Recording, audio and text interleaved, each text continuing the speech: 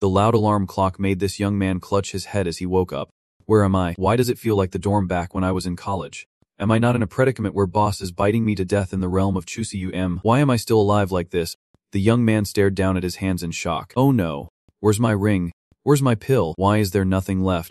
Wait, what year is it now? Looking up at the projector in the room, T-Tron was dumbfounded. Is it May 1st? 2040. Collecting himself, T-Tron sat in deep thought. But how did I manage to be reborn? In Bahome, it seems to mention that the high-level divine artifact, the dual fish of Triki Sudem, the strongest monster in the realm, can help players come back to life. I never thought this would be real. Luckily, I did not end up putting the dual fish artifact into the ring, or else Go Kixie and Suzy Go would have taken it from me. Remembering everything that happened, he went into the bathroom to look in the mirror, his hand pressed against the sink in frustration. I have loved Go Kixie for over 10 years, yet she ended up with the brother I trusted the most, Suzy Go. Not only that, they also took all my wealth, elixirs, and magical artifacts that led to my demise at the hands of that strange beast. He stared into the mirror. If heaven did not let me die, then in this life, Go Kixie, Suzy Go, I will definitely make you taste the bitterness of betrayal, losing loved ones, and being reborn. The screen now displayed August 1st, 2040. 23. 59. 59. He let himself fall back onto the bed, muttering softly, "Just one last second. Let us get ready." Just then, the ring on his hand shone brightly. A beam of light shot straight into his eyes, creating a red circle around his pupils. And then, the global beta version of Beat Hong officially opened. Everyone is unaware that Beat Hong is not just a game. It will soon spread globally and merge with the real world by next year. Powers, magical artifacts, even NPCs and bosses in the game will appear in reality. The earlier you participate in the game, the quicker you can seize the advantage. It has been 10 years, and I am back in this place, where the dream began. In front of a magnificent palace, a large crowd of players gathered, and a beautiful girl flying in excited the crowd. Look at that beautiful lady. That beautiful lady is so dazzling.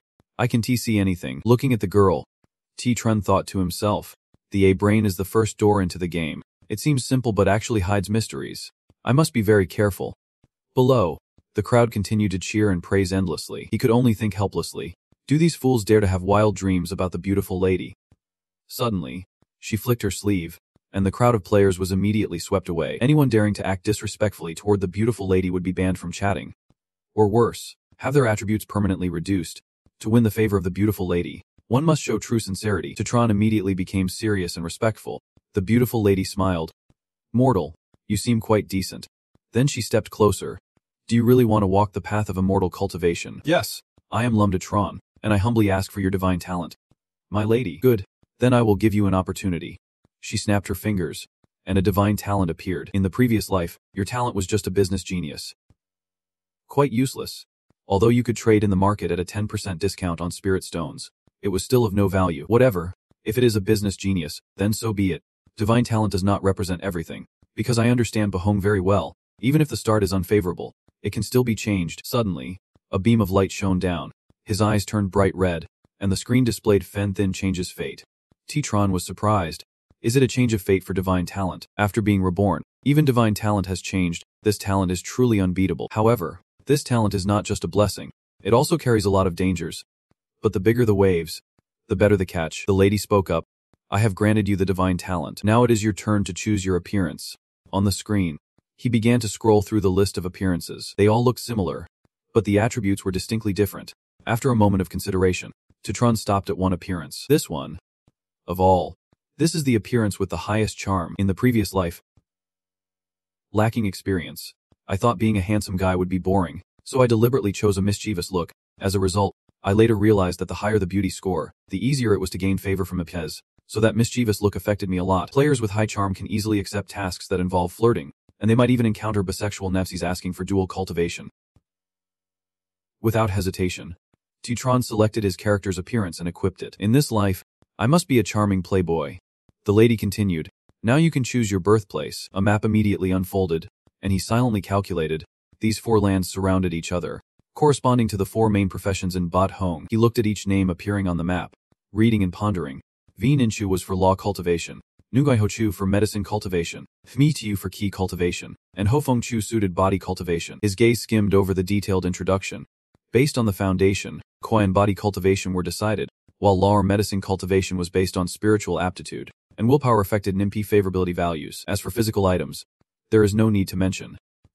This time, with all the innate qualities, if I continue practicing law cultivation, I could quickly become the top cultivator in this world. However, law cultivation fits team battles, not solo fights, and can easily lead to being defeated. In my past life, I had experienced a few beatings because I chose law cultivation since Quotshit liked it very much. In this rebirth, I should choose what I like.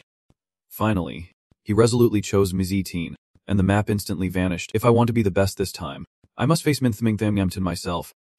The sword cultivator with the highest damage won't fear this issue at all. In this life, I must become the strongest sword cultivator, master of sword control, enjoying the martial world. Shortly after, the young man was transported to the novice village of Mochianzhou. As soon as he arrived, loud noises filled the air. He smiled, feeling a familiar sensation. There are still many players around. Such nostalgia. At this moment, a crowd gathered around an old man, shouting, "There is an old man here. He must be an MP. Don't crowd in. We have to follow the rules. Whoever accepts the quest first gets served first. So talk to him a bit more to see if there are any hidden quests." Tron chuckled to himself. These fools. How could a blatant say have any hidden quests? You clueless noobs. Keep going. I am off to join the sword sect. On the way, he heard numerous complaints around him and thought, you guys take your time finding your way. Just keep stumbling around, and you will get used to it. Suddenly, a female voice called out to Tron. Hey, young brother, please wait a moment. He turned to see a beautiful girl approaching. My name is the owner of the tailor shop in this village. Would you like to accept a quest? Sister here can arrange something for you. As soon as the beauty appeared, the crowd immediately buzzed. Annie leaned closer to him, her voice sweet. My husband has been gone for 5 years. Now I am a widow. If you find the quest too difficult, I can help you a bit, so will you accept my sister's quest? Tron nervously stared at her ample bosom, thinking to himself, is this the innate charm she is throwing at me? I did not expect an NPC to actively seduce like this. If I take the quest and build a good relationship with this beautiful widow, maybe in a few days we could cultivate together. Just thinking about it is not bad at all. Not like in my past life. Li Yin gently wrapped her arms around Tron, whispering, little brother, have you thought it over? The young man quickly calculated how he could gain affection points with such a good treatment. If so, he should nurture his feelings in the next quest with the lovely widow. Maybe in a few days, he could cultivate with her. If that happens, it would indeed be quite nice. Compared to my past life, I must become the #1 sword cultivator in this life. How can I be distracted by beauty right from the start? He clasped his hands and smiled politely. I actually have other business today. If there is a chance in the future, I will definitely come back to you for a quest.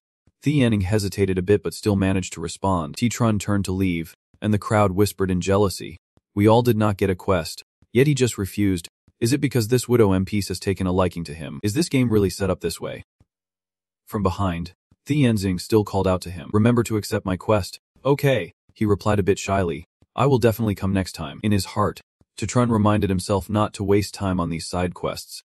He quickened his pace and headed towards another corner of the village. The real opportunity in 10th village is right here. As Tron prepared to enter, several other players tried to stop him. Brother, do not go in there. It is just the sound of metal clanging. That guy is not saying a word. He might even be deaf. The young man smiled and clasped his hands in thanks. Thank you for the reminder. I am just taking a quick look around. He pushed the door open and stepped inside. In the forge, a blacksmith was focused on hammering iron. The onlookers saw him ignoring their advice and started discussing among themselves. Why do we care? I heard there is a quest at the village gate. Let us hurry there and get some gear. If you listen to advice, you will eat well. What a pity. How can some people not understand this simple truth? Inside, the blacksmith frowned at the piece of iron in front of him. Why is not this weapon taking shape today? Tron bent down to check the furnace and thought to himself, what a bunch of uneducated fools. This is the most important NPC in Tanith village. He pulled hard to create more fire. The flames burst forth brilliantly, causing the blacksmith to cheer. Yes, this temperature is still not enough. The fire is too small. The sound of the hammer rang out sharply, and with a sizzling noise, the weapon finally took shape. The blacksmith turned to Tron with appreciation. Thank you for helping me stoke the fire. My apprentice is not here today, so there is no one to tend to the fire. No wonder it was not hot enough. He pointed behind him. Since you have helped me like this, I will surely reward you. You can choose any weapon here. I will lend it to you for a day, but you must return it to me after 1 day. Tron felt excited. Completing the quest only granted him the right to use the weapon for a day. Those foolish newbies would surely think it was stingy and be too lazy to continue taking quests. But I am a player who knows what I am doing. The real treasures are still behind. He stepped forward, quickly glanced at the row of swords on the wall, and chose a common iron sword. An ordinary iron sword. With a power level of 3. Then I will take this sword. The blacksmith nodded in satisfaction. Alright. If that is the case, if you can help me find 10 poisonous fangs of the bamboo leaf green snake within a day, I will reward you with a special opportunity. Without hesitation, Tron immediately agreed. No problem, I accept this quest. Leaving the forge, he felt a surge of happiness. He was on the right path to becoming a swordsman. As soon as he stepped out holding the weapon, the crowd immediately began whispering about its origin. Tron smirked. Inside, there was a guy who had just broken up with his girlfriend and was very heartbroken, so he would sing him a love song, making sure it was sincere enough to move him. Hearing this, everyone rushed towards the blacksmith's house. Tron felt a bit smug. You all keep singing and dancing over there. The crowd's noise made the blacksmith angry. He slammed his hammer down on the table and shouted, "Get lost." People panicked and rushed outside, suddenly realizing they had been deceived.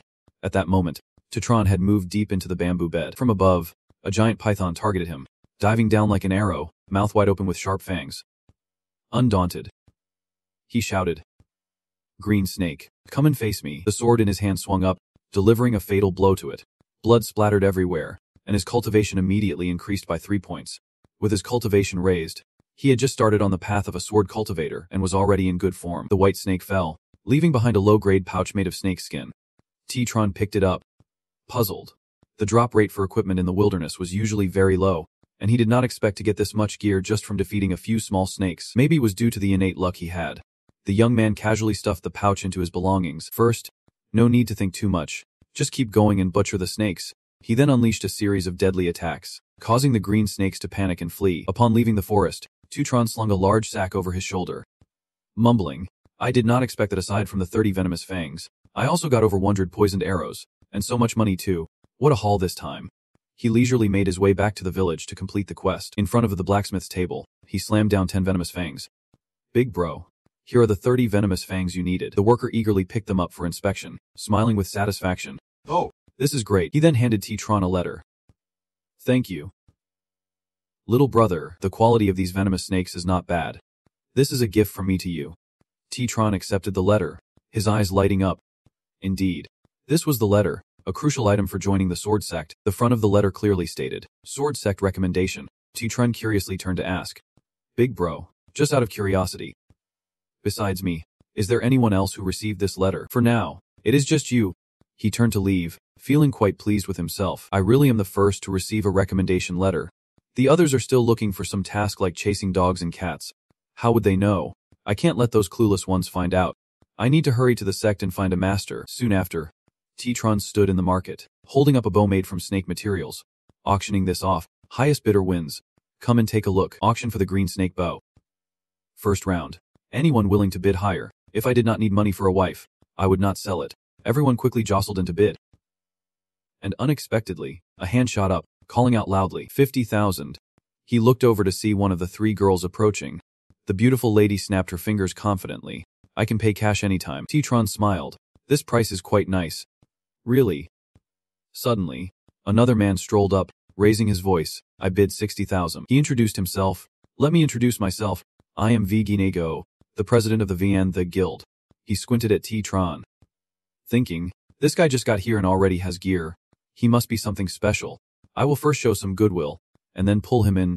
Sooner or later he will be my right-hand man. The people around could not help but be surprised by the appearance of the strange young man.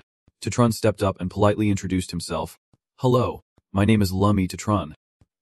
But inside, he thought, what a coincidence to run into him. In his past life, he was among the top 10 on the Upper Heaven leaderboard.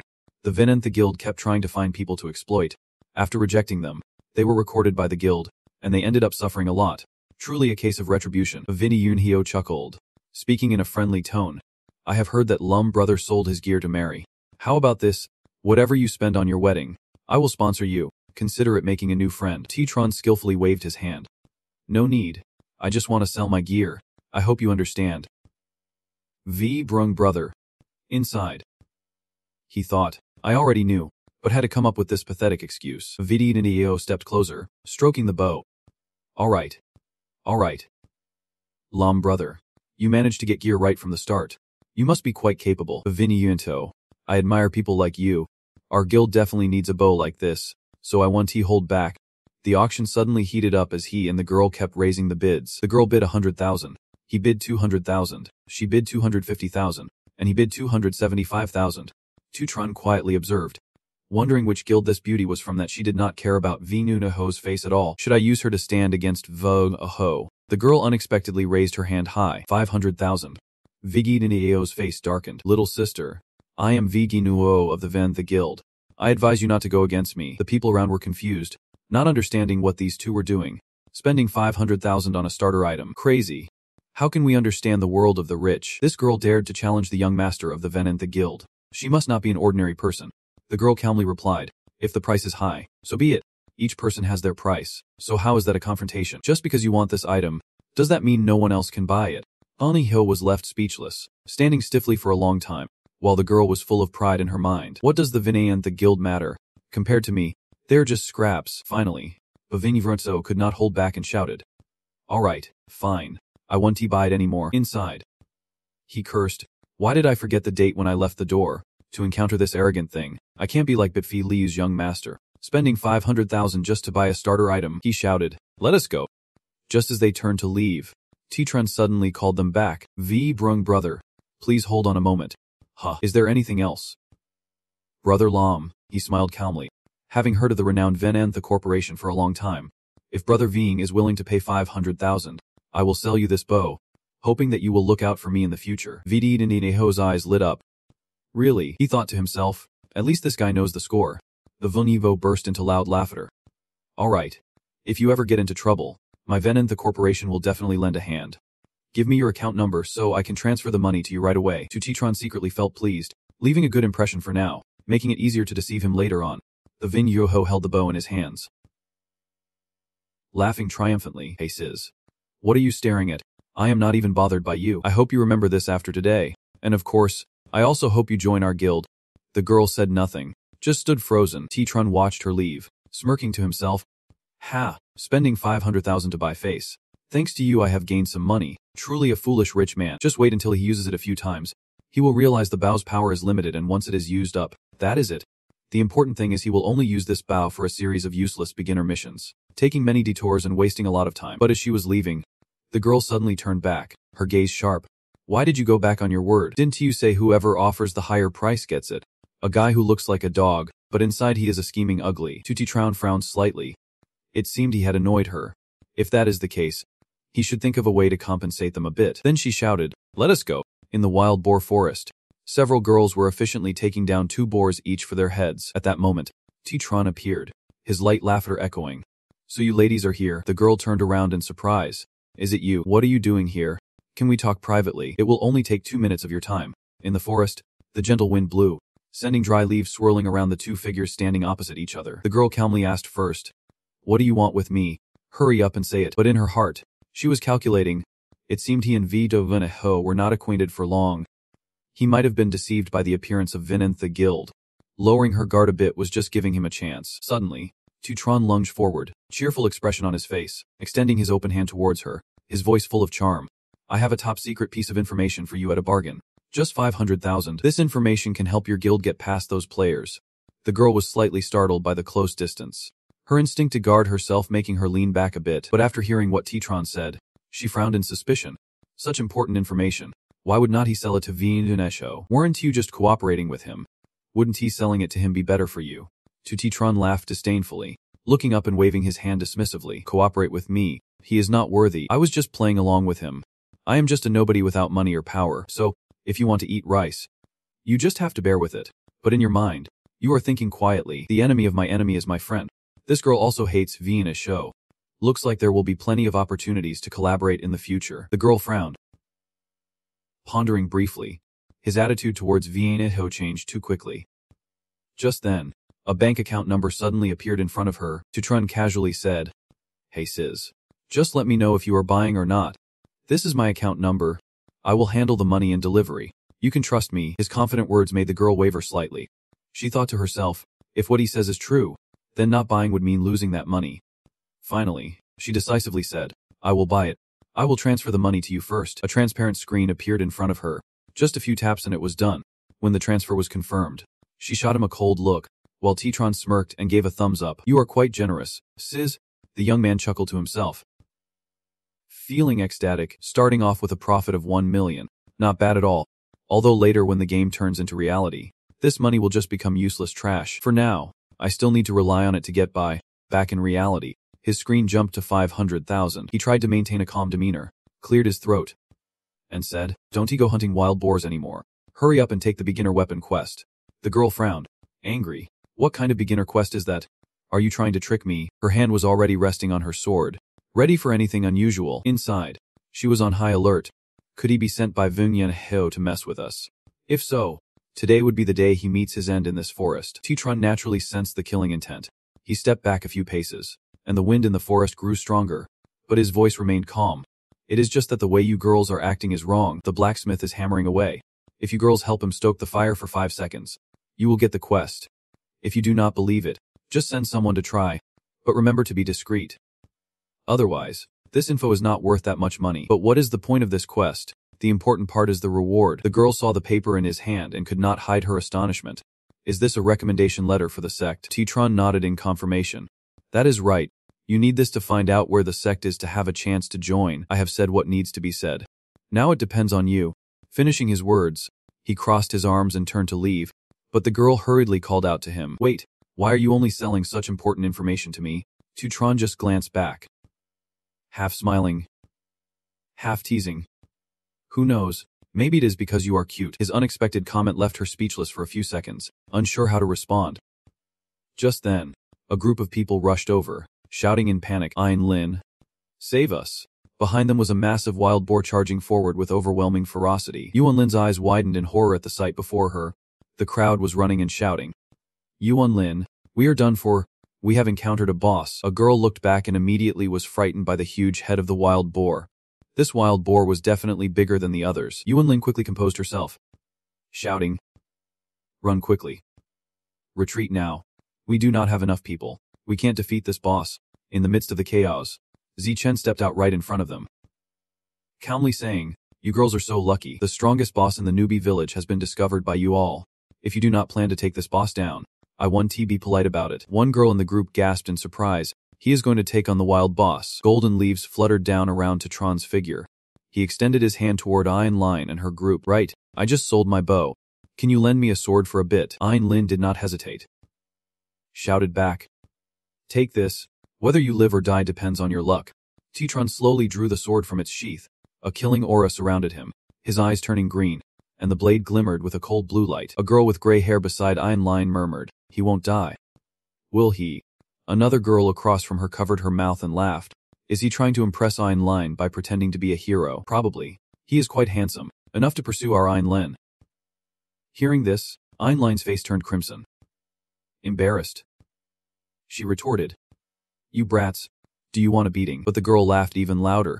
"Ein Lin is so embarrassed." Meanwhile, Titran had jumped into the battle. He moved agilely, continuously dodging attacks and swiftly landed the first strike. In his mind, he felt a twinge of regret, thinking if he had known, he would not have sold his bow. If he had arrows, he could have taken down this beast easily. He swung his sword at the wild boar, but it only left a shallow cut, almost doing nothing as it roared angrily and charged. Titran quickly jumped up, dodging its attack. Dirt and rocks flew under its heavy claws. He frowned, thinking, hitting the weakest spot without drawing any blood is useless. Titran landed lightly, suddenly grinning mischievously.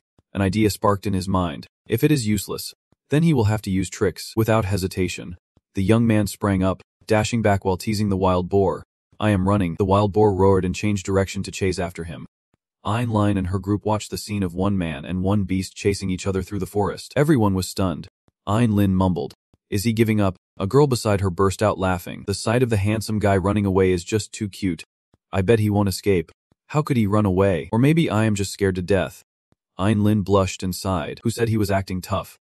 Luckily, he is still a newbie. Dying a few times is not a big deal. It is a lesson to learn to not act tough in the future. In the meantime, Titran was still moving at breakneck speed. Suddenly, he flipped to the side, smirking provocatively. "You boar, go die." Immediately, the wild boar slammed into a massive rock ahead. One of its tusks flew off, and its health bar immediately dropped. Not stopping, the violent collision caused the rocks above to crash down, hitting the wild boar. Its blood count continued to drop steadily. The group of Ein Lin on the other side gaped, their eyes wide, and it took them a moment to stutter out a response. Could it really be like that? The wild boar was now enraged. Rising up, its eyes searching for prey, Tuchitron hid behind a tree, his eyes now glowing red, with a strange smile on his lips. Suddenly, he charged out, rushing straight at the monster, jumping up to unleash a flurry of fast and precise strikes, each one lethal. Unexpectedly, the wild boar showed signs of mutation. Tron exclaimed in shock. Another one. He did not stop, swinging his sword again, but the wild boar zigzagged around in a small circle. A crack sounded, and its remaining tusk fell off. The wild boar's blood count dropped to only 20%. Tron immediately rushed in from behind, his expression fierce, eyes blazing with killing intent. He gathered all his strength. Gripping the sword tightly, he shouted, "I will see you again." Wild boar. The final strike of his sword plunged straight into the boar's head. He landed lightly, and behind him, the massive body of the boar fell with a thud. Instantly, a ball of bright red fire appeared above Tron, surrounding him, but instead of fear, Tron spread his arms wide, taking a deep breath, savoring this moment. Just then, the system notification rang out repeatedly. Cultivation level 70, early stage Key refinement, heaven-defying talent activated, reverse fate doubling all attributes. The young man was filled with joy. So, I have entered the Key refinement stage. This is the first step on the path to immortality. I have officially become an immortal cultivator. I never expected to level up so quickly, thanks to my good luck in encountering this wild king. The system voice continued, activating the heaven-defying talent, the reward being a random talent. Identifying the random talent. Bloodline enhancement. Increasing blood by 10% with a potential to level up 3 times. Tron clenched his fist, joyfully thinking, my blood count has increased, which is extremely beneficial for the early stage. My attributes have already doubled, and now with the blood count increase, it adds another 10%. Compared to other early stage Key refinement cultivators with 1000 blood, I have 2000 points. Reverse fate is truly divine. Shortly after, the system voice rang out again. Congratulations to the player for defeating the boss from the newbie village, the 8 Wilds. Do you want to announce it to the whole world or remain anonymous? Hearing this, Tron laughed. Anonymous? Why would I do that? Instantly, notifications appeared all over the game world, causing a stir in the player community. Players in various locations buzzed with excitement. The game was just recently released, and someone has already killed a boss. Others began to discuss, who is this Tron? Such a powerful player. Which guild is Tron part of? They must have used a strategy of overwhelming numbers to achieve this. Perhaps he only got the last hit. Over here, Einlin also saw the notification pop up. Her heart suddenly stirred, so it turns out his name is Lam Tran.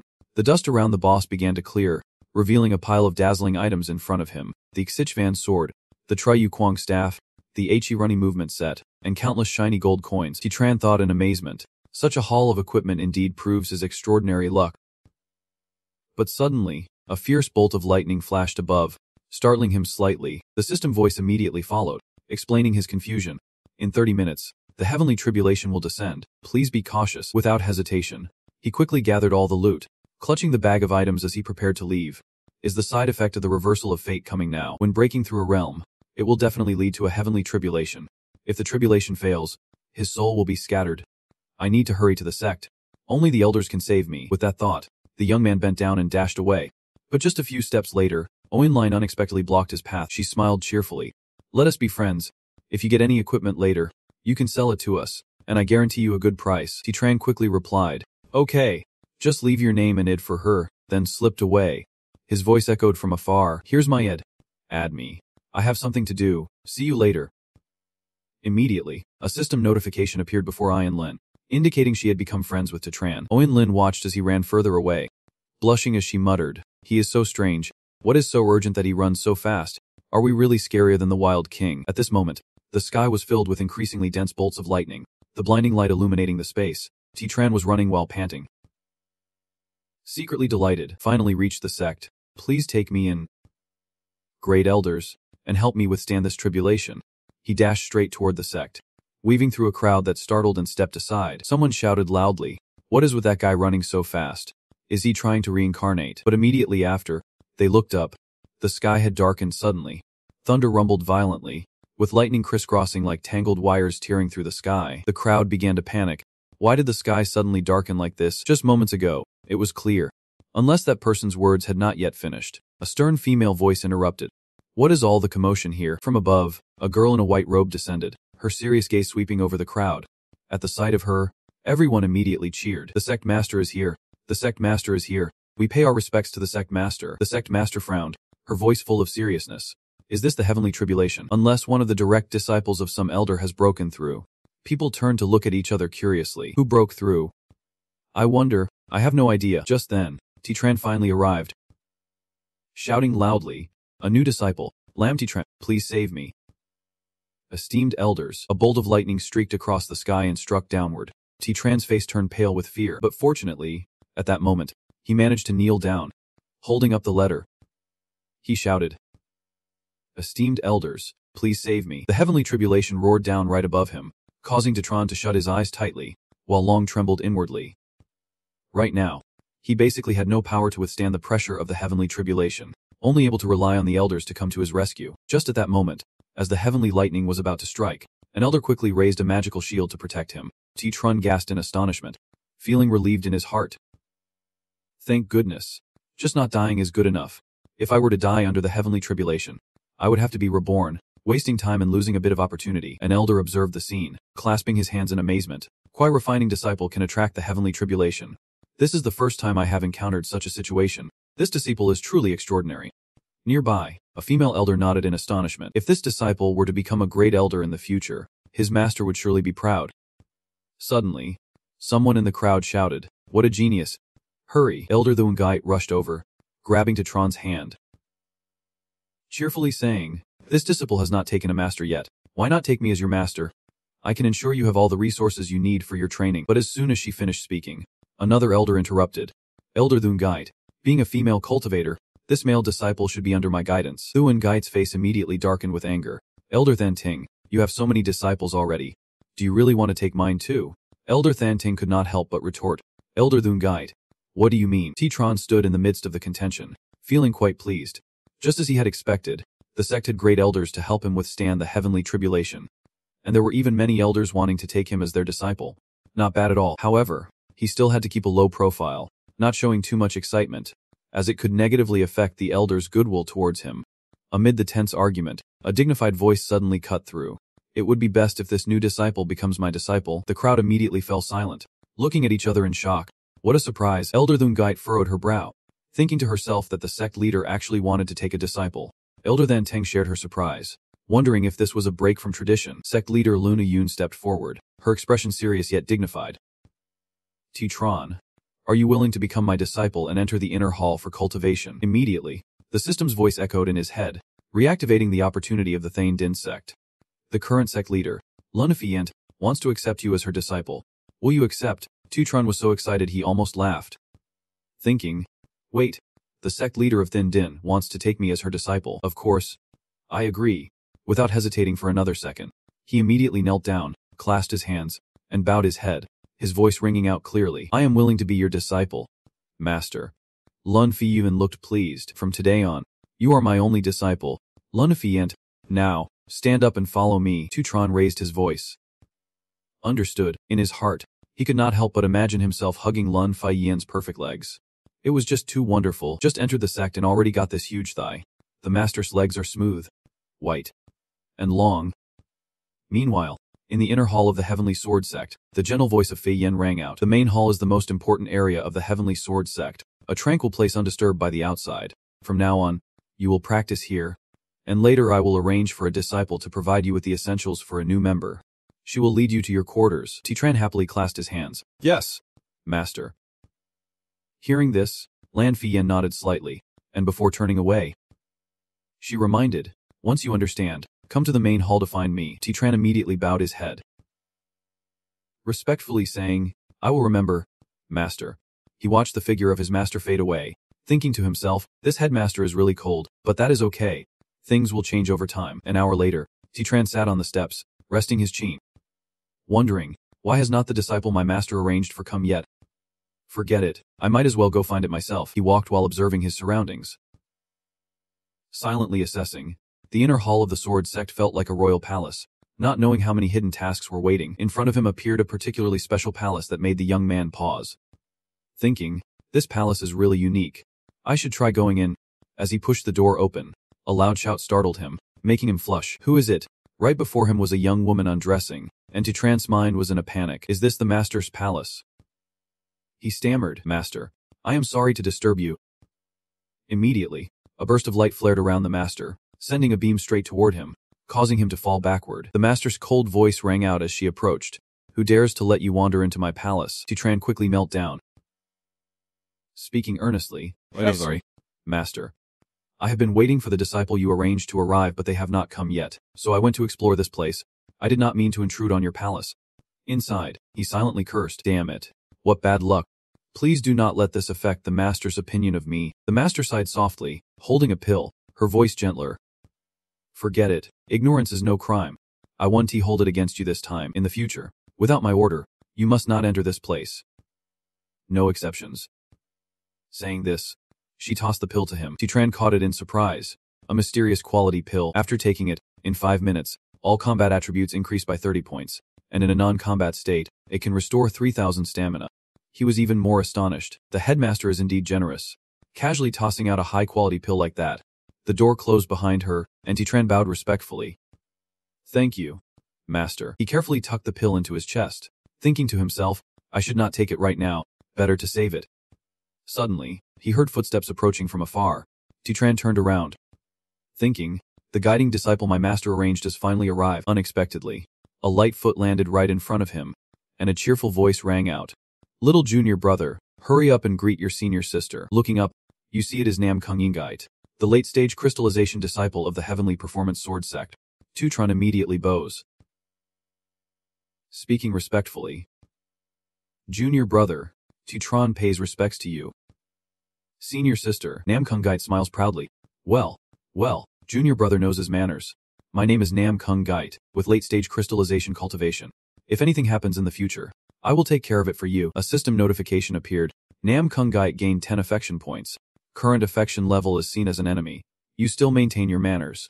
But can T help thinking? Just met and the affection already skyrocketed. This game really does rely on appearances. Titran smiled and continued. I never expected senior sister to be not only beautiful but also have such high cultivation. I am truly in awe. Nam Kung Gite covered her mouth and giggled. I never expected you, little junior brother, to be so flattering. You cleverly followed up.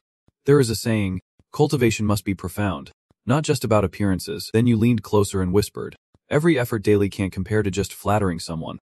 Right, Nam Kung Gite burst into laughter. Ha! The system notification grants 5 affection points. Current total is 15. Titran smiled, thinking, the affection is rising so quickly. Compared to Master Lun Fiyen, this senior sister Nam Kung Gite is really much more approachable. You know that the level of liking between players and IPCs directly affects the activation of hidden missions and opportunities. From just meeting to being inseparable, a mischievous thought crossed your mind. If the affinity with an opposite sex FC reaches the level of mutual affection, physical intimacy could be possible until the bond is forged. After opening the female prison, the image of you and Nam Kung Gite being intimate flashed through your mind, causing you to remind yourself, although it is very hard to increase affection for MPEVs, in your past life many players were infatuated with NPCs but ended up with nothing good.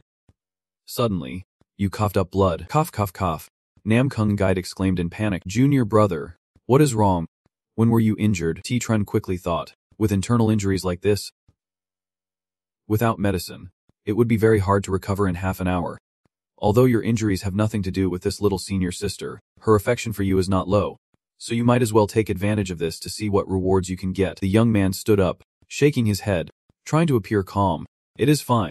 I just wanted to explore a bit before you arrived, but accidentally wandered into the master's quarters and got injured by my master. Nam Kung Gite blushed. Self-blaming. So it is because of me. Everyone blames me. Indeed. The sect leader entrusted me to take you to your residence, but I got so caught up in reading romance novels that this happened. She quickly took out a pill. This is a Kai replenishing pill. You should take it quickly. You reached out to accept it, your voice warm. Thank you. Senior sister. Inside, Titran felt pleased. Not bad. Got something good again. Nam Kung Gite still blamed herself. It is all my fault.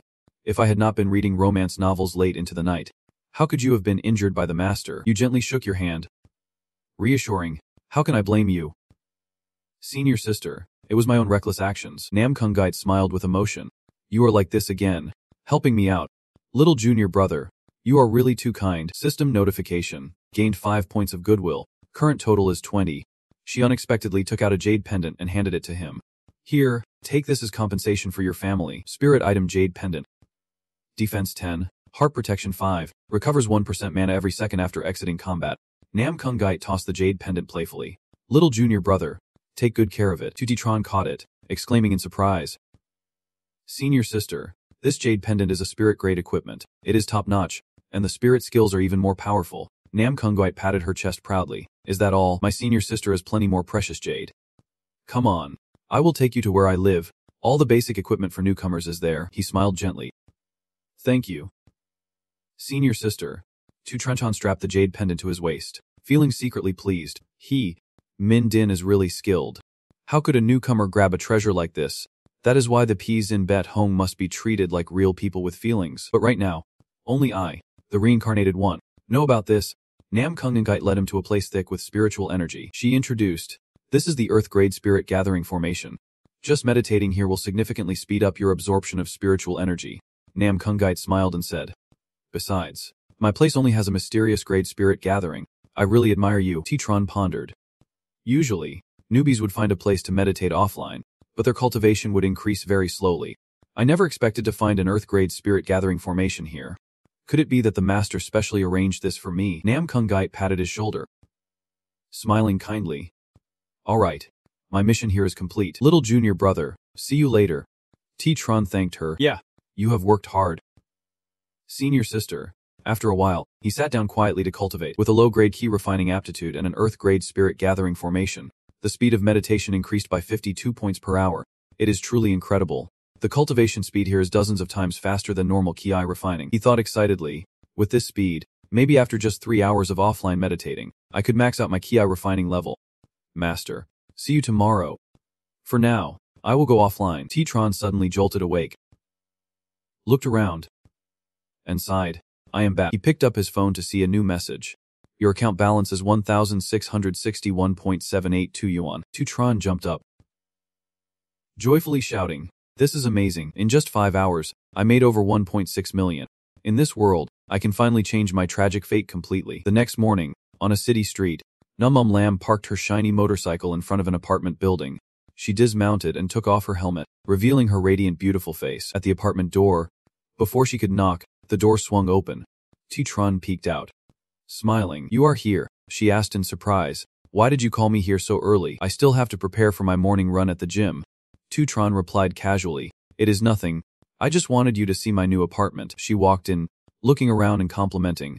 Is this the new place you rented? It is not bad. Titron sat down on the sofa, smiling. Of course, the rent is between 5,000 to 6,000 a month. Nahum Lam smirked. Little lemon tea. You really know how to enjoy life. Then she walked around to the back of the sofa, raising an eyebrow and asked, you spent this much on my gym membership fee. Titron laughed and answered nonchalantly. What else could I do? Anyway, I can't afford to pay it back, so I might as well spend it quickly so you won't have to worry. Before he could finish, Numum Lam lunged forward, grabbing his collar, spun him around, and pushed him down onto the sofa, angrily squeezing his neck and shouting, What did you say? You are such a heartless jerk. How dare you spend my gym money like this? Titron was gasping for breath, unable to speak. She tightened her grip around his neck with one hand and raised her fist with the other. All right, let us see how I can turn you into a punching bag. Titron, struggling beneath her, stammered, Nunham Lam, wait a second. Suddenly the atmosphere fell silent as the tension rose. Numum Lams, her face turning red as she was about to hit him. The two slowly sat up, silent. The atmosphere suddenly turned somber and then unexpectedly. Nim Lam shouted, her face flushed. Titron, do you dare to take advantage of me? Titron raised his hands defensively, panicking. I am not broke, do not talk nonsense. Suddenly, a knock came from outside. Lum. The gaming chair you ordered has been delivered. Please open the door. Titron sighed in relief and called out, wait a moment, then turned to Nunum Lam. He sulked. I earned some money in the game, so I bought you a gaming chair. You go use it first, or I will just return it. Hearing that, Num Lam immediately changed her tone, smiling. No, please do not. You bought it already. How could I return it? Both sat on the sofa, watching the installation staff busy at work. Titron casually joked, is a gaming chair enough to cover the gym money I owe you? I do not think it will fit in the school dorm. If I put it in your house, your dad might break it. So I placed it here to give you another room. After hearing that, Numalam immediately ran over to the gaming chair. Her eyes brightened. Let us do that. This is the latest gaming chair. Let me take a picture and post it on my friend's circle. Titron watched her, thinking, oh, she is not mad anymore. Money really can solve 99% of problems, so I need to hurry back to the game to earn more money. A little later, in the game at the T Lane Trun, the two were sitting and cultivating. The sect master, Lunafient, looked at them with admiration. Not bad. Your talent is indeed the best I have ever seen. In just a short time, you are about to break through. Titran clasped his hands respectfully. Thank you, master, for your praise. It is just that Duna's cultivation is stuck at the early stage of refining Ki, and I do not know how to break through. But in his heart, he is calculating that each small stage requires special elixirs to break through. First, let us see if you have any elixirs that can help me break through, he thought. Just then, a pill appeared in Ling Fi Yen's hand, her tone calm. I have a top-grade Ki condensing pill here. Only by using it can you break through to the mid-stage of refining Ki. Titran immediately extended his hands to receive it. Smiling brightly. Thank you, master. He was delighted inside, thinking that this was an elixir only top sects would possess. Ling Fi Yen continued, her voice serious.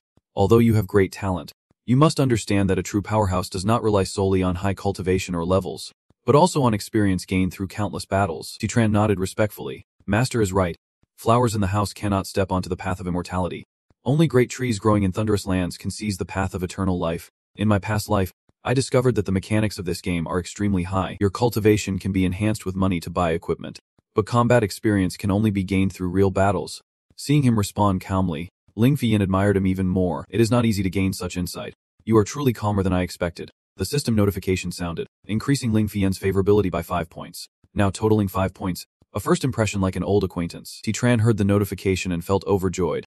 To think he could earn favor with the sect leader. If this trend continues, becoming the sect leader would not be too bad. A scene of intimacy with Ling Fi Yen flashed in his mind, but he shook his head to remind himself, wait, do not get confused. In this life, I must become a sword cultivator. How can I be weak in front of a woman in love? Ling Fi Yen stood up, her tone decisive. If that is the case, you should go accept a sect mission and choose a difficult one in the refining Ki realm. After completing the mission, this spirit-gathering pill will be yours. Titran clasped his hands. Understood, master. The sect leader handed him a scroll. Before you undertake the mission, I grant you the Heavenly Transformation Heart Sutra. This is the core technique all disciples of the Heavenly Transformation Sword sect must master.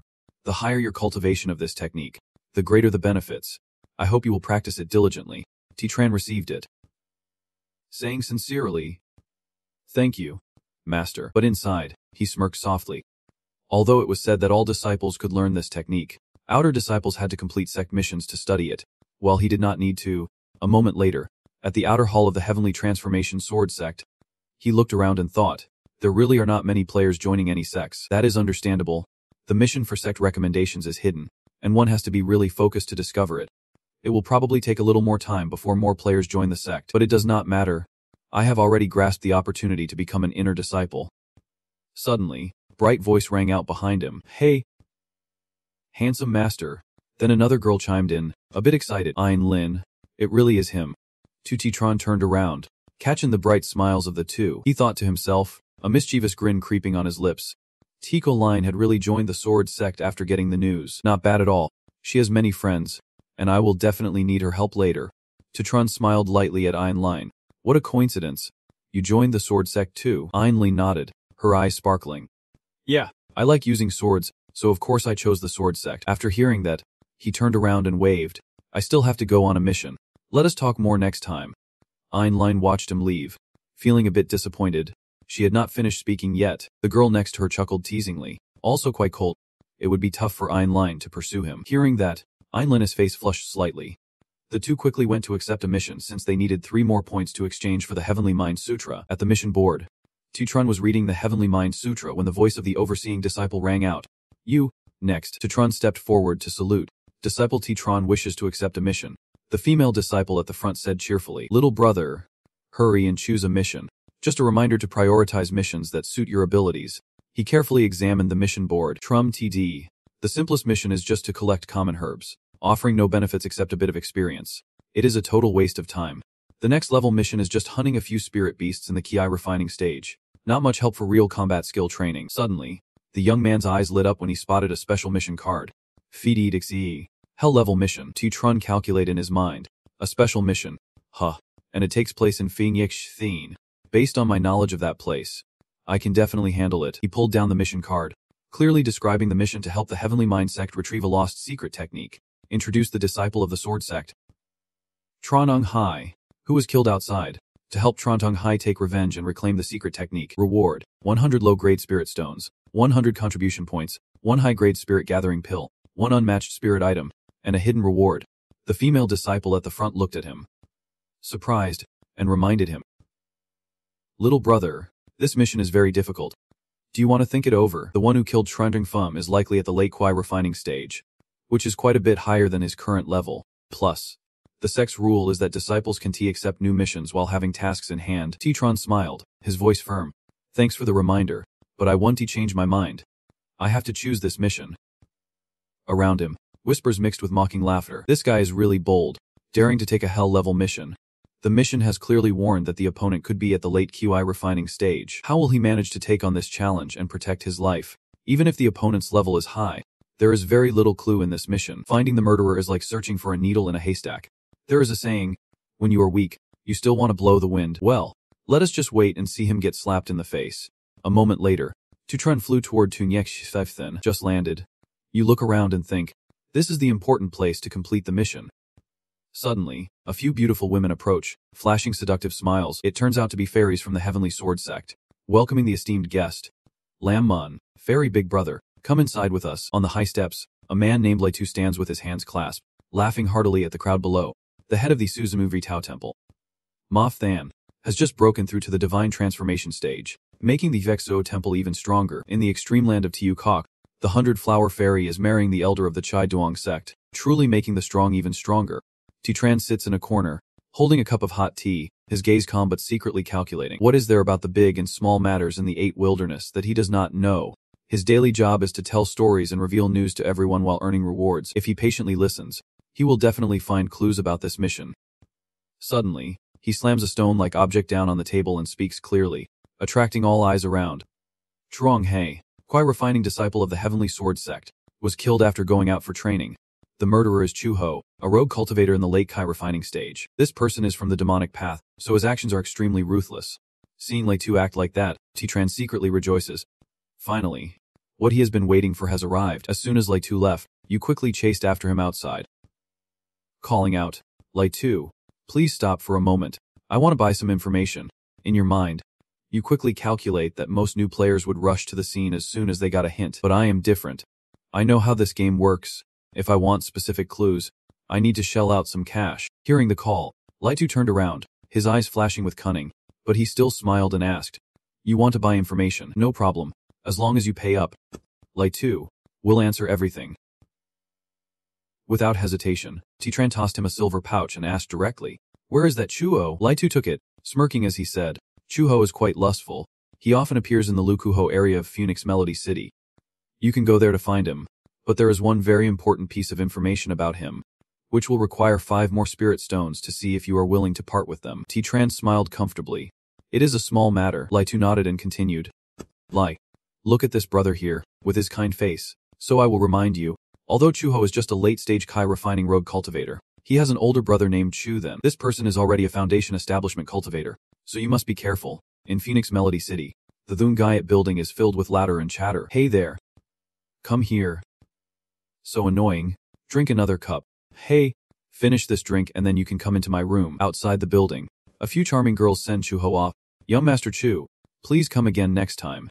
We will definitely wait for that day." Chuho, drunk and giggling, swayed and said, Sure, wait obediently for young Master Chu. Next time, each of you needs to line up for me." From a hidden corner, Titran stood with his arms crossed behind a large pillar, his gaze sharp and cold. The target has appeared. Under the gentle moonlight and cool breeze, Chuo stumbled through the forest, suddenly alert and looking around. "Who is there?" Titran charged forward, his voice icy as he spoke. "It is you who came to take your life." Chuho immediately drew his sword, standing in a defensive posture while sneering. "So it is just a kid in the early stages of Kwai refinement. You are just a disciple of the Heavenly Transformation Sword Sect, and you dare to come find me for revenge." He roared and lunged at him. "I see you are tired of living." But Titran calmly dodged, making Chuhu even angrier as he spun his sword wildly, his body whirling like a tornado. In an instant, Titran countered with a lethal strike that sent him flying back. Chu Hio fell to the ground, panic on his face. "No way. You are just a Kai refiner. How can you have such strength?" Titran chuckled lightly, his tone dismissive. "It is not that I am too strong, but rather that you are too weak." He thought to himself, After finishing the Heavenly Transformation Heart Sutra, all my combat attributes increased by 5%. This is no joke. Chuo gritted his teeth and shouted, wildly swinging his blade, charging at T-Tron, but he immediately unleashed the Spirit Shield. Thinking it was a good time to test the spirit-gathering jade pendant that senior sister Nam Kung Guide had gifted him. A brilliant sphere of light surrounded him, sharp green rays shooting out like small daggers. T-Tron marveled at how effective this spirit shield was. Chuo panted heavily, panicking but still grinning. I can't believe you have so many treasures. Looks like you have been spoiled in your sect. Huh. Hand everything over, and I might spare your life. T-Tron smirked slightly, his tone calm yet sharp. You want me to hand over my stuff? Who gave you the courage to say that? As soon as he finished speaking, Chuo lunged forward, wildly swinging his sword, each slash aimed straight at T-Tron. T-Tron quickly dodged, flicker of suspicion crossing Chuhio's mind. Why is this happening? This should not be possible. I cannot keep being pushed back like this. If this continues, I will be killed. He hastily retreated, maintaining a safe distance. But T-Tron was quicker, darting in like a flash of lightning, delivering a single sword strike straight to Chuhio. Chuhu's eyes widened in panic. Was he really down to 90 health from just one strike? The next series of strikes came relentlessly, pushing him down to the brink of defeat. T-Tron struck while sneering internally. It is no wonder he can't match me, for a late-stage key refiner to be this weak. In the early stage of ki refinement, am so much stronger. Finally, with one last sword strike, he rendered Chuhu incapable of resistance. He pointed the tip of his sword at him, his voice steady but powerful. You pathetic chicken. Hand over the secret techniques of the Heavenly Transformation Sword Sect now. Chuho trembled in fear, kneeling and rummaging. Elder, it was due to my ignorance. I admit defeat. I admit defeat. I will return everything to you now. Suddenly, a flash of purple light flickered behind T-Tron. Sensing an ambush, he instinctively leaned to the side to avoid it. Boom. A powerful slash cut through the ground, leaving a long trail. Chuhu's voice rang out joyfully. Brother, you are here. Hurry and save me. I am being hunted. Chuhio looked at Chu Then and then turned to T-Tron with a smirk. You are so unlucky to run into my big brother. I will make you pay back the wounds you gave me 100-fold. T-Tron calmly observed the newcomer, silently assessing his brother. This must be Chu Then, at the Foundation establishment stage. Much stronger than me. Chu Then clasped his hands behind his back, glancing at his younger brother coldly. I warned you. There have been many disturbances lately. I told you to stay in the mountains and not go out, but you did not listen. If I had not discovered you sneaking out and rushed here, you would be dead by now. Chu Hiu lowered his head, his voice weak. Brother, it is my fault. I will listen to you this time. I promise not to go out again. But first, help me get revenge on the one who hurt me badly. Chu then slowly turned to T-Tron, his gaze dark. Hand over your spirit shield, and I might consider giving you a quick death. If not, I will make your life worse than death. Hearing this, T-Tron could not help but laugh, his whole body shaking slightly. Chuo quickly said, Wait, brother, just give me a moment to finish this recovery pill, then I will help you. But before he could swallow it, he suddenly screamed as T-Tron landed a finishing blow to his heart, taking away 300 health points. A shadow darted past, and before he knew it, T-Tron had lunged forward, gripping his neck and lifting him up. Chuho trembled and whispered, Big brother. Chu then gritted his teeth in anger. You. T-Tron maintained a calm expression, his voice laced with sarcasm. It seems your little brother does not know that villains often die from talking too much. Besides, my goal is to kill both of you and take the spoils from both. He pointed his sword at Chu Then, a cold smile forming on his lips. Now it is your turn. Chu Then charged forward, his sword swinging down violently, catching T-Tron off guard and causing him to lose 220 health points instantly. T-Tron was startled, panic setting in. This guy was much harder to deal with than Chu Hio. He was pushed back but regained his balance just as Chu Then unexpectedly appeared right behind him. Luckily, his quick reflexes allowed him to turn in time, blocking a fatal strike, but the impact still sent him flying back once again. In the tense atmosphere, T-Tron squinted at his opponent, his mind racing. Although his speed was faster than mine, my experience was greater. Being able to anticipate and defend in the face of a great enemy was an advantage. Chu Then charged again, filled with humiliation, silently cursing himself. I am a Foundation establishment cultivator, yet I can't even take down a mere rookie in Cly refinement. This is truly a disgrace. The blade gleamed with a cold light as he executed the soul-cutting slash, striking with all his murderous intent. T-Tron quickly raised his sword to block, but still lost 300 health points from the collision. I just hurriedly used the spirit shield, and now there is still 10 minutes left to cool down. Without it, this strike would not even break the shield. Luckily, there is only 10 seconds left for the cooldown, so I will use it to create some chaos first. Immediately, T-Tron's figure began to move nimbly, his speed increasing until his afterimages flickered all over the battlefield. Chu then smirked slightly, raising an eyebrow in challenge. Daring to compare speed with me, you are still lacking a lot. He then activated the shadow clone technique, his body splitting into 3 figures, surrounding T-Tron. A sinister laugh echoed. "Let us see where you can run to." Amidst the illusionary encirclement, T-Tron remained calm, his eyes quickly scanning each silhouette, analyzing every detail in his mind. In his previous life, he had dealt with this kind of cloning technique before. At first glance, the real body and the illusion seemed identical, but upon closer inspection, there were differences. Only Chuthen's eyes held true spirit, while the 2 clones had dull, soulless gazes. Finding this point would allow him to control the situation in one move. As soon as he recognized this, he wasted no time and charged straight at the real body, his sword striking true and dealing 55 damage. The system immediately notified him, activating the armor-breaking effect, lasting for 5 seconds. T-Tron smiled lightly, his eyes glinting with cold sharpness. Armor breaking is indeed a great effect, halving the opponent's defense.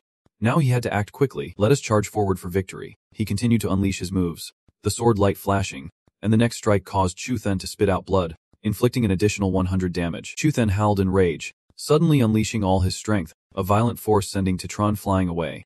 Chuthen gritted his teeth and lunged forward, roaring in fury. "Old wolf, do you think I am a sick cat?" His sword continued to execute the moon slicing technique, each sharp strike coming down like a storm. T-Tron put all his effort into defense, but his health kept dropping, and he could not help but feel bitter. Damn it, his attack speed is still too fast. I really can't keep up anymore. What bad luck. If I could reach mid-stage refining, I would not be in such a passive position. Looking at his health bar, now at 1 per 3, he felt the danger closing in. If this continues, there is only the path of death ahead. I can't hesitate any longer. T-Tron immediately pulled out a purple elixir from his belongings, its mystical purple light radiating warmly in his palm. Calculations raced through his mind.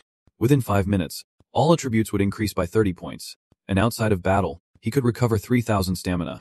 The young man's gaze gradually hardened as he tightened his grip on the pill. But if he died once, his innate talent would drop by 10% of his attributes. After hard work, he had achieved such a perfect start, and he absolutely could not let himself die. He took a deep breath, telling himself he had to use the elixir given by the master alchemist. Although reluctant to use it, to protect this fragile life, he had no choice but to rely on it. As T-Tron's body began to emit a faint light, Chuthen immediately halted, a hint of surprise flashing in his eyes. After swallowing the elixir, his body quickly recovered, his health almost returning to its original state. T-Tron looked at his hand, a satisfied smile creeping onto his face, thinking to himself that with this spirit herb, Jiang Zhang, his energy and spirit would become much more agile in an instant. However, Chushen did not hesitate at all. He immediately roared and charged forward, his arrogant laughter echoing. "You are about to die, and you still stand there laughing. I bet once you get to the underworld, you will wish you had not." The blade in his hand swung fiercely, the crescent blade technique crashing down onto Tran like a storm. But just then, the system displayed a cold notification, announcing that his health had recovered by 3,000, returning to full status. This fact made Chushen exclaim internally, "What? You can withstand my attack? It seems the pill you just swallowed is no ordinary one. I really did not expect that. The treasure on you is quite impressive, but you can rely on that pill to dodge once. But how can you avoid it for a lifetime?" Tran heard those words and just smiled back, his tone full of confidence. "You are not wrong. My pill indeed has a time limit." Before he finished his sentence, he unleashed a sharp sword strike, the blade slicing through the air directly at Chushen, causing him to lose 180 health points. He slightly curled his lips and continued, "As long as I deal with you before the pill's effect wears off, does not that wrap things up?" Tran's confidence startled Chushen, and he quickly thought of a way to counter. Why is he suddenly so powerful? First, I will just defend and wait until his pill's effects wear off. But he did not let Chushen think for long.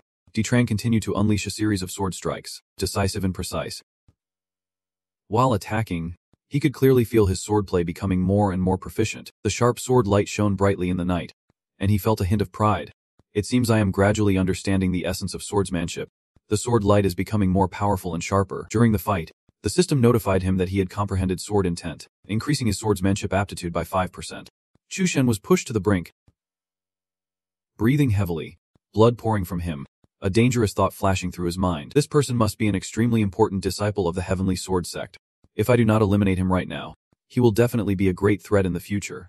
After thinking this, he immediately unleashed his ultimate soul chase technique, speeding up dramatically, but Tran skillfully executed a phantom movement, dodging gracefully like a shadow. In a fleeting moment, Chushen thought his opponent had escaped his line of sight, but he was astonished to find Tran right in front of him. A cold ray of sword light flashed, and with a decisive thrust, he pierced Chushen. Chushen let out a painful cry, his health dropping by 466 points, blood gushing out, his gaze becoming vacant, the final words echoing with despair. How could this happen? Tran silently watched his opponent fall, finally letting out a sigh of relief, a slight smile curling at the corners of his mouth. Suddenly, the system notification rang out, stating that he had completed the Hell level difficulty mission. Please return to the sect to claim his reward. Looking at the two bodies of the Chu brothers sprawled at his feet, he nodded slightly to himself, thinking this trip had turned out quite profitable, stripping them of all their gear before returning to the clan to report. But suddenly, he hesitated, his brows furrowing as a thought quickly crossed his mind. Wait a minute. It seems there is still an important matter to take care of before heading back. Under the cool sky of Phoenix Melody Market, Tutron leisurely walked down the stone-paved road, his heart filled with contemplation. After all, this is my first time carrying out a mission for the clan. I should buy some fruit for my master. Right? After all, there is a saying about showing respect to one's teacher. Moreover, if giving a gift could increase my master's goodwill, then I should definitely do it. But what should I give? Lost in thought, the young man happened to pass by a jewelry shop, the bright lights spilling out and illuminating the path. Inside the shop were all sorts of sparkling jewelry and gems. Tron's gaze stopped, and he smiled faintly. Perhaps this place held the answer. Tron felt a bit shy, and a practical thought flashed through his mind. There is an old saying that no woman would refuse jewelry. Maybe I should gift my master a jade hairpin. After some hesitation, he finally chose an exquisite hairpin and quickly walked to the mission handover point. Upon arrival, Tron was instantly greeted by the young woman in charge of the mission with a look of surprise and admiration. Hey there. You are quite impressive. You have completed a Hell-level mission so quickly. The murmurs around immediately erupted, and the nearby young men were all stunned. Damn. This guy actually completed a Hell-level mission. How is that possible? To complete a Hell-level mission, you must at least have the cultivation level of Kai refining stage. Another guy chimed in with a skeptical tone. What is this scroll? Could it be part of the mission reward? The chatter continued, all showing clear signs of astonishment and admiration. The young woman smiled gently at Tron, saying, Little brother, no wonder you are an elite in the inner court. Your future is boundless. I am here to introduce myself. My name is V. Avine Xing Long. And here, this is the reward for this mission. Inside are 100 low-grade spirit stones as a bonus. Please accept it. Tron took the reward bag, giving it a light shake. The sound of the spirit stones clinking pleasantly made the surrounding young men gasp in awe. That is a lot. Another guy exclaimed with longing in his voice. 100 low-grade spirit stones. Goodness. How many missions do I have to complete just to get a few dozen stones? Immediately, a loud voice shouted. Stop talking. Look at his contribution points on the badge. It is 100 points. I would have to do so many missions just to earn that. The crowd began to surround Tron, everyone wanting to befriend him. One person stepped forward, speaking gently and kindly. Hey, you are really impressive to complete a Hell-level mission. What is your current cultivation level? Are you taking in disciples? Right after, another man chimed in, enthusiastically inviting. Hey, do you belong to any guild? If you have not joined yet, come join our guild. A beautiful woman approached, her voice sweet and enchanting. Hey handsome, you are impressive. Can you take this girl along? She will do anything for you. Surrounded by offers and invitations, Tron just wanted to escape quickly. He hurriedly bowed and smiled cleverly. Thank you for your kindness, everyone. But I have something to attend to. Without letting anyone pull him back, he turned and ran, his feet flying. But the crowd would not let up, chasing after him and shouting loudly. Hey, can you consider me? If you join our guild, you will be the boss. Tron silently lamented. This is really troublesome. It is giving me a headache. As he ran, he muttered a plea for them to let him be and stop chasing him. Luckily, he spotted the familiar inner gate ahead. Without hesitation, he dashed inside, leaving the two gatekeepers to swiftly block the shouting crowd behind him. The two gatekeepers stepped up seriously, their voices firm, instructing not to disturb the inner disciples or the personal disciples of the master. Hearing the gatekeeper's warning, the crowd could only look at each other in confusion, exclaiming, What? Turns out he is already an inner disciple. He is really the boss. Someone unwilling shouted from outside. Boss, take me with you. After escaping the crowd, Tron quickly entered, heading straight for the main hall to pay respects to his master. When he arrived, he respectfully bowed and said, Master, I am back. The master looked him over and raised an eyebrow, asking, I heard you have completed a Hell-level mission. Tron replied happily, That is right. However, the master's tone turned serious, scolding, I instructed you to choose a difficult mission. Why did you choose a Hell-level one? If the mission fails, not only will you perish, but my talented disciple will also be lost, which is a loss for our sect. Hearing this, Tron immediately bowed his head, speaking humbly and worriedly. I understand my mistake, Master. Your guidance is very correct. The master waved his hand lightly, his tone softening. Forget it. How was the opponent's cultivation level during the last mission? He straightforwardly explained that he originally thought the opponent's cultivation was at most at the Ki refining stage. But unexpectedly, he had an older brother who was a Foundation establishment cultivator. The master's eyes sharpened, his voice serious. Tron, do you think you can defeat a Foundation establishment cultivator by relying on your own efforts in a desperate situation? Tron honestly replied, I would not dare to lie. It mainly relied on the elixir you gave me last time. Without it, I definitely would not have made it. The master nodded slightly, his tone still strict but filled with concern. The gap between major realms is vast. From now on, you must be truly vigilant and not act recklessly. Understand? With that, the master took out a talisman and handed it to him. You are the most talented disciple in our sect. Take this talisman, but only use it in times of life and death. Otherwise, do not use it casually. Understood. Receiving the talisman, Tron could not hide his excitement. Thank you, Master. He felt overwhelming joy inside. With the sect leader as his backing, what was there to fear? He had to hold on to this support tightly. The master continued to take out exquisite elixirs, speaking gently yet with authority. And here is the top-grade key-gathering pill that I promised you.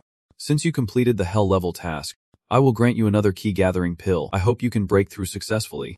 Tron accepted the reward, bowing deeply in gratitude. Thank you for your support, Master. I will not let you down. The master nodded lightly. What you lack now is swordsmanship. It is in the scriptures of our sect. You can go exchange for it. Before he could finish, Tron softly interrupted. Master, wait a moment. The master turned, his expression serious but with a hint of curiosity. Is there something else?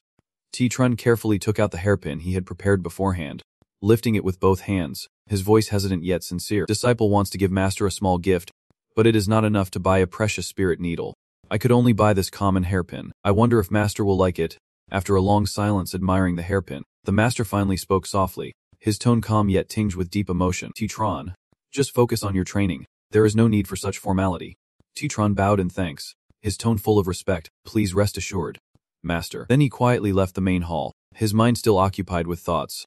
Oh, Master is really too cold, even saying he does not like receiving gifts, but still accepted it. Just as he pondered life, the system notified him that Lun Fai Yin's favorability had increased by 5, bringing the total to 10. Just thinking about that moment made him feel elated. The favorability of the master towards him has increased. It should be like that, the young man thought to himself, unable to hide his pride. It turns out the master is only cold on the outside. The path of relying on others has taken another step forward. Perhaps when in a good mood, everything around seems more beautiful. But suddenly, a loud explosion shattered the quiet space. Tron frowned slightly, wondering, what was that noise? He quickly approached the sound, only to find dust and smoke everywhere, mixed with coughing sounds. From within the haze, Elder Thin Than was brushing off dust, coughing and muttering in annoyance. Another failure. Why is this convergence pill harder to refine than the celestial essence pill? I refuse to believe it. People began to crowd around, gathering densely. As the smoke gradually cleared, Elder Thin Than looked up at everyone and spoke in a deep, resonant voice. I am the leader among the 12 elders of the Sword Sect, named Ting King. Right now, I am refining pills and urgently need a type of medicinal herb. Is there anyone willing to go out for me to find it? Upon hearing this, the disciples below immediately shook their heads vigorously, each one quickly waving their hands to refuse. One person whispered decisively that it was a hell-level mission. And besides, going to the Herbal Valley would cost spirit stones too. Another person chimed in. Forget it. This mission is not only difficult but also costly. Taking on this kind of mission is not worth it at all. Forget this trip. I do not want to die before I even start. In a scene where everyone was avoiding the task, Zichen stepped out from a distance, bowed respectfully, and his voice rang clear amidst the crowd. Greetings, Elder. I am Zichen and I am willing to help you find the Suyin grass. His words immediately caused a stir among the crowd. Astonished gazes turned towards him, and whispers began to spread everywhere. What? Is this person seriously accepting this mission with his eyes closed? Elder Qin King pondered for a moment and then could not help but laugh.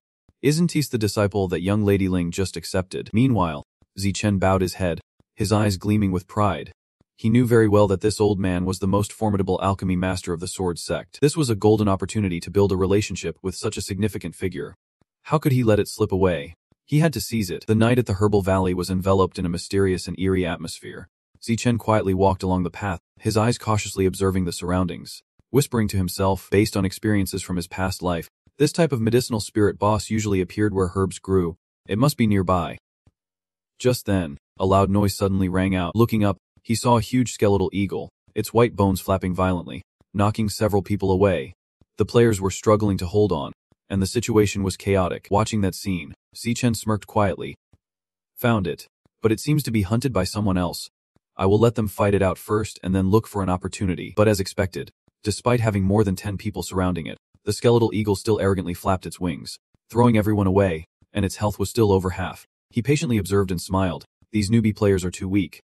Besides, judging by their appearance, they are definitely going to be wiped out by the spirit boss. It is best to discuss with them first before the boss comes out.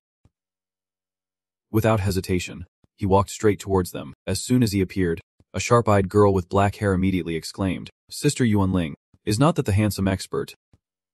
Shortly after, Tugon Lin and a short-haired girl landed from the air. Zichen maintained a calm expression and proactively spoke. "Everyone, I have an urgent task with this medicinal hawk. Could you let me take this boss?" He thought to himself, so it is Tik Yuan Lin's guild. It should be easy to negotiate. At that moment, a girl with white hair flew down, frowning and asking, "T. Yuan Lin, do you know him?" Yuan Lin smiled and explained, "He is the expert I told you about last time. The one who single-handedly defeated the newbie village's wild king and informed all the players."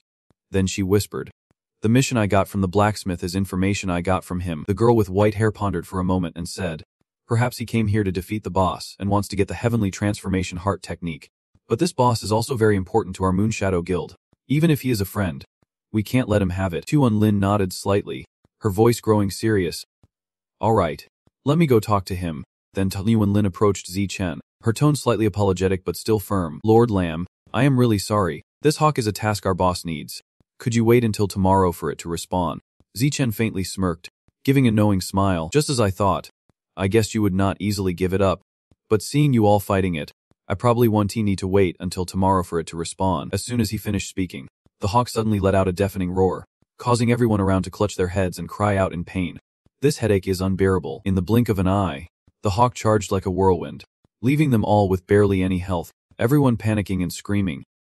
"Help me." Zichen stood silently, his gaze calm, his voice indifferent. "What I wanted to tell you is that when the hawk's health drops to about 50%, it will immediately release a stunning pollen. That pollen will reduce stamina and extend cooldown times. You all better pray for yourselves." Hearing this, Tabin Lin froze and exclaimed, "What did you say?" But the girl with white hair did not care at all, rushing into battle with determination. "Forget about him. Let us focus on defeating the boss first." She unleashed a technique that made the hawk scream in anger, and its health dropped rapidly. Zichen could only sigh helplessly, muttering to himself, this move would only make the hawk even angrier. Once the anger value of the bone eagle rises high, its attack speed not only increases but the damage it inflicts skyrockets as well. Sure enough, right after that, the bone eagle broke free and charged straight at the white-haired girl. Tuan Lin managed to shout a warning. "Be careful." But it was too late. The strike came down like a bolt from the blue, sending the white-haired girl flying. With her health reduced to a fragile sliver, despite her severe injury, she still tried to execute the falling stone dance. Tutron shook his head and murmured a sarcastic remark, "Is that female mage stupid or something?" The white-haired girl immediately turned to glare at him, but he paid no mind, calmly continuing with a voice full of confidence and clarity, "I can teach you how to deal with this bone eagle, but if it drops the common spirit grass, you have to hand it over to me. How does that sound?" Hearing that condition, both quickly agreed. "Fine. Just show us." The white-haired girl immediately flew towards them. Tutron wasted no time, seriously instructing her. Since her resentment towards the bone eagle was quite high, she should not use the falling stone dance to provoke it anymore. "Look at your health bar. There is hardly anything left. When it recovers from those falling rocks, it could knock you out in a heartbeat." As he spoke, he took the girl's hand, adjusting her grip on the staff and aiming it precisely at the bone eagle. His tone was calm but decisive. "The falling stone dance is not meant to be used this way. It should be combined with Earth Spirit's strike to maximize the damage. Her strike recovers quickly, so use that first." The white-haired girl followed his instructions, delivering a precise blow that made the bone eagle scream in pain. Tutron nodded slightly, praising her. "Great job. Just like that. You need to control from a distance and let your teammates deal the damage." At this point, Ein Lin kept flying around, attacking the bone eagle skillfully. The white-haired girl smiled happily and said, "So that is how it is? Thank you for the guidance." But just as the atmosphere became more pleasant, a loud noise echoed from afar. The Bloodthirst Guild appeared, a fierce crowd rushing in. Tutron merely glanced over, his gaze calm. The leader of the group shouted threateningly, "This boss is ours. Stop what you are doing and come out, or do not blame us for being rude." Ein Lin's face paled slightly with worry as she whispered, "Boss, the Bloodthirst Guild is the guild of those online players. We currently do not have enough manpower here. What should we do now?" But the white-haired girl hesitated not at all, her eyes blazing with determination. "Then we just fight them. If we give in to them this time, We will have to keep giving in from now on. Even if we lose this time, we must make the Moon Shadow Guild renowned. At the very least, we can't lose face in terms of momentum. Einlein nodded in agreement immediately. Understood. But in the midst of this tense situation, both girls glanced over at Titran. They both understood well that the Bone Eagle was almost defeated. If they let this go to focus on the guild war now, it would really be a shame. Titran immediately understood that look, and calmly said, his tone decisive yet skillful, I can help everyone deal with this eagle spirit, but after we finish, besides the spirit grass, I will also get to choose one piece of equipment that drops from the boss. What do you all think about this? The white-haired girl asked doubtfully. Are you serious about that? Aw and Ling quickly chimed in. If that is the case, I will leave a few people with you to help deal with the eagle spirit. But Titran just shook his head slightly, his tone calm yet confident, tinged with a bit of pride. No need. You all just focus on the guild battle. I can handle the eagle spirit by myself. Both girls could only look at him in silence, not having the chance to react when the leader of the Blood Slaughter Guild burst into laughter, his voice full of disdain. How ridiculous. Just one person dares to claim he can kill the eagle spirit of the mystical climate. Truly, a madman often dreams big. Brothers, let us charge in together and teach this insignificant guild a lesson. Following the orders, the Blood Slaughter members rushed into attack, while Tui and Lin and her guild members quickly countered, blocking them. The sounds of metal clashing and explosions echoed throughout the once peaceful duck cock, turning it chaotic, as a Blood Slaughter member sneered mockingly amid the battle. In this place, duck cock, only those who rely on their fighting skills can survive. You young ladies have come to the wrong place. He laughed heartily while the others continued to taunt. Just think about it. A bunch of girls charging into DC Kausi to pull off some stunts. Exactly. Would not it be better for you to stay in the newbie village? But it is all right. Let me escort you back to the newbie village. Greedy, disdainful glints flickered in the eyes of the blood killers. The leader seized the opportunity to humiliate his opponents. Dare to confront our blood killers. This is the consequence. Today is just a small lesson for a trivial guild like yours. But just then, one of them suddenly pointed to the sky, exclaiming, Boss, it seems like there is a notification for the first kill. He looked up at the system announcement board, his expression changing. What is that supposed to mean? Everyone stared up at the sky, where bright letters had just appeared. Congratulations to player Titran for completing the first kill of the key refining boss in Butt Home. The player received a reward of 400 reputation points, 2 and 8 charm points, and 1 achievement medal. The atmosphere around them froze, with murmurs rising everywhere. The Bone Eagle was taken down. Titran turned around calmly, his voice chilling everyone around him. To online, I have defeated the Bone Eagle. Come over and let us split the loot. The young man turned, glancing at the blood killers with a smirk of triumph. The leader of the blood killers shouted angrily, pointing his finger, Dare to steal my boss. Looks like he is asking for death. This kid managed to kill the boss solo at an early stage, which means he will definitely become a huge threat later. Let us take him down immediately, then steal his gear to disrupt his leveling pace. If we can take him out, there will be a big reward. One of them immediately rushed forward, shouting proudly, I am coming. That guy charged in with a move that was all the rage. To be honest, I am of a fighter. One of my punches is equivalent to 2 years of power. Let us see how you handle this. But in an instant, Titran deftly dodged to the side, leaving his opponent stunned, exclaiming. He dodged. Without hesitation, he swung his sword for a fatal strike, piercing the enemy's heart and causing him to lose 545 health. A confident thought flashed in his mind. In his previous life, he would have been a top-tier mage, encountering countless ambushes. Against such weak martial arts, how could he possibly take a hit? The guy's eyes widened, stammering in shock. How could his reaction be so fast? This is impossible. But he did not have time to question it further, as with one more strike, Titran swiftly ended it, cutting straight into his throat, dealing a fatal blow that took 455 health, and he collapsed immediately, turning into a stone in an instant. The other 3 panicked, screaming in terror one after another. This can't be happening. How is that kid's damage so high? He did not even bother using skills. Another one trembled, denying reality. I do not believe it. Is this guy cheating? How could this be cheating? I have read enough, so do not try to fool me. The killing intent radiating from Titran was strong, his voice deep yet threatening. Just because I do not like to cause trouble does not mean I am afraid of it. I do not care about your guild wars. But if you mess with me, you better be careful. The opponents immediately charged in, one of them shouting loudly to rally his teammates. That kid is too arrogant. Let us all 4 go together. He is just a mid-tier weapon master. There is no need to be afraid of him. Let us work together. Titran let out a soft huff, completely unfazed. As soon as he finished speaking, he swung his sword, his body darting forward like a flash of lightning. The group did not even have time to react before they were all sent flying. their health draining in an instant. The young man stood in the middle of the battlefield, his cold gaze sweeping over a group of mixed enemies. Watching the enemies turn to stone right before him, he calmly added, "So, is there anyone else who dares to come up?" The leader of the Blood Slaughter Guild was now genuinely worried but still shouted defiantly, "Brothers, quickly on away. Sooner or later we will settle the score with him. It is all over." The white-haired girl stepped forward, her tone sincere. "Thank you so much, Master Lam." He simply waved his hand, his tone nonchalant. "No need to thank me. It is just a small matter. Nothing to mention. By the way, I have already dealt with the Spirit Bone Eagle. All the dropped equipment is right here. According to the rules, the Spirit Herb belongs to me, and I can also choose one more item. Is that okay?" Tu Unlane finally reacted, exclaiming in surprise, 6 items dropped at once. What kind of ridiculous drop rate is this? The white-haired girl also widened her eyes, unable to hide her astonishment. "I have never seen so many items drop from a monster before." "Lum, you killed the Bone Eagle from the start. We do not have the right to take these items. All of these items should belong to you." But T-Tron shook his head, refusing firmly. "Don't say that. We agreed before. The body of the Bone Eagle was taken down by you guys first. It is really not right for me to steal your prey. I just want to pick one item for the contribution." Einlein and the white-haired girl leaned in to whisper for a moment before Einlein immediately transferred the money. A notification sounded in his ear. "Your card ending in 7758 has received 5 million yuan. The current balance is 5,207,827.35 yuan. Tutron was secretly amazed. 5 million just transferred to me without a blink.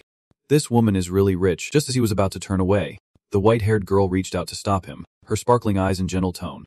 "Master, please wait. Let me introduce myself. I am Jiang Lex, the president of the Moon Shadow Guild." She extended her soft hand, and T-Tron gently took it and replied with a smile, "I am Lum De Tron." A wanderer, but something familiar stirred in his heart.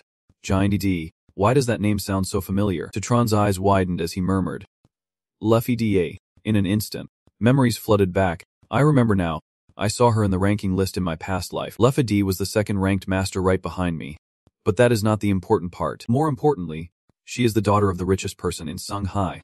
Let us take advantage of this." Thinking of the word rich, T-Tron told himself he must enjoy this wealth and glory. Seeing him standing there laughing like a fool, Einlein cleared her throat and reminded him, "Master Lam, are you done? Don't take advantage of this." T-Tron continued to laugh heartily and replied, "I was just thinking about something. It was not intentional." She immediately shot him a side eye, cursing silently, thinking he was focusing on his career and ignoring her before. Little did she know that T-Tron thought she was not pretty enough. Who would believe that? T-Tron gently waved his hand. "If there is nothing else, I will take my leave. If fate allows, we will meet again." Lefadidi seemed captivated by his demeanor and blushed as she said to Einlein, "Your friend here is quite a good person." This girl knew too well, so she quickly reminded her, "Good? What is so good about him?" "Lefadidi, he just used you. You can tell he has some scheme against you just by looking." But after saying that, Einlein suddenly realized something was off. Why was Leftic so shy? Could it be that she was also interested in Master Lam? Both were so engrossed in their conversation that they did not notice Ath quietly watching from a distance, still able to hear Lekdidi's cheerful tone. "Let us stop talking about this and go. Oh right, let us award each participant in this guild battle. The prize for each person will be 50,000 yuan. As a congratulation." Liu Hida comes from a top-tier hosting background. Anyone who watches this program is familiar with her lively and captivating voice. Hello everyone. In today's live broadcast, EFT will not only take you to enjoy the battle between guilds, but also show you the top-notch skills of a supermaster. Make sure to subscribe to learn more. She put on a shy, admiring facade. Exactly. Master Lam only needed one person to easily take down the mystical climate boss. Such power is truly admirable, and most importantly, he is very handsome. T's eyes sparkled, her cheeks flushed. Ishi, I am here to announce, T-Tran is the top master of Bat Hong. From now on, I have decided he will be my idol, the man of my dreams. Comments continuously popped up on the screen, mostly filled with jealousy. In the darkness, someone watching the show cursed furiously. Damn it. This is just too infuriating. You have killed my guild members, stolen my guild's boss, and even borrowed my reputation. He gritted his teeth. T-Tran, if I ever meet you in the game again, I will take you down. At the same time, in the game during the early morning, he held a bundle of herbs and clasped his hands together. Elder, I have completed the mission and returned to report. Thean then was slightly surprised to see T-Tran. You have returned already. Quickly, place the spirit grass on the table for me to see. After saying that, he tossed an item towards him. You have helped me find the spirit grass. How could I let you do it for free? This is for you as a reward. T-Tran respectfully received it with both hands. Thank you, Elder. The gift that Thean then gave him was a spirit item related to elixirs. After using it, one's combat attribute will permanently increase by 1 to 5 points, with random attributes. The number of random points. 3 pieces. Fire Spirit Herb. Speed +5. Evasion +8%. Skill cooldown 10%. Zichen then slowly asked, Elder, may I ask if you still want to know the recipe for the Danzin pill? He asked and thought to himself. In his previous life he had seen a notice stating that Elder Than had tried 99 times to create that Danzin pill. If he told him the recipe now, would not it gain some favor? Than raised his head slightly. That is right, I have tried dozens of times, but all have failed, with no recipe, just throwing stones to find the way. Then he suddenly looked at Zichen with curiosity and asked, what is up? You know about the Danzin pill too? He cleared his throat, pretending to be cold. I seem to remember reading it in an old book before. What did it say? Zichen thought for a moment and then recited very fluently. 3 parts stone powder, 2 strands of night phoenix feathers, 6 flower stamens of medicinal herbs, 3 roots of tesserae grass. Than's eyes widened, his eyebrows raised all the way. What? You actually encountered such a fortune? Oh. Wait, you were standing beside me watching. If I make a mistake, remind me, he politely replied. It is fine. After a while of diligently cooking the herbs, suddenly there was a reaction in the pot that caused the lid to blow off. A moment later, Than's ladder filled the small room. I have succeeded, he smiled warmly at Zichen. You have helped me with something very big. Here. This potion. I gift you one, instantly boosting your achievements. Elder Than's favorability towards you is +20. Current preference level is 20. Enjoy the conversation. Earth-grade Danzin pill with a permanent allure of 5 points. The preference level of other NPCs of the opposite gender increases by 5%. If given to an NPCs of the opposite gender, it can randomly increase their favorability towards you by 5% to 20 points. Zichen was pleasantly surprised. Elder Than was very generous. This Danzin pill is an extremely rare potion. Even if he knows the formula, it would be difficult to refine without a master alchemist like Elder Than. He really hit the jackpot this time. He then bowed his head in gratitude. Thank you, Elder. I will take my leave now, Zichen excitedly thought to himself, quickly returned to give this potion to his master. That way, her favorability towards him would keep increasing, and the benefits would grow too. But as he prepared to leave, Than suddenly raised his hand. Wait, he quickly asked, does the Elder have any further instructions? The Elder gently asked Zichen. I want to ask you, do you like alchemy? I want to take you as my disciple and teach you the art of alchemy. Are you willing? As soon as he finished speaking, Zichen received another question from the system that activated the opportunity. Elder Than wants to take you as a disciple. Will you agree? Yes or no? Tutren is moving from one surprise to another, and he actually wants to hide himself and become a pawn. Isn't this a good thing? Xian Than, how could you dare to take Fei Yunan's only disciple like this? At that moment, she suddenly appeared, her whole body glowing, a mysterious purple light swirling around Fei Yun. You shouted like a child calling for their mother. Master. A moment later, Tutron began to feel confused. Why did the master come here at this time? I have no intention of complying with Elder Qian Than. Please do not misunderstand. I see Fei Yin and smile gently. The sect has misunderstood. I never intended to take your disciple. It is just that your disciple is quite talented in alchemy. I really cherish him, so I just want to teach him alchemy. She did not make it difficult for me. I humbly replied. So that is how it is, then Fei Yin has misunderstood. You stood by. Relieved. Master should not be angry. I told you, she seems like a cold fairy. Just looking at her makes you know her mood is extremely stable. After a while, she spoke again. However, Fei Yin felt that the apprentice had a greater talent for cultivation. What the sword sect lacks the most is not an alchemist, but powerful celestial beings. Xian Than. What do you say? But Xian Than does not need to worry.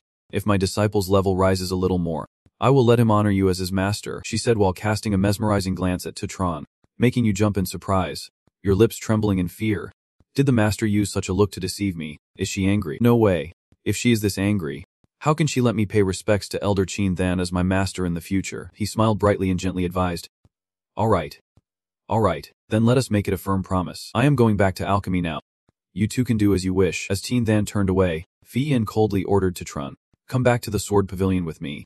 I have something to discuss with you. You could only clasp your hands and respond with one word. Clear. Even though your mind was extremely uneasy, this tone from the master seemed a bit unfriendly. Perhaps she wanted to settle the score with me. Once back at the sword pavilion, Fei Yin could not help but ask directly. It seems you are not satisfied with your master. Huh. Even though the words sounded quite tense, her expression remained calm. How about we sever our master-disciple relationship, and you go find Master Long instead? But Tutron was extremely panicked. Hey, master, you have really misunderstood me. You did not care about your pride and knelt down. Pleading, Master, please do not sever the master-disciple relationship with me. If you do, How can I have any face left at the sword sect? I know I was wrong. Fi Yen arrogantly raised her chin, but her tone was quite innocent.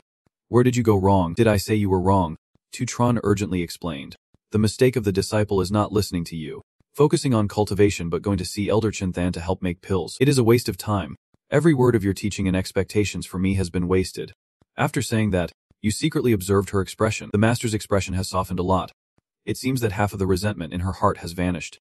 I need to keep trying. Seizing the opportunity, Tran continued to plead.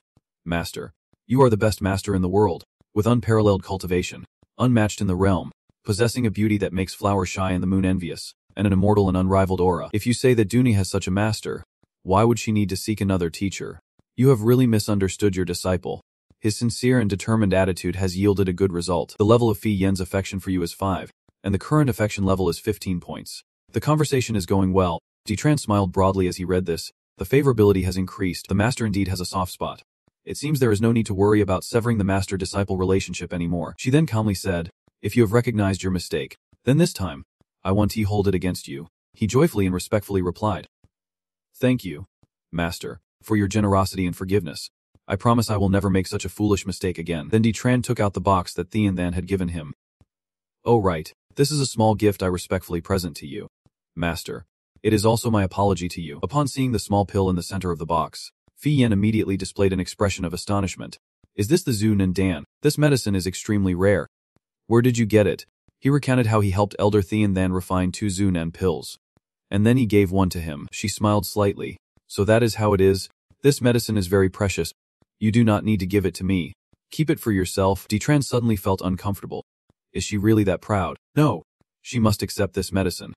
If she does not want it, I have to find a way to give it to her. So he tried to persuade her. Master, this Zhu Nandan is a gift from Elder Thienthan to you. I want to learn alchemy from him to learn how to make Zhu Nandan. In the future, I will give you one every day so you can take it instead of meals. Seeing Tran's serious expression, Fi Yen could not help but giggle. When he saw her smile, it was like flowers blooming in his heart.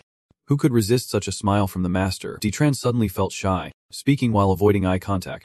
Master, although your innate beauty does not really need the Zhu Nandan, this is my heartfelt intention, and I still hope you will accept it. Only then will I feel at ease. Hearing this, Fi Yen happily said, all right, I will accept this medicine, and you will receive a little reward too. Fi Yen's affection for you increased by 20, bringing the current affection level to 35 points. Spending time together, she has completely relaxed. Continuously smiling, if that is the case, I can't just accept your gift without giving you something in return. I remember there is a secret martial arts technique in my cultivation realm that is very suitable for you. I will get it for you. Tran thought to himself with delight. Indeed, higher favorability means greater benefits. This Zhu Nandan is truly a fitting gift. Fi Yen strode toward the door and commanded him. Come with me. Tran respectfully obeys. Yes, master. Looking at her long, flowing hair down to her waist, he suddenly felt a bit happy. That was the hairpin he had gifted to his master. He did not expect she would wear it. It is unclear what treasures Fi Yen gave to Tran, but he was diligently sitting cross-legged. Practicing, the attribute panel simply displayed names and attribute points. After closing his eyes and focusing for a while, Tran decisively raised his hand to draw the sword from its sheath. He kicked one leg up high, the other knee slightly bent, and his sword arm swept a circle in the air, activating a new technique, the Phoenix dance martial art. At that moment, Tran's eyes were filled with determination, his pupils glowing a slightly frightening red. A few minutes passed. He lowered the sword, relaxed his facial muscles, and his eyes sparkled with delight. This martial art is incredibly powerful. Not only does the group skill deal double the damage compared to the mooncut slash, but it can also interrupt other martial arts, and it comes with a disabling effect. If auctioned, it could probably trade for an apartment in a second-tier city. Just as Tran was resting, a bright voice called out, "Little junior brother, where are you?" He opened the door and saw Kung Gait. "Sister, it is late. Why did you come to find me?" She smiled with a somewhat cunning expression. "Actually, I do need your help. As a disciple of the Sword Sect, I need to complete at least 3 missions in each main realm. I have not completed any since I condensed my essence. I feel like I am about to break through, but if I do not complete the missions, I will face penalties." Tran opened his eyes wide in skepticism. "Then why have not you completed any missions?" "Sister." Kung Gait shyly admitted to him that she forgot because she got too engrossed in a romantic novel. She then changed her tone to a serious one. "I still have a mission to exorcise demons, and it requires 2 people to work together.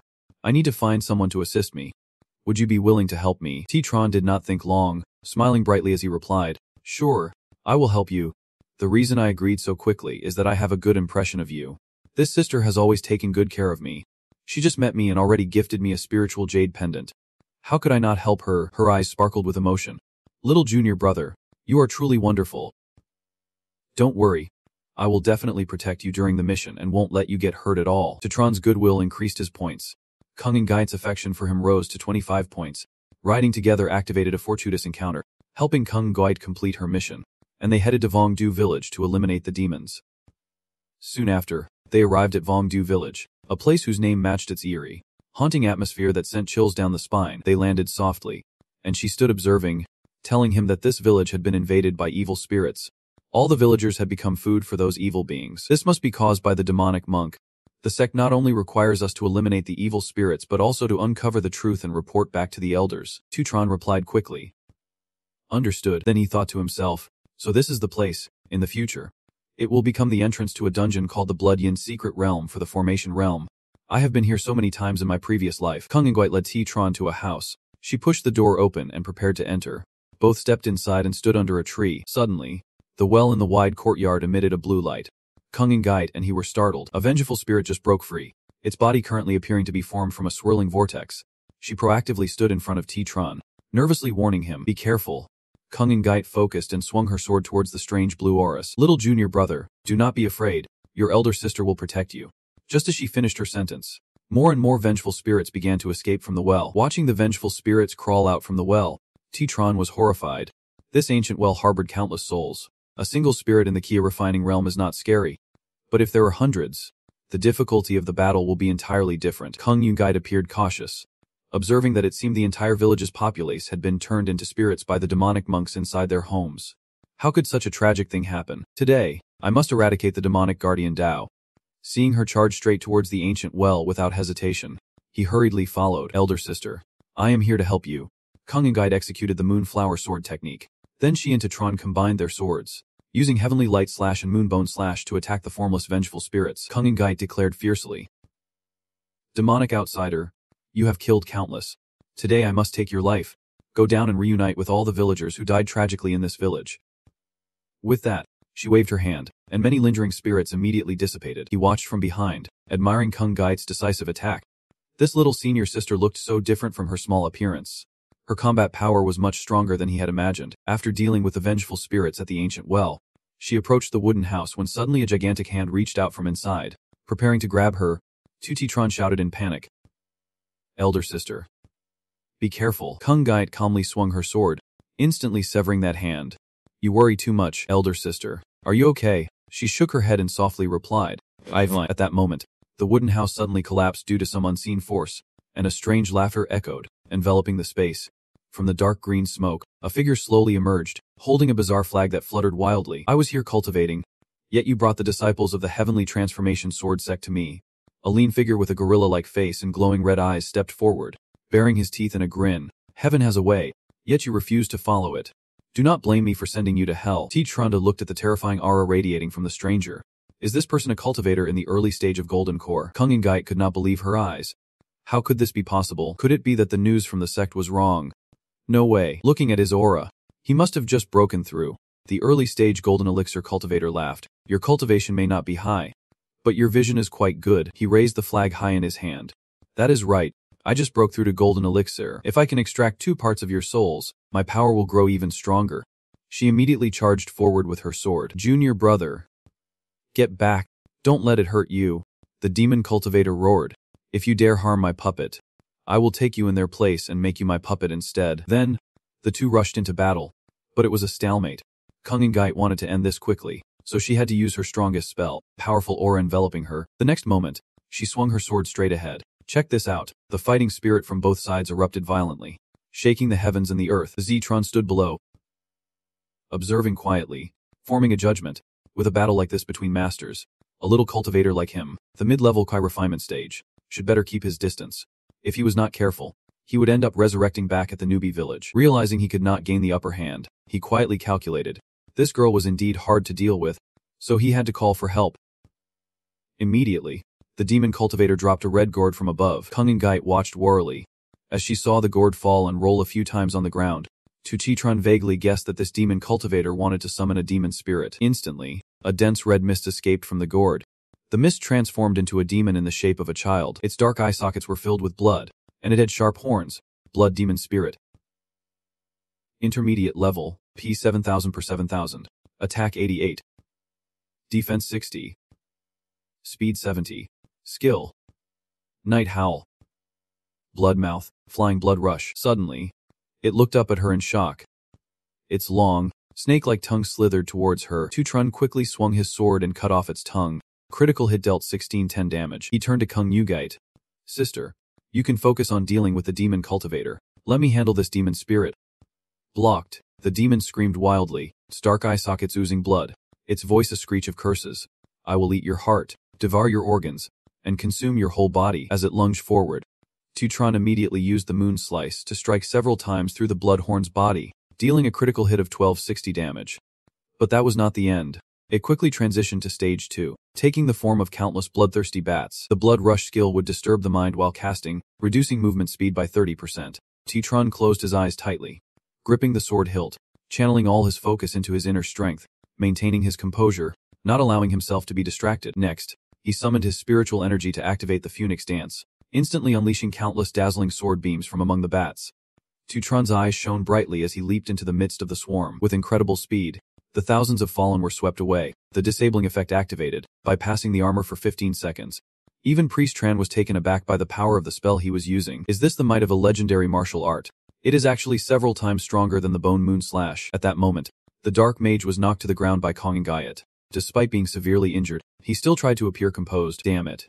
I won't accept this. Emperor Tran observed her decisive demeanor, feeling very impressed. The little senior sister looked adorable and gentle, yet her strength was astonishing. He realized he had underestimated her before. The Dark Mage shouted angrily, throwing a wooden box. Even if I die, I won't let you live. Kong and Gaiet frowned slightly, raising her sword to slice the wooden box in half. As soon as the box was shattered, a red gas spread throughout the space. His face changed, and he hurriedly shouted, Sister, cover your mouth and nose quickly. That is the seduction bug. But it was too late. Kong and Gaiet seemed to have inhaled the bug, her face completely losing its usual clarity, replaced by lifeless eyes, her body hot and drenched in sweat, her hands unconsciously removing her clothing. Priest Tran rushed over anxiously. Sister, hold Kong and Gaiet in your arms, his face filled with worry. Sister, are you okay? With the last bit of rationality, the Thung said in a hurried breath. Little junior brother, do not look at me. Emperor Tran closed his eyes and exhaled. All right, I won't look, he thought to himself. The seduction bug is a type of insect that stimulates human desires.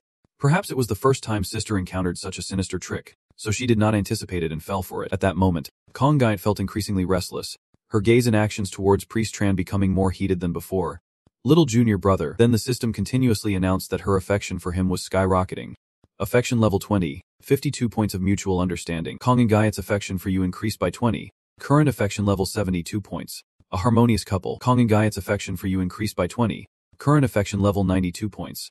Together through life and death. Seeing the affection level rise to 92 in just a few seconds, Priest Tran swallowed hard, thinking that the sudden spike in affection was unbelievable. Unfortunately, this unexpected affection was not real. It was merely caused by the bug's charm. She could not stand it anymore, trembling and pleading. Junior brother, I am really uncomfortable. Help me, Kong Init said while leaning closer to his face. Little junior brother, I want. Images of the two of them being intimate flashed in Priest Tran's mind. If only he could spend a spring night with Kong Gaiet right now, his senior sister. Thinking of this, he suddenly shouted loudly, decisively pushing her away. Emperor Tran squatted down, breathing heavily, thinking that this can't happen. She would know everything when she wakes up. By then, the best outcome would be for the affection to decrease. And it might even turn him into a target to be killed. It was hard to finally open up the great situation of Chanyu, leaning against the big mountain. I can't ruin my future just for a fleeting dream. Suddenly recalling something, he turned to look at the well. I remember there is a special elixir in this ancient well, but there is a restriction down below, and the essence of the cultivator is not easy to resist. I am just at the key refinement stage. What was I thinking? Big C's. Hang in there. I will find the antidote for you. With that, he dashed straight towards the well and jumped down. The bottom of the well was pitch black, so T-Tron had to light a torch to carefully step forward. As the flickering light shone, he was horrified to see countless skeletons piled up beneath his feet. These remains belonged to the villagers. The aura of death was extremely heavy, and suddenly a cold wind swept in from nowhere. As the wind blew past, T-Tron felt his blood draining away. Realizing he could not stay here long, he steeled himself and needed to find the elixir quickly. If I keep being consumed by time, I won't be able to hold on much longer. After a while of searching, Tutron noticed a glimmer of light near a skeleton nearby. I found it. He deduced that the elixir must be in this blood-colored vial. With strong conviction, Tutron rushed towards the skeleton using the mist-piercing technique. But as he got close, a black barrier unleashed a bolt of lightning from the air. Tutron quickly activated the spirit shield. Thanks to that, he managed to block the sudden attack from the lightning, but more bolts soon followed. Tutron tiredly cursed under his breath. Damn it. It activated the condensed dark thunder. And it is not just one bolt. I need to get back up quickly. He desperately dove in with incredible speed. But it was futile. This is bad. I can escape now. In the end, Tutron was indeed struck by several bolts of lightning, and he cried out in pain. The system alert indicated he was hit by dark thunder, losing 4,000 health. Fortunately, everything stopped there. Tutron successfully jumped out of the well. He rolled over to embrace Kung Gait, who was now engulfed in death energy. Her life force critical, slipping into a coma and unaware. Tutron hurriedly propped her up and poured the elixir into her mouth. Big C's. This is the antidote. After giving Gait the antidote, he suddenly spat out a mouthful of blood and fell into critical condition, burying his face into her ample chest.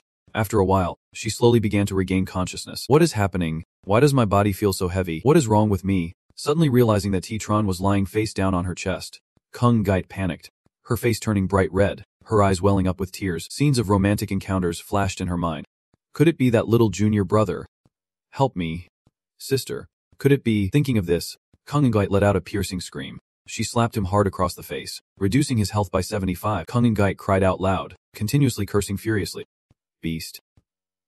You scoundrel. Damn Tutron. I hate you. I hate you. He lay on the ground with a swollen face, helplessly listening to the system notification.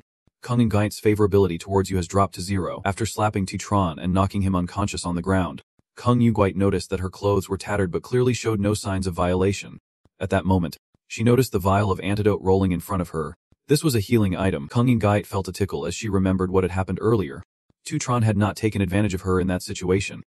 Instead, he had pushed her away, ran to the well, and said, Sister, please hold on a moment. I will go find an antidote for you. Remembering this, Kung Gait was stunned. It seemed she had misunderstood her junior brother. She stared wide-eyed at the well, still retaining a dark aura. Did Lumastenda rush into the dark trap to save me? Realizing she had misunderstood him, Kung Gait carefully moved closer, gently shaking him, and discovered a large tear in Tutron's clothing, revealing burnt wounds underneath. Tears welled up in her eyes. Has the ancient well's trap hurt my little junior brother? Little junior brother, I have wronged you. With no other option, Kung Gait hurriedly helped him up, her tone urgent. They had to get back to the sect for help. Thus, she supported Tutron as they left into the night, constantly encouraging him along the way. Little junior brother, you have to hang in there. The next morning, they arrived at Kim Ting, and the moment people saw them, they began to gossip excitedly. Isn't that the famous MP fairy from Kim Kung? She is actually carrying a player back. Who is that player? Why is he so close to the Fs? I want to be treated like that too. Fairy sister, look at me. Ignoring the noisy crowd around her, Kung Gait focused solely on him. Junior brother, we are almost there. The NPCs in the sect were also curious.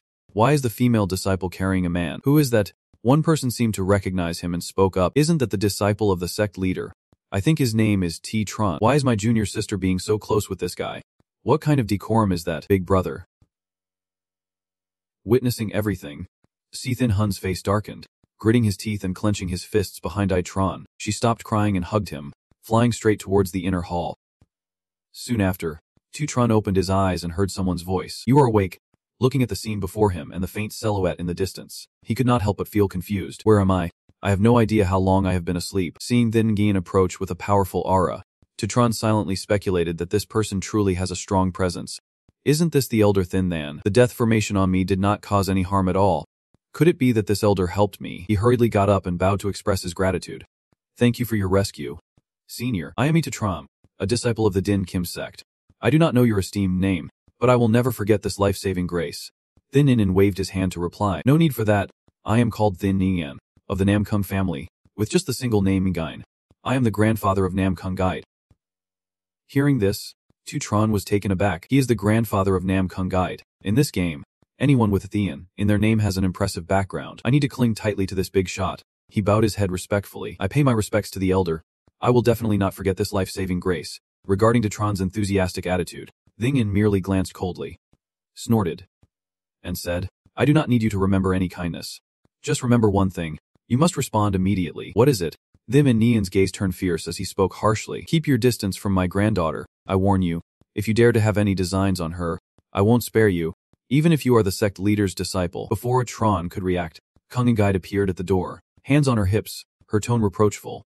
Grandpa, why are not you keeping your promise? You clearly promised in Gait Nai that you would not say silly things. Seeing his granddaughter sulking, Thiv and Neiman's attitude changed immediately, and he laughed mischievously. Grandpa was just joking with him. This kid is not bad. He even saved my granddaughter. How could Grandpa be so rude? Hearing that, Kung Guide happily sat next to Detron and asked kindly, Little junior brother, how's your injury? Before answering, he glanced back and caught a glimpse of the piercing gaze of the elder watching him intently. It felt like the elder Thin and Gain wanted to kill him. It was better to be honest first. Daitran turned to respond. Thanks to your concern, I am okay now. She sighed in relief. That is good. Since you were trapped in the yin formation and fell unconscious, I carried you back to ask your grandfather to heal your wounds. If we had waited any longer, the yin energy could have entered your organs. And that would have been troublesome. He nodded shyly. I am really grateful for your help. I can't thank you enough. Daitran's words made Kongai's cheeks blush. What are you saying? Do we really need to act like strangers? He laughed, lowering his head to sneak a peek at the beautiful girl's expression. Is that so? Seeing the awkward atmosphere between the two, Thien and Nian cleared his throat in annoyance. Daitran hurriedly scooted over a bit. How polite. How polite. His action surprised the other person, who let out an incomprehensible sound but quickly responded. It is okay. It is okay.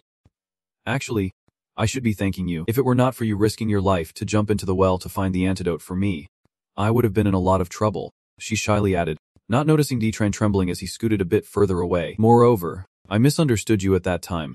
Little junior brother. I'm sorry. You are indeed a true gentleman. The granddaughter's words inadvertently made the grandfather even angrier. Seeing the affectionate gaze and sweet fist behind him, he felt frozen. Sister, could you please be quiet? If you keep talking, Elder Thien Nian will punch me dead. But why does the little junior sister look at me so affectionately? A score of 32 is not low, but it should not be too romantic. Right, at this moment, the system unexpectedly announced the current favorability score of Nam Kung Gaiat towards you, 62 points for mutual affection. Daitran could not believe his ears. The favorability score just jumped by 30 points. If this keeps developing, won't my relationship with sister soon change? He dreamily contemplated the romantic scenarios appearing before his eyes. Once again, Thien Gain's cough rang out with utmost anger. Daitran innocently said, Grandpa's cough is too serious. Do you want me to find some herbal medicine? Kongite giggled in response. Little junior brother, that is kind of you. The old man is not in good health, but there is no need to worry too much. Just let him rest for a few days. Watching the two banter, Thien Nian's face turned dark. He growled, as you turn to leave, if you are awake, follow me.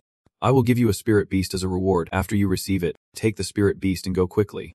Thien Nian walked ahead, with Daitran and Kong Gaiat hurriedly following behind, all three heading straight to a mountain. The place was lush with greenery, and spirit beasts thrived there. Watching the spirit beasts alternately branch out above, he silently admired. I never expected Elder Thien Gaian to have such a treasure trove. Daitran's eyes sparkled. He wondered which one to choose. At that moment, he suddenly turned to ask, Kid, how about my spirit beast garden? It should not be much worse than the beast control sect. Right, you immediately gave a thumbs up. Nodding, the elder spirit beast garden is really not bad at all.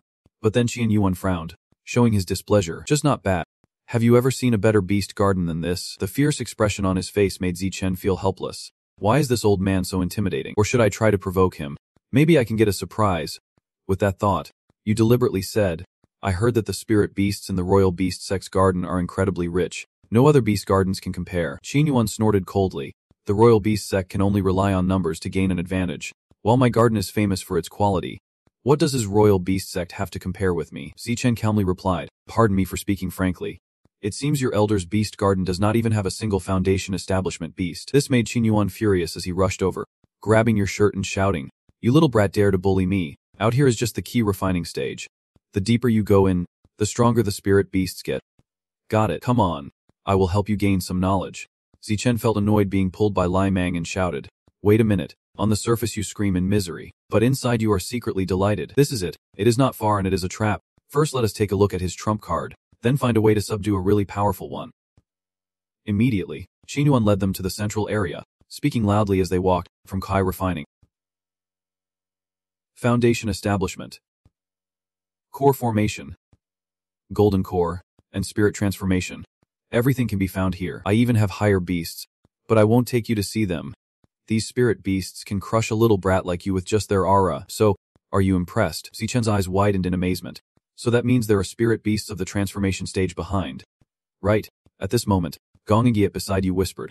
The strongest beast in his garden is a spirit beast of the spirit transformation stage. He does not dare to look behind you because he is afraid you will mock him. Hearing this, Zichen sighed. So that is how it is. Qin Yuan stood next to them, extremely embarrassed, momentarily speechless. After a while, he decisively said, All right, I have other matters. I do not want to waste words with you anymore. You choose a spirit beast from the Ki refining stage. Then hurry up and get out of here. The girl at this moment was showing her displeasure. Grandpa, you are being too stingy. After all, Zichen killed the Blood Mother in the Foundation Establishment middle stage by himself. You should also gift him a Foundation Establishment spirit beast as a proper gesture. Hearing his granddaughter, Qin Yuan helplessly shouted. This girl, why are you speaking up for an outsider and a Foundation Establishment spirit beast at that? It is not that easy to talk about. Despite her grandfather's obvious anger, Gong Yiet had hugged his arm and pulled you away. The little junior brother is not an outsider and is favored by the beautiful one. Zichen was so happy he nearly had a nosebleed. In my previous life, I was held back by unorthodox styles. I never expected this game to have so many benefits. She pointed to each nearby magical beast, enthusiastically introducing. Little Junior. That is the Ironback Wolf, with a cultivation level of elementary stage. It can be both a pet and a mount. And next to it is the Precious Moon Spirit Monkey, currently at the intermediate stage, with extremely powerful attack and speed. Just as he was hesitating, a magical beast suddenly rolled in front of them. Ditran looked at the beast on the ground and exclaimed, Wait, here it is, right in front of you. A small, adorable creature with a black and white fur like a panda. Looking up gently, this one is the real steel beast. Ditran was astonished. Is it the real steel beast? In ancient legends, this beast was the mount of Siu and the 8 monarchs, which is quite rare. If it can be raised well, it could develop its cultivation to the nascent soul level. At that point, its combat power would be unbeatable. He joyfully lifted it in his hands. I want this one. Just then, Qin Yuan appeared and snatched it from Ditran's hands. Not that one. I only have one real steel beast. When fully grown, it could reach at least the nascent soul level. This one is still underage and needs space to grow. How could I give such a magical beast to you? Hearing this, Gong Yu angrily took it from him. This magical beast with such potential is a perfect match for a little junior with that kind of talent. Saying that, she handed the real steel beast directly to him, not caring about the darkening expression on his face. Little junior. Take it. It is yours now. Just drop some blood to bond with it, and it will recognize you as its master. Qin Yuan hurried over. You brat. Quickly return the real steel beast to me. But Gong Yu stood in front of Ditran. Grandfather, you taught me from a young age that one must keep their word. I have already given it to the little junior. I can't go back on my word. She turned to urge. Little junior, you should drop blood to bond with it quickly. Knowing he could not hesitate, he bit his finger to let blood flow. Gong Yu continued to guide. After you prick your finger, place it on its head. Then feel the emotional fluctuations of the real steel beast and connect with it spiritually. Pressed by Ditran on the forehead, the real steel beast let out a soft cry. Only after everything was done did she smugly say to Qin Yuan. Grandfather, my little brother has pricked his blood now. There is no point in regretting it. Now that it has come to this, all you can do is helplessly sigh. You are indeed my good granddaughter. Meanwhile, he was placing his hand on the forehead of the real steel beast, entering into a spiritual connection with it. After successfully entering, Ditran heard the voice of the real steel beast from the high stone ledge above. You are just a chick in the Ki refinement stage. And you want to be my master. It was very strong-willed in driving him away. Get lost. He smiled. You see me as your master. From now on, I will take you to eat all kinds of delicacies and spiritual herbs. How does that sound? In my past life, I had some knowledge about magical beasts. The real steel beast has a gluttonous nature and cannot resist the temptation of delicious food. The real beast bit the bamboo in half, its tone full of disdain. What? Is there anything I have not eaten? Tutron slowly said. There is a secret realm crystallized from the tomb of Immortal Pearl. Inside is a bamboo forest filled with those purple arrow bamboos. They smell sweet and delicious. Have you ever eaten any? It widened its eyes and shook its head. Never had. Seizing the opportunity, he continued to ramble on. On the island of Team Bung lay east of Ho Fong, there is a divine fruit called the High and Pine fruit. Eating one can extend your life by 100 years. Have you tried it? The real beast's voice became more deflated, having never tasted it. And then it could not take it anymore and rolled off the mountain, shouting loudly, Enough! Enough! Stop talking. You are making me crave it. If I follow you, can I eat the things you just mentioned? Tutron replied lightly. Of course, that is a given. The creature was satisfied and willingly agreed. All right, then let us do it, master. In the next moment, it obediently rubbed its head against him, making cute sounds. The system immediately announced, the real beast was a young beast, with no name yet. Master Detron's strength was at the early stage of key refinement with AP 8000 per 8000. Attack 90, Defense 85, Speed 65, and skills including Rage Arrow and Thunder Strike. Afterward, he smiled contentedly, petting its head and gently saying, Taming successful. Don't worry. Following me, you will definitely eat delicious food. In Detron's mind, he could not be more pleased. Not bad at all, it had cheap blood and strong attack speed. He had struck a good deal. Suddenly, the system announced that in 10 minutes, Home would launch its first major game update. At that time, all players would be forced to log off. This update would last for 24 hours, so please pay attention. He could not help but be surprised. Although there was also a major update in his previous life, it occurred more than a month after the game's public beta. Why is this one happening so quickly? Could it be that the integration time between the game and reality has progressed more than before? Tetron stepped forward and said to Chiin-Gait, Junior sister, thank you for today. The junior brother expressed great gratitude. But I have to go back to focus on training. I will come visit you in a few days. After saying that, he thought to himself, do not overthink it right now. He could not delay his offline time. He must return to the back courtyard of the Sword Pavilion to log off and accumulate experience. Hearing Tigatron say he had to leave, she reluctantly held his hand. Junior brother, are you really leaving? All right, you go rest first, and in a few days, I will come find you. Tetron nodded. Sure. Back in the real world, his phone just happened to ring. Tetron picked it up to check and saw a message from Sequothutite. Little Tron, in a few days it is my sister's birthday, and my colleagues at the hospital want me to be a guest. At that moment, her image suddenly flooded his mind. It is you. Thutite. Tetron recalled the events that happened on that rainy day years ago. Thutite was 3 years older than him. In terms of family relations, she was his cousin. However, despite being cousins, the relationship between their families had long surpassed 5 generations. In name, we are cousins. When we were young, Tite often came to my house to play because she wore braces and was always bullied by the naughty kids. The kids back then would use heavy teasing against her, a monster with a mouth full of metal braces, calling her names and telling her to go die. Whenever someone bullied Tite, I would step in to help. Are you guys bullying Tite again? As long as I am here, no one can pick on her. Every time this happened, I would be surrounded and beaten up by the group. They would also hurl insults at me. It is you again, you damn dog, meddling in other people's business. Do you want to die? Beat him up, smash him to bits, and every time, she could only helplessly sit there, calling my name with tears streaming down her face. Little Tron, even though I ended up getting beaten black and blue each time, Tite quickly forgot her sadness and laughed instead. Because of that, I did not worry much, and I even said that this made our relationship very close. She had liked to cling to me since we were kids, and I benefited a lot from her. As I grew older, even though we did not live in the same city, Tite would still call me occasionally. After my parents passed away, she became my beacon during those dark days. One day, I accidentally read what Tite had written in her diary. October. Little Tron's birthday is coming up. I plan to give him a pair of shoes. I wonder if he will like them. On October 7th. I have known Little Tron for a long time, and I find myself liking him more and more. What would happen if Little Tron knew I liked him? He had never thought about this situation. I thought Tite saw me as a little brother, but it was not until I accidentally saw her diary that I realized her feelings for me. But in my past life, I was obsessed with purity and did not pay attention to Tite. When I heard from her again, she was already married. Moreover, not long after getting married, Tite suddenly fell into depression and self-destructed. That day, I went to Beijing alone, filled with countless thoughts. Looking back now, it seems Tite started to drift away from me after this birthday, so I could not miss her birthday this time, and I could not let Tite follow the same path as in her past life. After that, I went to the hospital where she worked. I walked while observing my surroundings. Tite seemed to be working in gynecology. Suddenly, a stretcher was pushed in. The medical staff in front shouted to clear the way. Everyone, get out of the way. Beside the stretcher, a young girl urgently called out, Dad, Dad. Wake up. Do not scare me like this. This beautiful girl is the president of the Haivan group.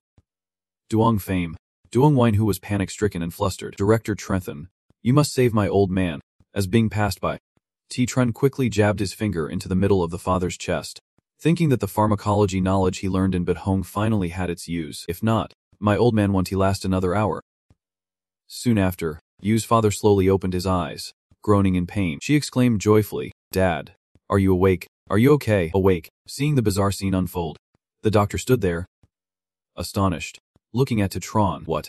What exactly did you do? But then recalling the urgent situation, the doctor quickly told his colleague, forget about that. If he is awake, there is a greater chance of saving him. Hurry and take him to the treatment room. Outside, she frantically grabbed Tron's hand. Little doctor, you must have a way to save my dad.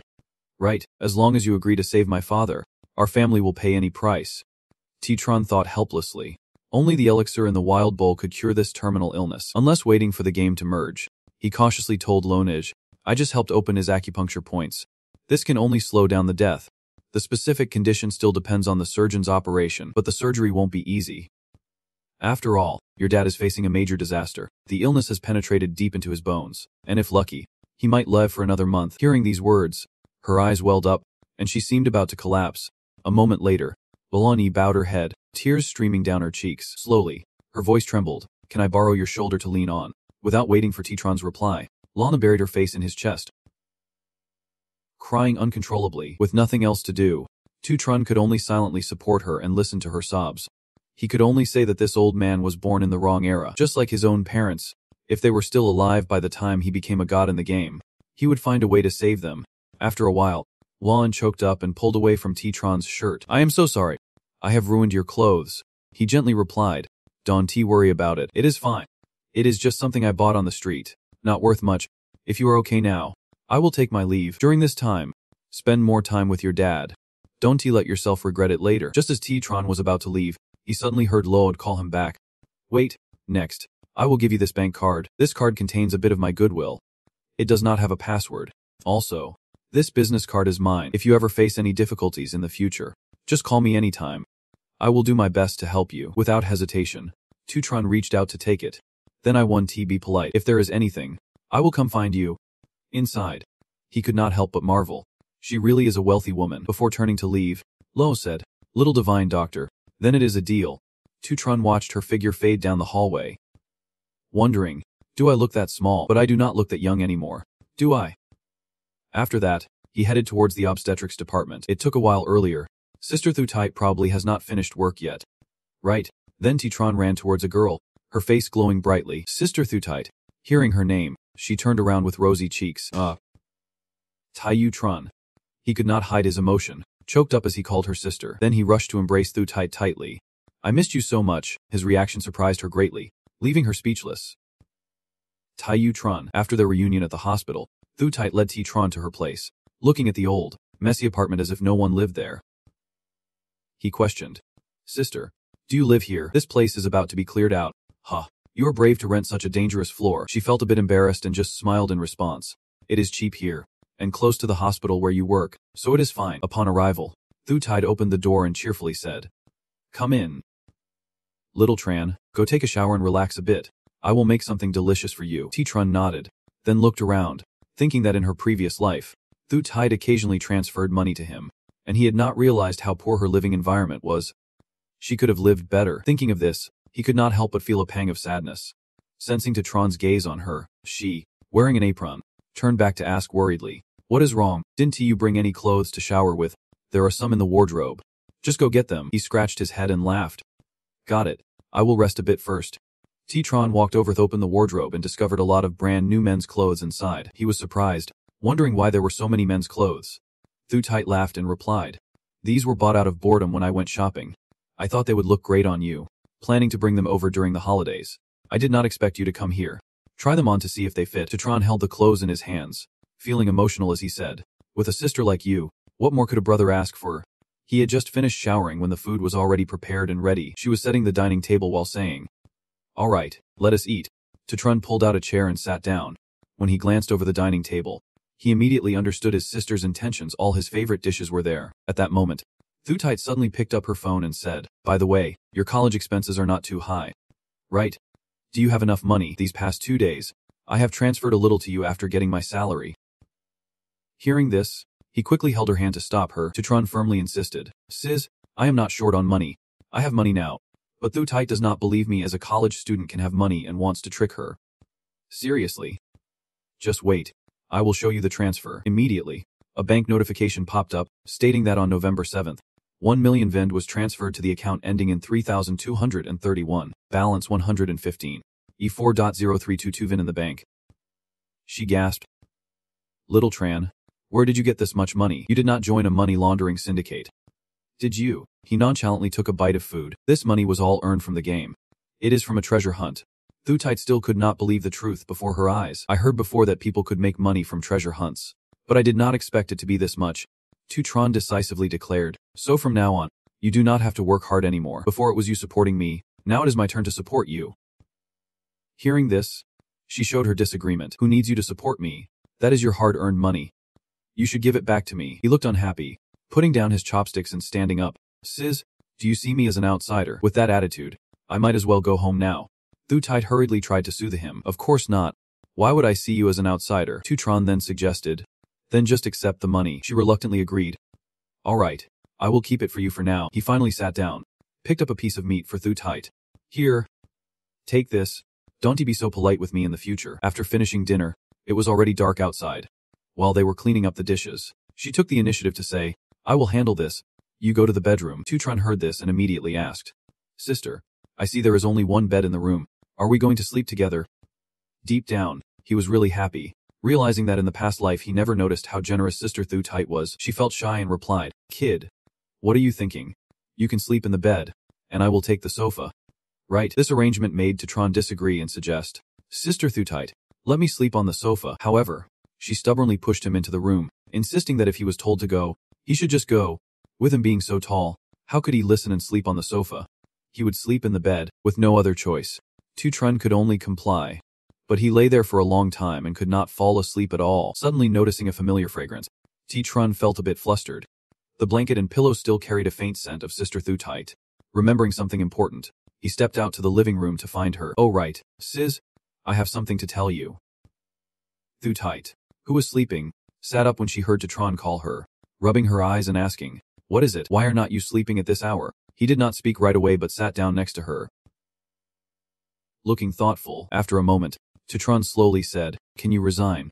Thutite was taken aback and countered, Why do you suddenly want me to resign? Don't tell me you want to support me. I do not need you to support me. He seriously expressed that he meant for her to change jobs. You work in the capital. It is too far from me. When I miss you, you are not by my side. And if something happens, I can't get to you right away. Tran's words, filled with concern, made her feel flustered. Thutite thought to herself in confusion. What is wrong with Tran? Why is he suddenly speaking so ambiguously with me? Seeing her lost in thought and not responding, he reached for Thutite's hand and persuaded her. Sister, why do not you switch careers and come work with me as a professional gamer and be at home? The next day, she went to work at the hospital as usual, but her mind could not stop thinking about what Tran had said. Why did Tran suddenly want me to join the game last night?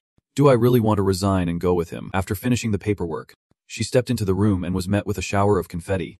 Then, a series of cheerful applause rang out in celebration. A male doctor approached Thutite, holding a large bouquet of roses and an expensive gift bag, wishing her a happy birthday. I have booked a table at the most luxurious restaurant in Faki 9. I will cover all the expenses. Upon hearing this, those around them could not help but express their admiration. Dr. Trong is really generous.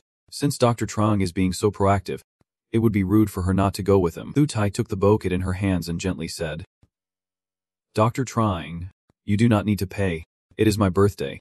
How can I let you pay, especially at such a fancy restaurant? Kwangvi stepped closer and said, You have known my intentions for a while now.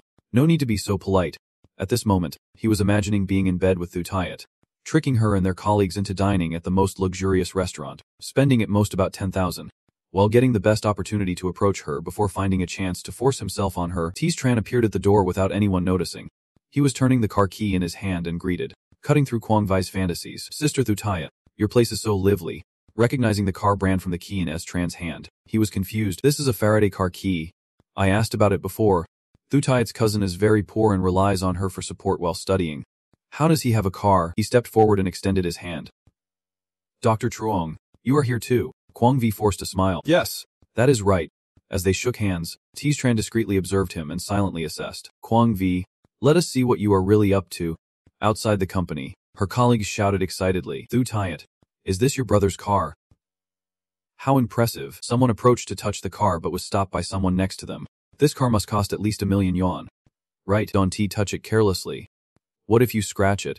Kwangvi wondered in the dark behind the crowd, not expecting this kid to show off. Isn't he supposed to be really poor? Where did he get the money to buy a car? He smiled broadly and proposed. Little Tran, your car only has 2 seats. And since there are so many of us, we one T-fit. How about this? Let Thu Tai ride with me, and the rest can take a cab. I will cover the fare. The female colleagues around laughed and praised him. Dr. Truong. So generous. T-Tran raised a hand to snap his fingers. Gracefully declining. Dr. Truong. No need to go to such expense. I have arranged everything. Everyone looked at the bus arriving and said, the bus is here. He watched everyone board and smiled. Instructing, everyone get on. We will meet at the hotel. She looked at the sports car in front of her and asked.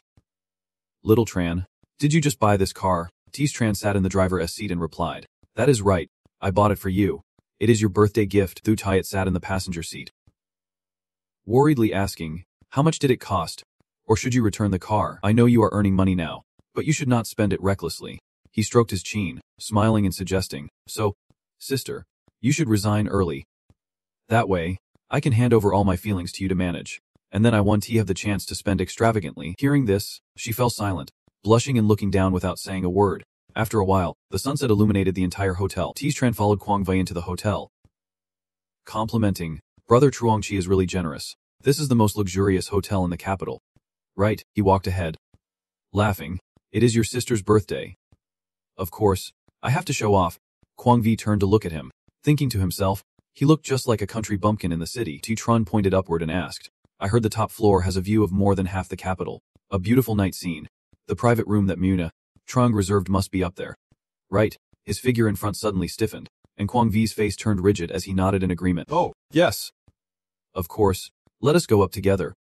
He thought to himself that he figured the second floor would be enough. It was just over 10,000 yuan. If they switched to the top floor, it would be at least 10 times that. In his mind, he envisioned that scene, pressing the elevator button decisively. Forget it. If it is for winning over Thu Tai, I might as well spend it. After all, I can make her pay me back sooner or later. At the dining table, a female colleague praised, this is definitely the most luxurious hotel in the capital. It is really delicious. Thu Tai, we owe you one. She laughed shyly and said, really? Thu Tai glanced at Kwang Vi thoughtfully. How much do we owe her? Trunny and Tin this time. I can't let it go. I will find a chance to pay him back later. Tran took his hand, smiling, and said, Dra. Trajing, my sister often mentions you to me, saying you are humble and polite, treating everyone kindly and happily helping others. Kwang Vi laughed at this and humbly replied, not at all. We are colleagues. Helping each other is just what we should do. He raised his hand to scratch his chin, feigning curiosity and asked, but I heard your sister say your family is poor, with not much savings. How can you afford such a flashy car? Tran calmly replied, I rented it. He picked up his glass of wine, sighed, and said, today is Thu Tai's birthday. I want to save face a bit. He thought to himself, he is already inquiring about my background, not even joking with him first. Kwang Vi laughed and waved his hand. It is okay. Little brother, it is normal for young people to want to save face. I understand. He silently cursed. Turns out he is just a show-off. I thought he had some deep connections. Then he raised his hand and called for the waiter to bring more wine. A female server brought in a bottle of red wine and glasses. She bent down, holding the bottle softly. Here you go. Let me pour you some wine. Kwang Vi looked at the wine being poured into the glass. This is the type he had stored at the hotel before. Little Tran, give it a taste. It is really good. He smiled faintly. Originally he did not want to drink, but today is Thu Tai's birthday. He bit the bullet and brought the wine. Just as Tran was about to raise it to drink, he suddenly realized something was off. No. The wine is tampered with. It has drugs in it. If it were not for my frequent use of anesthetics for catching wild animals, I would not have detected it. He slammed the glass down on the table. Right. Trajing, I only rented the car for half a day. I have to return it now, or else I will be charged for breaching the contract later. Tran stood up and walked outside, smiling and waving. Later, please give my sister a ride home. Kwang Vi smiled brightly and assured. Don't worry. Little Tran, just leave your sister to me. He stared at him thoughtfully. Finally, the fox showed its tail. For now, I will hold off on exposing him and wait to make him pay later. She saw Tran leaving, called out to Tran in confusion. Just then, Kwang Vi stood up, raised his glass high, laughing. Come on, let us toast. Toast. Toast. Happy birthday Thu Tai. She blushed upon seeing this. Smiling brightly, after a long while, he stood still watching everyone at the table fall down, muttering to himself, oh no. It seems I drank too much. I am feeling dizzy. Me too. This kind of alcohol hits later. I need to sleep for a bit. I can't drink anymore. Old Jiang, let us continue. He looked at Thu Tai, her face down on the table, chuckling softly. Finally, I have waited for this day. Thu tight. Feeling Kwang Vi hug her, opened her eyes and stammered. Dra. Zhang. What do you want to do? He carried Thu tight away, saying, of course, to have some fun. Let us go. Which room should we go to? She immediately struggled, saying, let me go. Next, Thu tight was thrown hard onto the bed. She let out a cry of pain. Don't, please do not. Kwang Vi held up his phone with one hand, pulling her shirt up with the other and said, Thu tight. I spent a lot of money throwing you a birthday party tonight. You have to repay me. Right? She kept struggling, yelling, let me go. Let go. His eyes widen, his face fierce. Wait until I sleep with you. Recording video and taking pictures? A shy person like you would not even dare to call the police. Kwang Vi laughed loudly, adding, by then, you will have to marry me, and I can have my fun with you.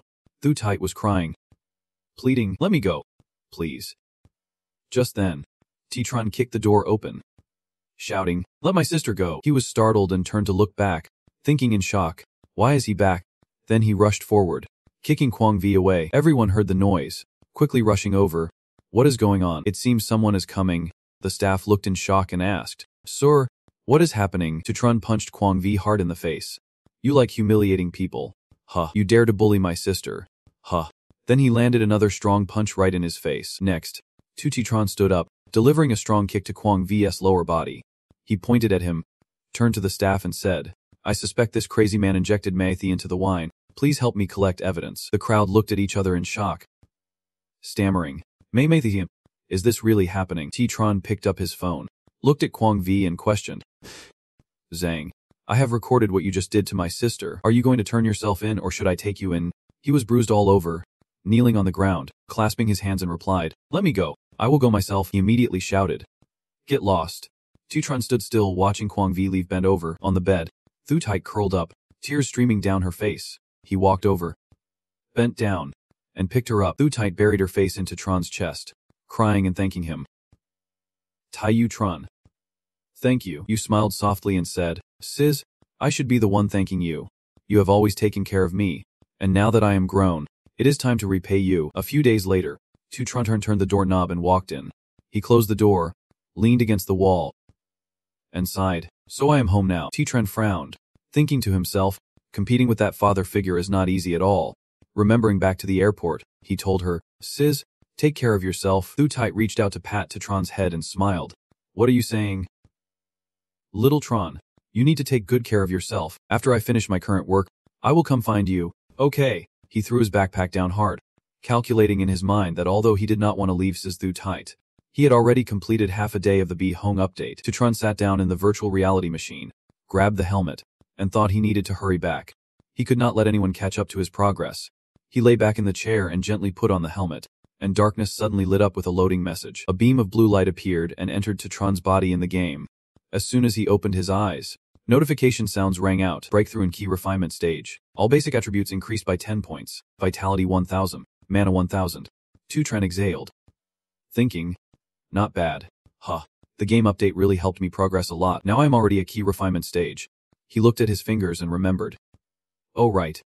I was in such a rush that I still have not had the chance to see the equipment dropped from that blood eagle. T-Tron waved his hand, and immediately, the items in his bag appeared in front of him. The screen displayed the introduction of the spirit item, K Lilia, with a mana power of 15, focus, and 600 mana, along with the skill, Tiny Shield. Tiny Shield instantly connects with teammates within a 20-meter range and restores 100 health points per second for 20 seconds. This skill will be interrupted if attacked. Spirit Skill. Blood Echo can reduce the movement effects of enemies within 300 meters by 30%, and decrease the attack speed of pulling skills by 10%. Last for 15 seconds, requiring a foundation of 30 points or more. Only for players of the cultivation system. The Celestial Burial Bone originally was a normal spiritual beast skeleton, but after being buried in sand and absorbing the essence of electric energy, after 100 years, the bones became as hard as iron and the head became a stone, with attributes of Strength 4, Defense 3, Focus, Speed 5, and Vitality 1%, effective when breaking through to the foundation stage. This item can significantly enhance the attributes of the cultivator. T-Tron snapped his fingers, and the items disappeared, thinking these 3 items are not bad at all. They are all things I need if I want to further improve my cultivation and enter the foundation stage. With my heaven-defying talent, I only have one path to choose, which is the Celestial Path to Foundation. Conditions for obtaining the Celestial Path to Foundation flashed in his mind, but the requirements are very strict. Not only do you need these 3 kinds of treasures, but you also need to find 6 spirit pearls with different condensed attributes. Titran stood up and walked forward, making a decision. Although I am not yet at the foundation stage, I need to start preparing the materials for it right away. His gaze was fixed on the nearby real beasts. Titran bent down and sat, patting it to urge. Come on, let us go. Let us get to work. This bear. The cute beast rolled on the ground, ignoring all claims, saying it was hungry and could not move. Titran stood straight, arms crossed, scolding. You just ate not long ago, and now you are saying you are hungry. You are really something. It pointed at him, asking back, what did you promise me in the beginning? It was not supposed to be like this. Titran crossed his arms and looked away, saying, really? Did I say that? Don't talk nonsense. The cute beast's face darkened, frowning. Really? Did I say that? Don't talk nonsense. A notification appeared on the screen. Loyalty of the cute bear to you decreased by 10 points. Current loyalty 90. He heard this like a thunderbolt, frozen in place. Titran held his head, painfully thinking, damn it. I almost forgot about the pet's loyalty. If loyalty drops below 70, the pet will not obey its owner's commands. If it drops below 50, it can easily betray its owner. He forced a smile, patting the cute beast's head, saying, I was just joking with you. What kind of person is your master? I woke you up just to take you out to eat. It crawled forward, urging, then let us get going. Titran went down the stairs, starting to think. In this update of the wild, the most important content is the secret realms. So far, only 3 secret realms have been updated. In his mind, he recalled the challenges, distinguishing them one by one. The Dream Curse for solo players, the Dark Ghost Domain for squads, and the Deity King Valley for guilds. Titran stroked his chin and thought. These 3 secret realms were like sect missions, divided into 5 difficulty levels. Easy, normal, hard, very hard, and hell. First, he should go clean up the Dream Curse. Inside, there are essential materials needed to break through to the foundation establishment stage. He hurried forward and thought. Plus the Dream Curse equipment is very popular. The temptation is not small. Kid, do not even think about going down the mountain. Suddenly, Titran narrowed his brows and looked down. Wang Tunhun, a core disciple of the sword sect in the late foundation establishment stage, raised his head and said, Kid, do not go down the mountain.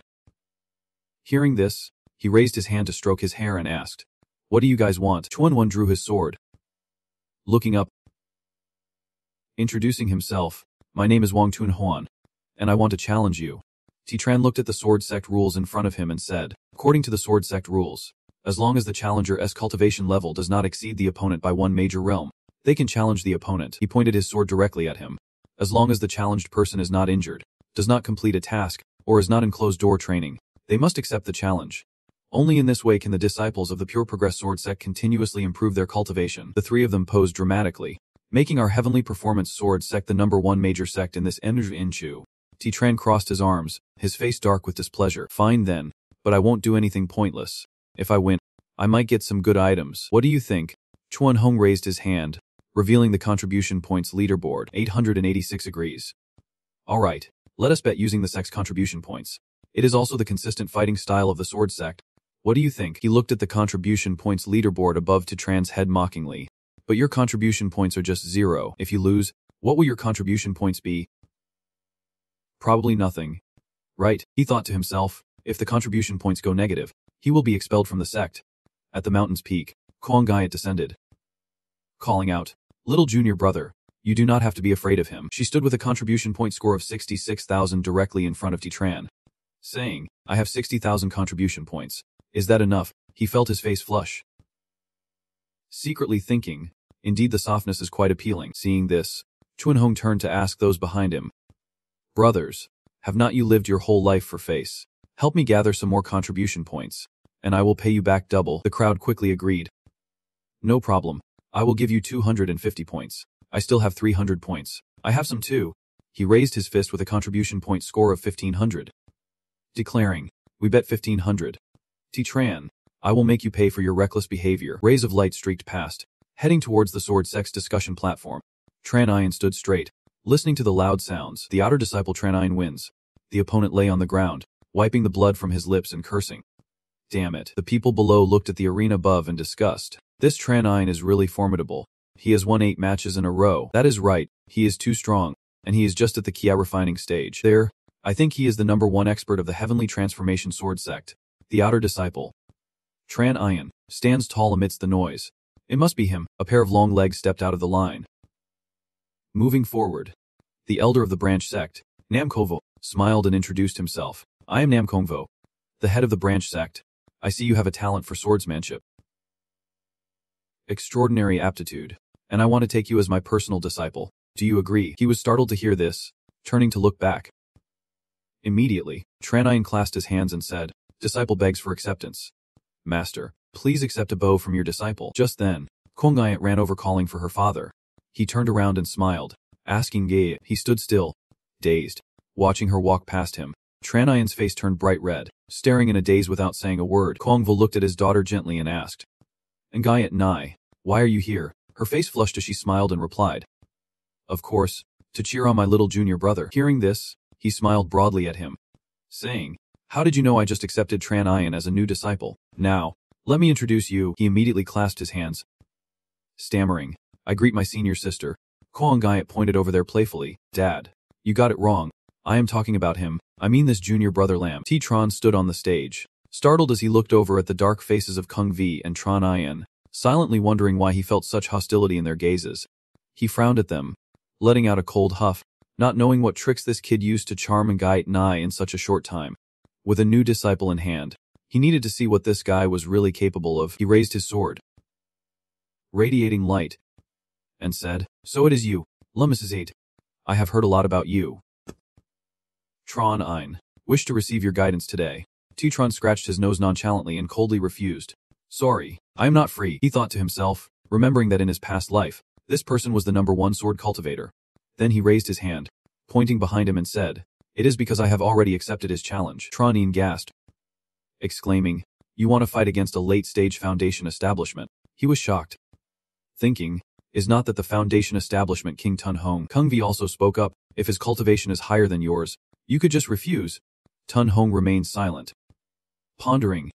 Indeed, the sword sect had a rule that someone with lower cultivation could refuse a challenge from someone of higher cultivation. I had intentionally kept this from Tron because I was afraid he would refuse me, but now that he knows, it seems this won't work out. He smiled, spreading his arms and said, I know about that.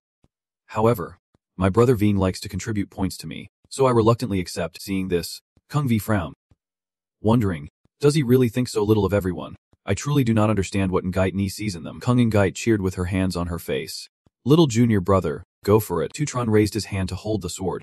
Vigis Hun, you can make your move first. Tun Hong, glowing with purple light, drew his sword and replied, So you are that confident?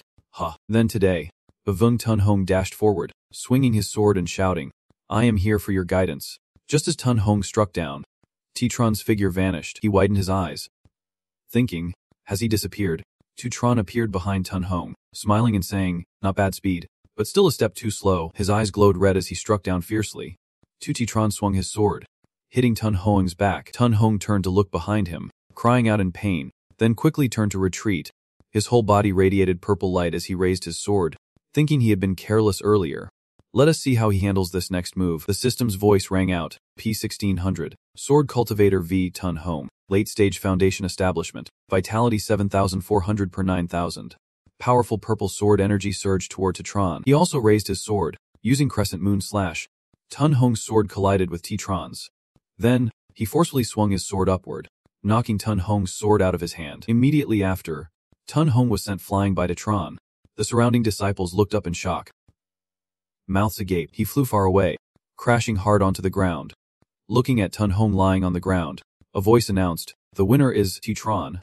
Kung Ngayat blushed, her eyes sparkling as she cheered. Junior brother has won. Dad, do you have anything to say? Gongwu raised an eyebrow, saying, He won. Huh, this kid's move was beyond my expectation. He thought to himself, this little girl is completely defeated now. Then he scoffed, turned, and walked away. She watched his back and called out in confusion. Whoa. Hatu looked at the system board in front of her and said, Has everyone seen this? Her face was flushed, and she excitedly declared, I told you, how could Zichen lose? On the screen, comments appeared one after another. Cracked Peace King.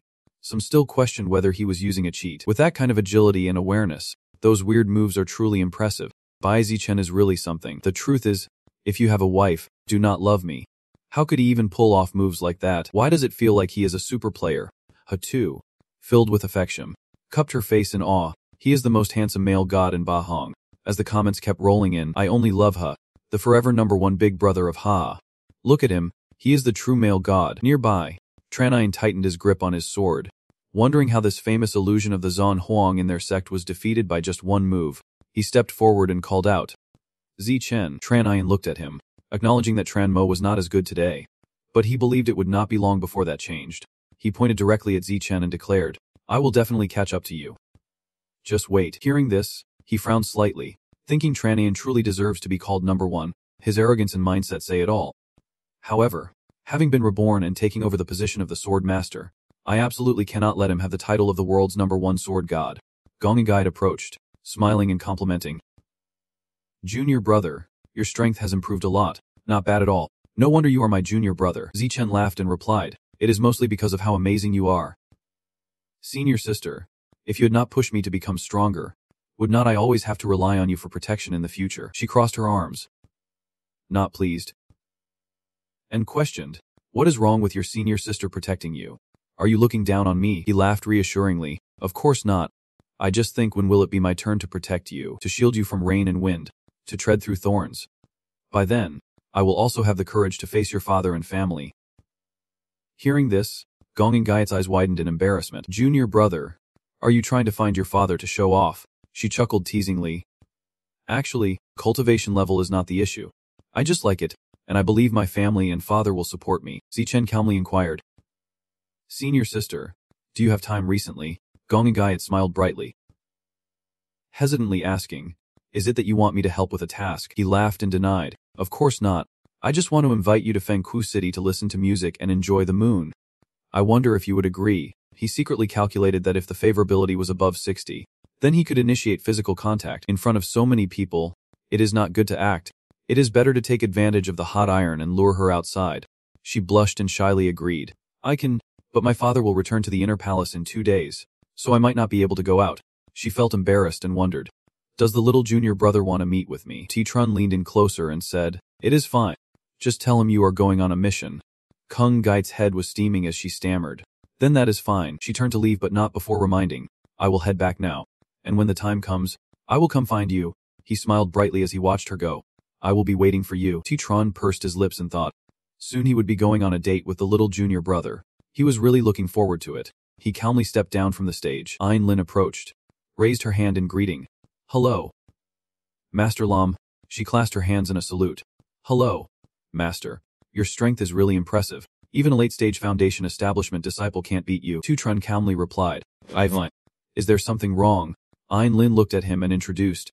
Our Moon Shadow Guild would like your help to get through the difficult mode of the Thievev Inventrex. Titran still did not look over and bluntly refused. I can't do that. The three of them froze, turning into statues on the spot. She saw him leave and quickly chased after him. Wait, why is that? You can set any conditions you want. Titran still did not turn around to explain. The Vegan CSE is a secret realm for teams of over 100 people. The requirement here is not just individual ability, but the average level of the whole team. At least everyone needs to reach the mid-stage Ki refinement to pass. And more than that, Ayn Lin gently inquired.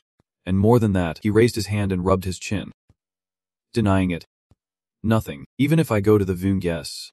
I can't do anything. You all should focus on improving your overall strength first. Titran sighed, thinking he almost missed the chance to harvest spirit stones. But fortunately, he reacted in time.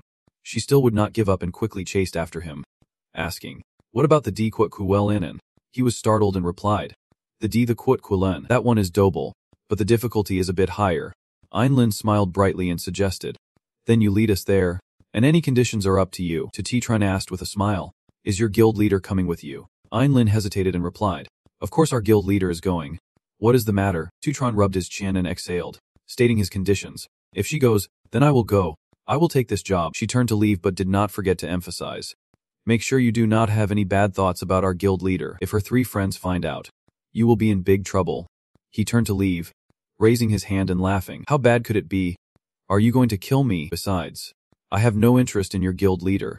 I just wanted to find her to borrow some money. Only Hio stood still watching Titran call out. Brother Lam, luckily, I found you. He eagerly clasped his hands and said, help us into the secret realm with a reward of 300,000. What do you think? The guy questioned with a serious face. Who are you? Ho forced a smile and replied, Lum, you truly have a short memory. You sold me that bow last time. He could not help but think, this guy made me blush last time, and now he has forgotten so quickly. The Zitren cleared his throat a few times and continued, is it you, Wang? How perfectly timed. But he thought otherwise. He actually came again. Even though I do not want to help him, refusing now would not be very appropriate. I need to quickly find an excuse to get past this. Then he reached out, grabbing Lin and pulling her along. Wang, you are late. I have already promised my girlfriend, and I am about to take her into the secret realm. Yi Trun looked intently at her. My dear, you go ahead and say it. I will help you into the secret realm. Let us go together. He thought he would just use Lin as a shield. She lowered her head and stammered. Aho mumbled, asking his friend, your girlfriend. The scene of Yi Trun showing off his bow flashed in his mind. Come see this, tears falling as I sell equipment. Who offers the highest price gets it.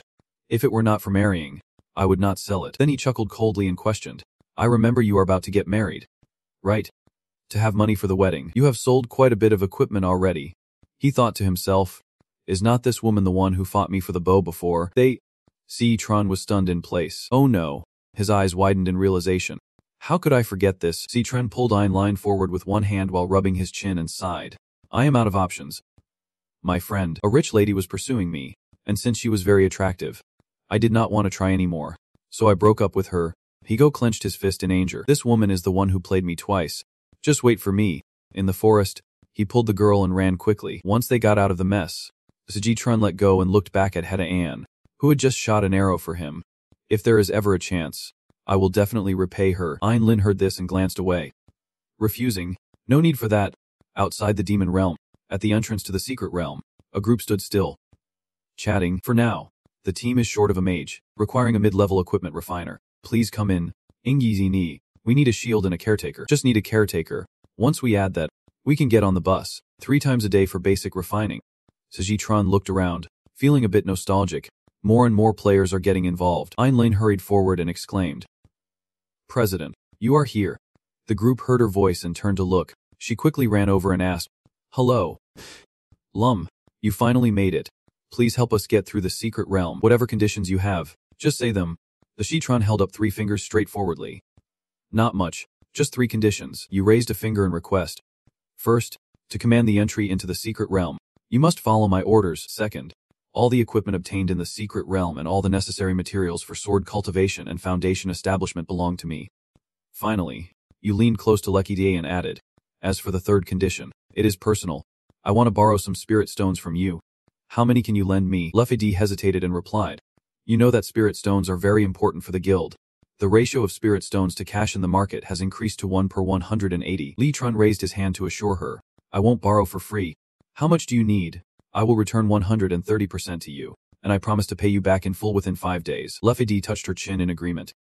All right, I will lend you 50,000. You glanced at the notification that appeared. Spirit stones plus 50,000. Yi Trun raised his hand to urge. Okay, I will definitely pay you back in 5 days. Let us go into the secret realm. Lohosiminta practiced at the late stage Kai refinement, while 2 of the Dina stood still at the mid stage Kai refinement. Next, they both entered the dungeon door simultaneously. Notifications appeared one after another. The Venanth Guild's difficulty level, progress 52%. Tretchingite Studios difficulty level, progress 50%. Tinvin Studios difficulty level, progress 49%. The Extreme Guild's difficulty level, progress 47%. The Niguite Indian Guild's Hell mode, progress 0%. Ling gasped, unable to believe it. Wait, is this Hell mode? Why did we end up in Hell level like this? 2 of the Dian asked. Scared. Master Lam, did you choose wrong? Iji turned around to explain.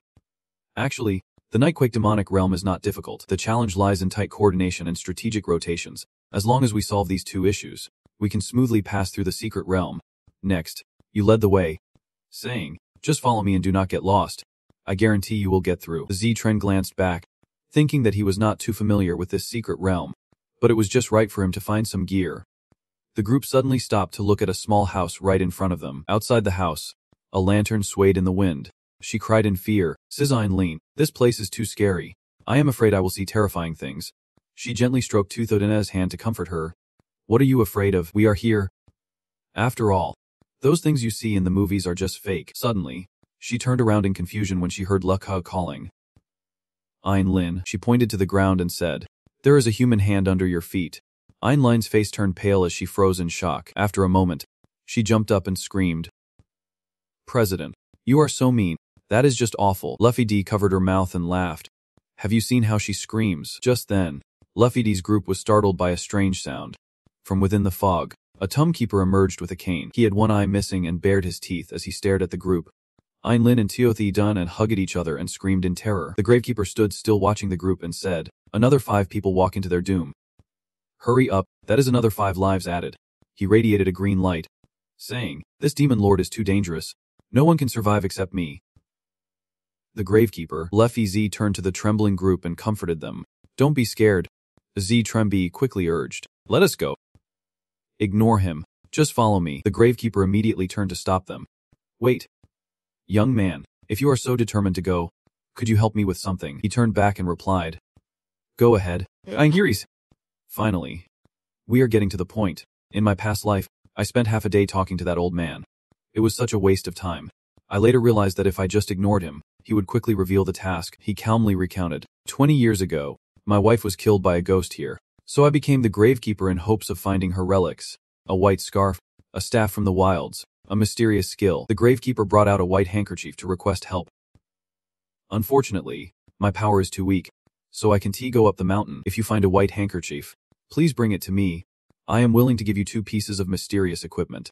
The Z-Tren crossed his arms and laughed in agreement. All right, we will take this mission. Leffy Da, from behind, said, "A white handkerchief can be exchanged for 2 pieces of mysterious equipment. No wonder the difficulty of robbing the underworld is so high."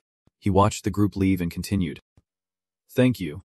I will wait for your news at the foot of the mountain." The group hurried ahead, and T-Tron stopped to look at the purple mist before them. From within the mist, skulls quickly emerged, startling Einlin. "Why are there so many ghosts? There must be dozens in this place." Luffy D quickly used a major spell to remind everyone. "This is the hell mode, so the number of demons can be small. Everyone, get into defensive positions." Seaman rushed forward in response. "Leave it to me."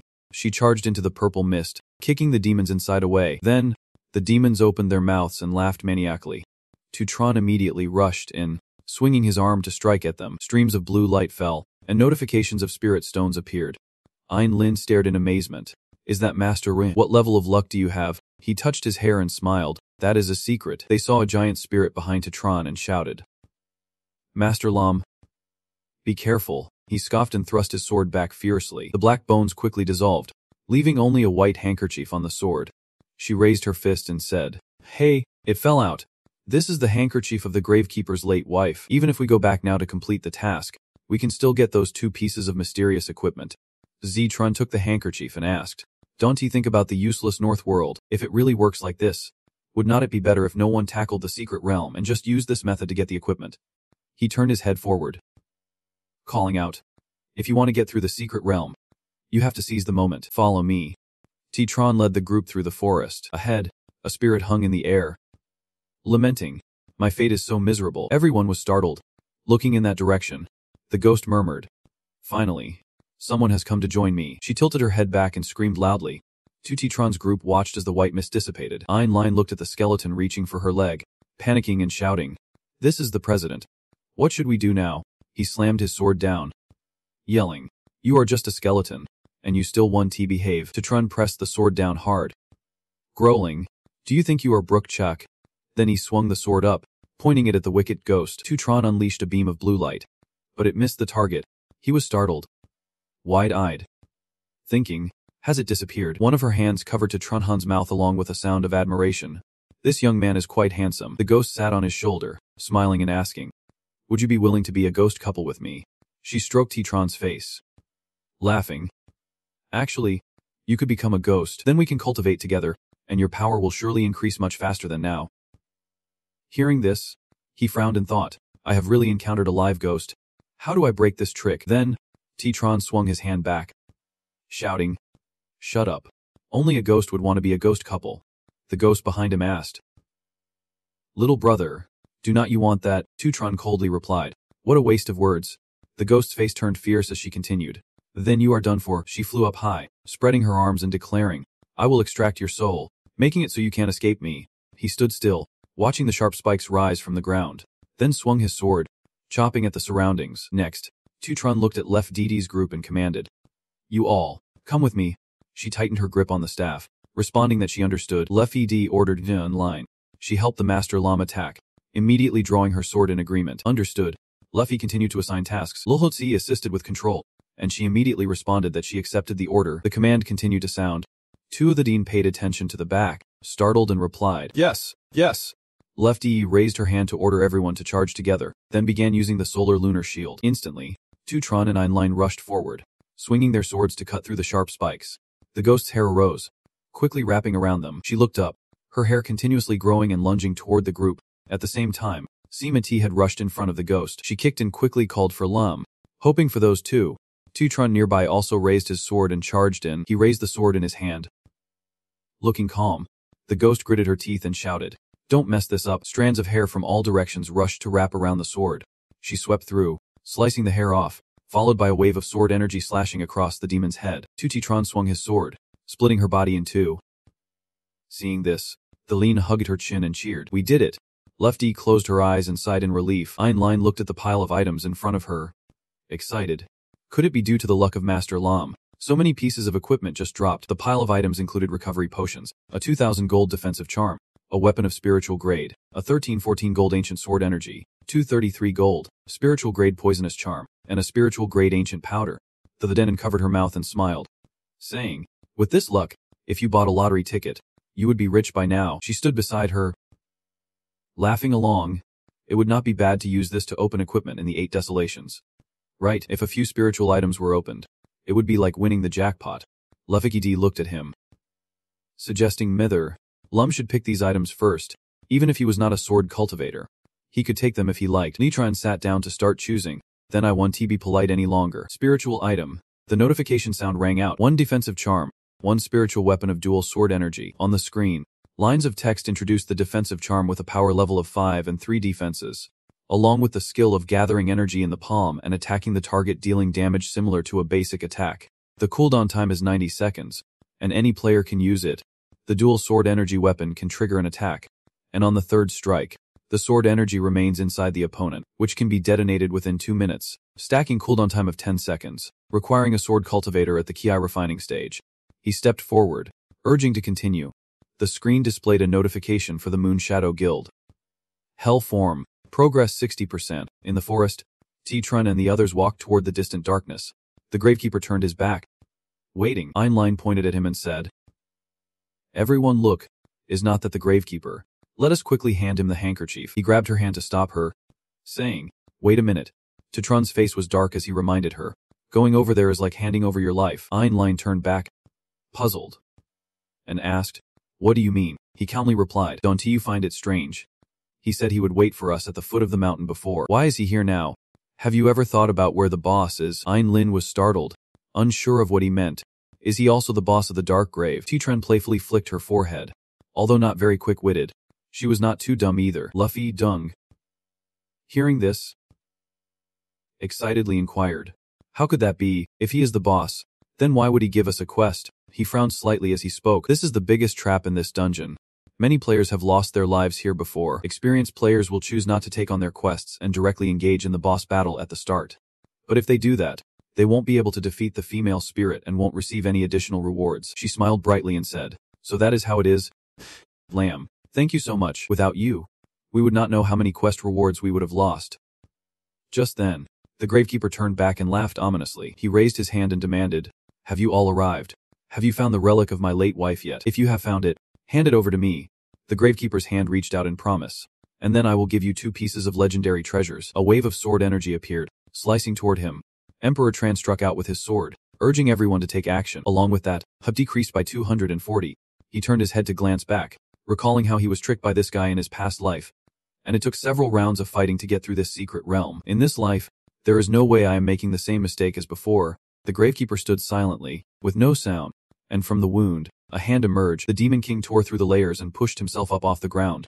He opened his mouth wide and shouted, "I am the Demon King, sentencing you all to death." The Demon King raised his staff, and the skull on it opened its mouth to spew out dark energy, which transformed into black crows rushing forward.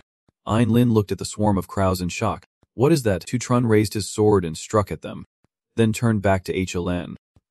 "The D-Nen, quickly use your skill to disperse those crows." She immediately summoned a blue umbrella. The one threw the umbrella high into the sky. T-Trinchin shouted down, "You all deal with the crows, and I will handle the boss." He then tightened his grip on the sword and charged toward the Demon King. The corner of T-Tron's mouth slightly curled. No one understands better than him that magical cultivation fears close combat the most. He swung the sword, using the sword energy to strike at him. The Demon King looked up, opened his mouth wide to scream, and a notification appeared on the screen. The Undead Demon King. Boss level. Strength, late stage foundation establishment. 10,760 per 11,000. Attack 118. Defense 102. Speed 100. Spirit Shield 10. Will 10. Group Skill Chaotic Dance. Dark Mist Body Technique. Demon Dog Contract. And Extinguish Demonic Energy. Immediately after, his figure transformed into a red mist and disappeared. Chi-Tron turned his head and saw the dark mist gathering behind him. He called out to Left D and the others, taking advantage of this moment to rush in together. Instantly, Chi-Tron raised his sword high, gently caressing it, saying, "Thivo-wo, you swing your staff and use the earthly fire guardian, and see me, tighten your fist to gather energy for a powerful strike." Einlin gripped her sword tightly. Using the Great Flame Slash, everyone attacked the Demon King simultaneously, causing him to fall. The Demon King knelt down, supporting himself on the ground. Groaning, Chi-Tron pointed his sword straight to the sky, summoning the Phoenix Dance. He looked up at the flashes of light above. Waves of sword energy simultaneously stabbed down, and the system sound rang out, activating the silent state. Dealt 840 damage.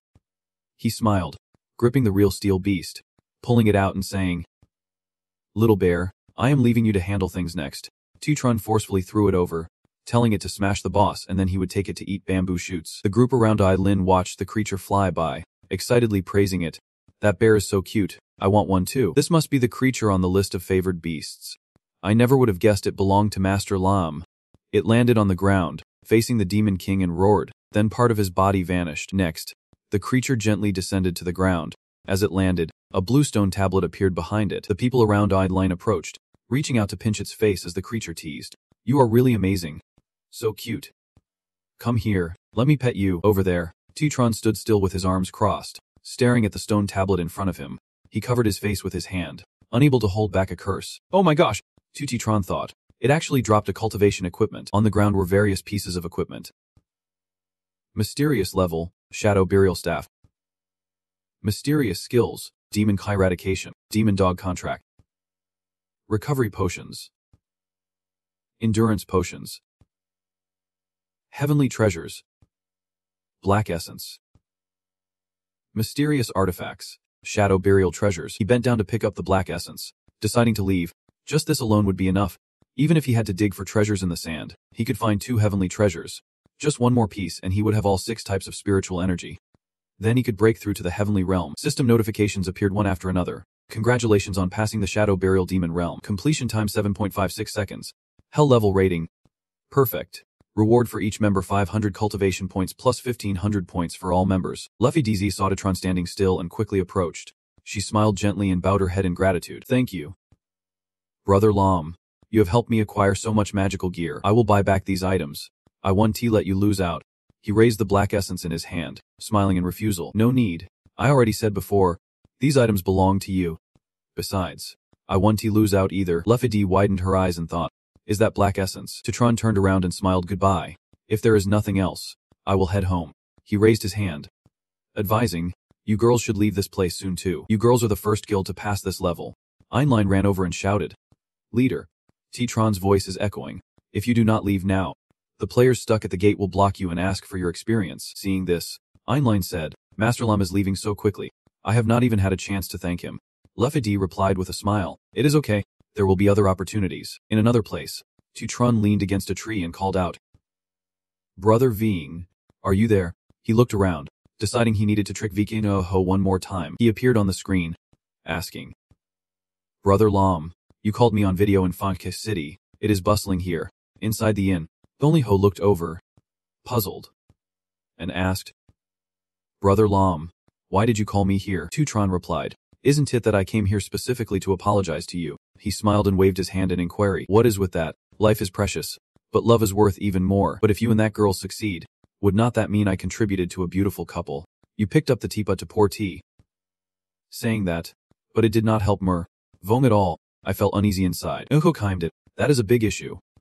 My friend, finding a wife is the most important thing." He had a big smile on his face, lifting his teacup to gauge the mood. "But if my friend has helped Ngayat and get through this hurdle, then if you have time, please assist our wand the guild once." Oh noticed Chi-Tron staring intensely below and asked seriously, "What is wrong?" "Lam brother, is something bothering you?" He sighed and lamented. "Vong, it is not that I do not want to help, It is mainly because my girlfriend does not agree to let me help you, who said the two guilds are fighting fiercely. So if I could help everyone, that would be great. He scratched his head and muttered. Sorry, Sister Eileen from the guild. I promise to compensate everyone later. He heard this and silently cursed. That woman is indeed wicked, always using the Ngayat and guild to fight against him. Then Titron immediately set his teacup on the table and suggested. Brother Vong, how about this? Even though I can't help you, I can sell you the strategy for the underworld dungeon. He smirked and asked. I do not need much. Just give me 8,000 spirit stones. How does that sound? Oko jumped up in shock, exclaiming, 8,000 spirit stones. All right. Lam brother, you are truly generous. Let me transfer them to you right away. He was sweating profusely, clutching his chest, thinking that his entire guild combined would not even have 8,000 stones. If this goes through, they will be wiped out. Forget it. If I can raise a child, I can catch a wolf. If I do not spend spirit stones, I want get the means to complete the dungeon. Tutron raised his hand and began to write down the answer. Brother Vong, wait a moment.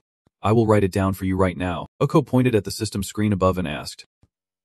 Lam brother, can you just give me the file directly? Why do it this way? He calmly replied. Brother Vong, you do not understand. The more primitive it is, the more secretive it becomes. He took it and said, so that is how it is? Lam brother truly needs the code. And then Ho turned around and smiled. Thanks. My brother, I am off to challenge the underworld dungeon at hell level now.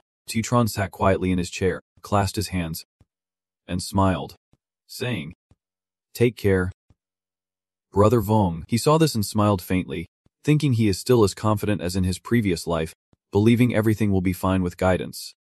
But he would not expect that with their strength, even with guidance, they would be chased down mercilessly. Outside the Fungkok city at night, Titron stood still in front of a pharmacy. He walked inside, placed a bag of money on the counter, and said, Madam, please package up the poison pills in the store for me. Tutron raised his hand and requested, take as many as you have. I will take them all. The pharmacy owner laughed, holding a book, and reminded him, the poison pills in my store are not cheap. She jumped down from the medicine shelf. He saw the owner open the bag and asked, is this enough? Zitron leaned against the counter, laughing, and added, if it is not enough, I will add more money. She calmly replied, it is enough. The pharmacy owner approached him, praising him.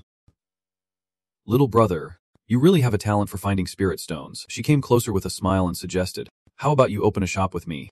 The pharmacy owner lay on the counter and laughed, saying, this shop, I am giving it to you. Tutron stared blankly at her figure, pondering that he seemed to always find a way to unlock different gameplay styles. Then, he turned and walked toward the door. Rejecting her, sorry, boss, my mind is not here. The Shitren closed his eyes, blushing and silently reflecting. Confused thoughts. He did not want confused thoughts. He wanted to be a sword cultivator. His eyes lit up, his whole body filled with fighting spirit. Just then, the pharmacy owner came over and playfully patted Tutron on the back. All right then, let me go pack some poison pills for you.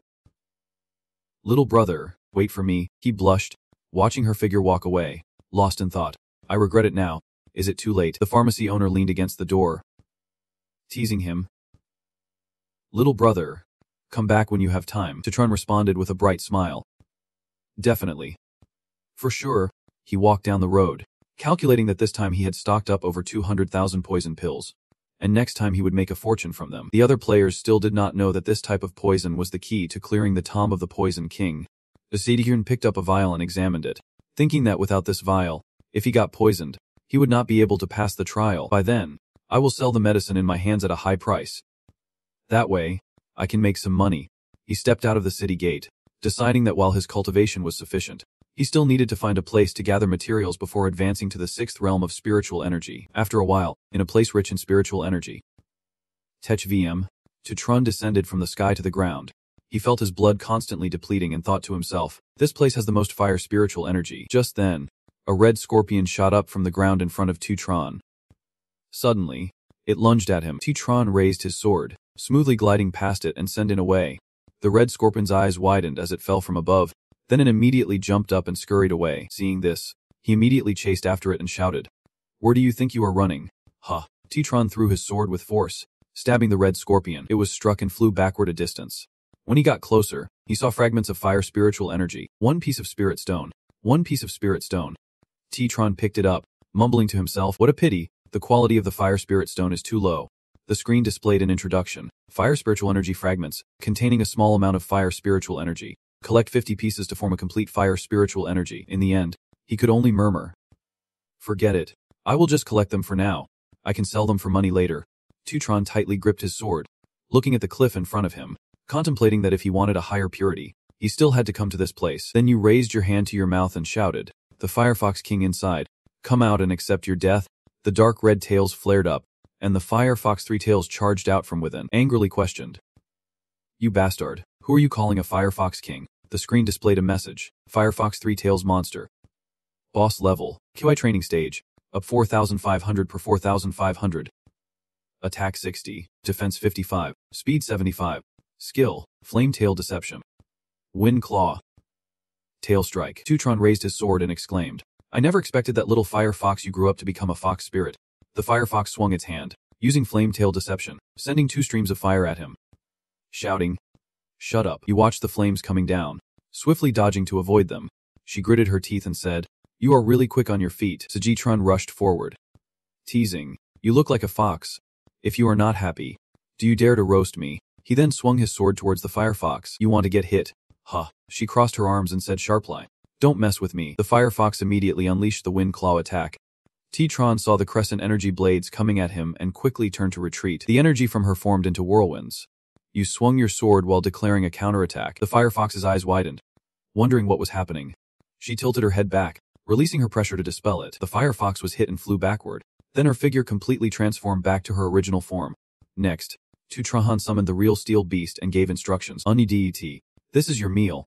You probably have not evolved yet and only know how to eat vegetarian food. Right, I remember that the real steel beast is not picky at all." You let it go and said, "Go on." The firefox turned her head, startled and confused. Looking back, the real steel beast grew larger, opening its mouth wide and laughing bizarrely, rushing at the firefox, who screamed in panic. After a long while, it sat still on a rock and burped. Tutron behind him asked, "How do you feel now?" You clasped your hands behind your back and inquired, "Are you satisfied this time?" It exhaled and replied, "It is okay. But generally, it has been a while since I have eaten meat, so this is not enough." Tutron bent down on one knee, looking at the fire spirit in his hand and said, "This is pretty good. The fire spirit energy with 100% purity smells really nice." The system notification appeared. Fire spirit energy, containing fire system spirit energy, is one of the 6 paths of spirit energy. Purity 100%. Gold coins 3,654. Spirit stones 1. Martial skill spirit grade. Fire fist gold coin 1698. You whispered, "There are still 5 more types of spirit energy. Let us go look for them elsewhere." At that moment, a sound rang out from outside the phone. Tutron in the modern world instantly opened his eyes. He saw the words "exit the game" on the screen and picked up the phone to answer. Nunham Lam, holding a stack of books with her phone wedged between her shoulder and ear, smiled and asked, "Tu Lumity, our school is on break. Can you help me move some stuff? I want to stay at your place until school starts." T-Tron's voice rang out, "Okay, I will be right there." He hung up, deep in thought, just when Ren Lam, a gym enthusiast, moved here. In his mind, T-Tron envisioned himself exercising non-stop, calculating if asking her to help him create a workout plan would be okay. He had to work hard to improve his physical condition as much as possible in the next 5 years. He looked at himself in the mirror and muttered that in a few years, the world would completely change. There would be no peace, and humanity would enter an era of war. T-Tron walked out of the room with his hands in his pockets, saying that peaceful life would no longer exist. Upon arrival, Renlam stood next to her suitcase, waving hello. "Why are you so slow? I can't wait to get back and play games in my cabin." Tutren quickly ran over, puzzled. "So fast. Aren't you still at school?" She calmly replied, "Yes, I came here because it is really close." Renlam left her suitcase and said with a smile, "You are in charge of my luggage." He cheered inwardly. "Be home. Here I come." Tutron smiled faintly, watching her figure leave, but suddenly he stiffened in place. Tutron, his face dark, looked at the suitcase filled with workout gear and thought, "What kind of toy is this?" He picked up the suitcase and asked, "Have you talked to your parents yet? They won't come to take you back, right?" Ren Lam replied calmly, "No. I told them I am traveling with a friend. That friend of mine will help me cover this up." Tutron crossed his arms and complained, "If your parents find out, I can take the responsibility for that." She put on her helmet and lay back on the chair, interrupting, "Stop being so slow. Little lamb, tell me quickly how to play this game." Tutron scoffed and introduced, "First, you need to verify your real name. Then log into the game and choose a class based on your interests, selecting from 4 main classes: Kuai Cultivator, Body Cultivator, Medical cultivator and magic cultivator. The screen displayed a login message. Ren Lam immediately exclaimed. And then a welcoming voice rang out. Welcome to Beat Home. Please enter your character, Ed. She looked puzzled and asked, is this the beginning of creating a character? A message appeared. Character creation. Choose face. Choose body shape. Choose physique. Choose attributes. Ren Lam looked at the figure on the screen and inquired. So this is what is called the character model. Right. Her avatar appeared in the game. Saying, this is how it looks. She gently landed on the ground, and then a fairy appeared before Ren Lam, smiling and saying, Mortal, I will guide you on the path of cultivation. Her eyes sparkled with admiration. The fairy is so beautiful. She extended her hand, saying, please accept the blessing. Her figure immediately floated in the air, and lines of text appeared. Congratulations. You have received the innate talent. Immovable King. Lam looked at her hands. Questioning, the immobile king. The girl released a scroll and said, you can now choose your birthplace. She stared thoughtfully at the scroll. Birthplace. Titron appeared. Arms crossed. Introducing, choose your birthplace based on your profession. Vina Nen Island is the most suitable for cultivating magic. Wallenguide Ho Island is best for medical practitioners. Vien Island is for Kai cultivation. And Hofeng Island is suitable for physical cultivation.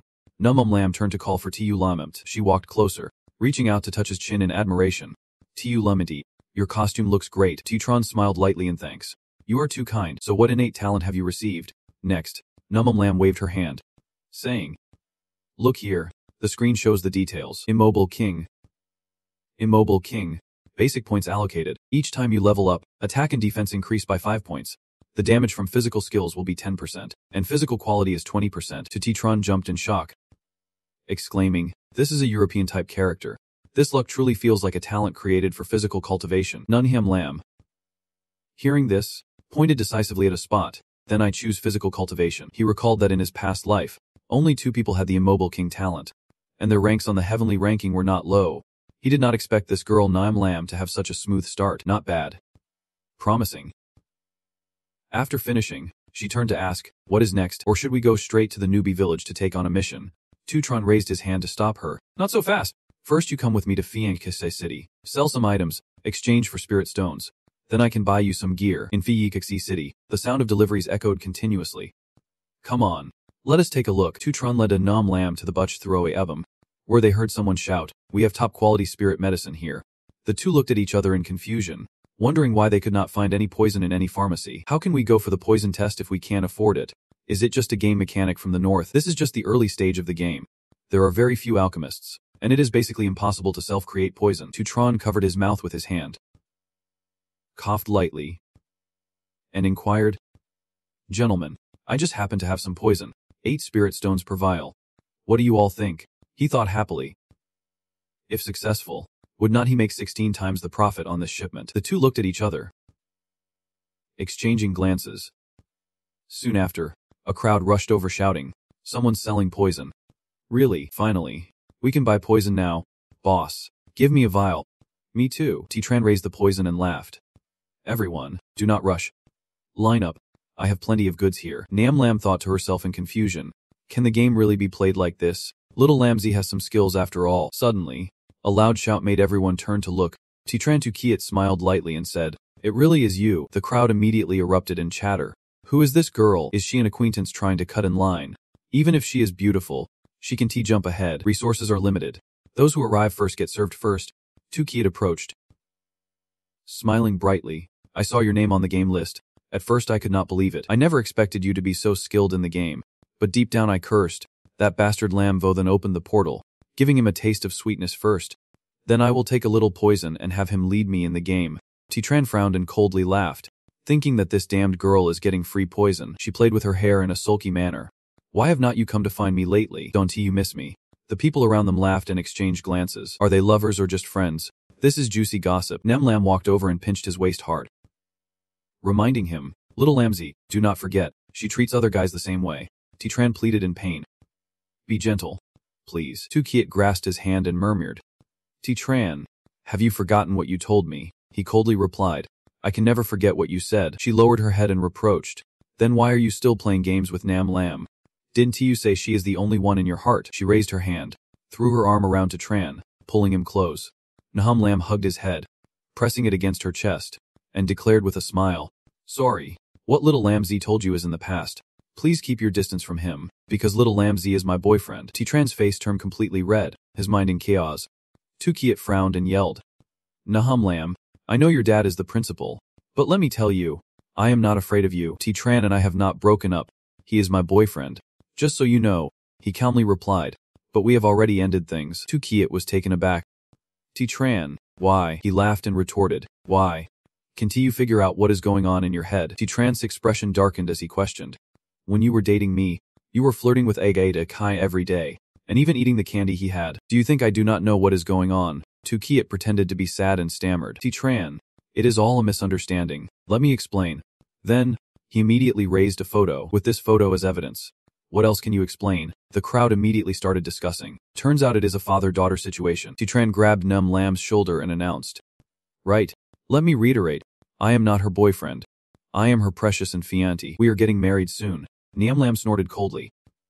Satisfied now, little Lamzy, this guy is quite something. She raised her hand and laughed, telling Kiet to go wherever she wants and not to obstruct us from making money anymore. Hearing this, she rushed over. Sweating profusely, the crowd behind threw objects, and Kiet shouted, "That is right. Hurry up and leave. Get lost. Do not interfere with our shopping." She frowned, threatening, "All right then. T-Tran. Nunham Lam, you two idiots. I will remember this, and you will see." That night, T-Tran looked at the pile of money on the ground and said, "One bag of money is 100 spirit stones." He sat down on the ground and sighed. "The harvest is decent, but it took a whole day. If this continues, the efficiency will be too low." T-Tran turned to Nem Lam, handing him a bag of spirit stones with instructions. "Use these spirit stones to buy some equipment. Then head to Ho Feng Chu to complete the beginner's mission. Just do as I say. Do not take any messy quests in the beginner village. Go straight to the guild leader. That is where the real opportunities are." She asked, confused. "What about you?" T-Tran stood up, leaning on his hands, laughing loudly. "Of course, I will find a more effective way to make money. You just wait and become a wealthy lady." Alone, T-Tran walked into the forest, quietly calculating that if the entire Mfachoto was controlled by the Tim Long royal family, with his reputation, he could probably buy a piece of land to open a pharmacy. He imagined his future, knowing that in the next 5 years, property prices in Bihong would far exceed those in the real world. If he started now, he would not suffer losses or inflated prices. From above, a wolf noticed T-Tran's approaching figure. It stared at him. Growling, T-Tran glanced over and gasped. He brandished his sword and shouted, "You wolf, are you here to give me treasure?" The wolf radiated a red glow and lunged at him. T-Tran thrust his sword straight into it. He fell to the ground, the wolf's body collapsing behind him. Suddenly, a cry for help rang out. "Help!" T-Tran looked over in confusion, and a notification appeared on the screen. Opportunity activated. The princess of the Tim Long royal family is asking for your help. Will you accept? Inglimo ran out from the forest, desperately calling, "Help me, please." With tears in her eyes, Sini Yurema of the Tim Long royal family pleaded. "Esteemed friend, I am the princess of the Tim Long royal family. Can you go to Fiji in Kugif to inform my father? Tell him that the one who tried to kill me is from Wu Hunzin, and he will surely reward you." Hearing this, T-Tran frowned in thought, recalling a story in Bat Hong about a grand princess of the Tim Long royal family who was targeted by a demonic sect while out and met a tragic end at the hands of a demon. He put his hands on his hips, looking at her, and asked breathlessly, "Why is a royal princess like you here in the middle of the night?" Ingam sobbed as she recounted, "On the way, we were ambushed by the demon clan. In the chaos, my guard and I got separated, and I just ran. Then, T-Tran held his sword in front of her, saying it was enough. He looked at the demon clan in the distance and shouted, 'You demons are bold to chase the Tim Long princess. I see you are tired of living.' They immediately laughed loudly, mocking him, 'You arrogant brat. Do you know who we are? If you want to be a hero, then today will be your last day.' T-Tran raised a talisman, gathering purple energy to provoke them. 'Then come at me.' He pinched the paper between his fingers, raising it high. A flash of purple light burst from T-Tran's fingers. The demon clan's eyes widened in surprise. This moment is when Fi Yen appears coldly questioning, 'Who dares to harm my disciple?' He pointed his sword at them, saying, 'Master, it is them. All of them are demonic cultivators. They want to take the life of my disciple. And they even say they will make you lose your only disciple, so no one will care for you in your old age, leaving you to be alone for life.' The demons were startled, looking at him with doubt. She immediately reached out to strike, saying, 'Dare to harm my disciple, then you all shall go to hell.' They were hit by the purple light from Fi Yen and gradually disappeared, screaming in pain. Damn it. Damn. Heavenly Sword Sect. Ditran gave a thumbs up, smiling in praise. Master is amazing. Master is powerful. Master is the most beautiful. Then she immediately turned to question. Disciple, why are you here? It has been a long time since you returned to the sect. Do not you want to go back? He scratched his head and replied, how dare I? I plan to go to the Hidden Dragon royal family to buy a piece of land. If I open a shop and make money, I can also give you more fruit. Master. Fi Yen pinched a talisman between her fingers. Instructing, if that is the case. Hurry back, take this original spirit talisman. If anything happens, just find me. Ditran took it and replied. Thank you, Master. Once I finish my tasks, I will return quickly. After that, her figure quickly disappeared. She behind smiled brightly, thanking the young master for his help. The favor of the Heavenly Sword Sect. Dongam will never forget. My Hidden Dragon royal family is extremely grateful. A reminder appeared on the screen. Successfully rescuing the Crown Princess of the Hidden Dragon royal family. Receiving 10 favor points from the Crown Princess. 5,000 reputation points in all cities of Motin Cha. Ditran smiled proudly. Apart from defending against demons, that is the task of our righteous cultivators. The princess does not need to worry. With this reputation, I can choose a place to settle in Fuongguk City at will. She blushed and shyly replied. You are too humble, but you saving me is the truth. He closed his eyes, smiling and declaring, I oppose and fight for survival. These are the 8 words that righteous cultivators like me remember deeply. The system then displayed, Dongam's favor towards you increased by 5. Current favor level is 15 points.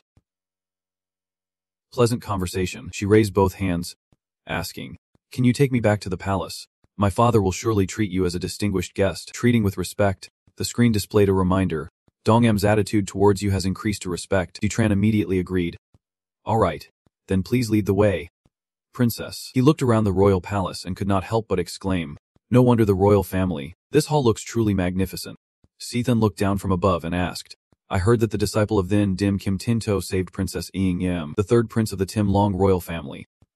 Citrithan stood still waiting, her face filled with joy as she called out. Big brother.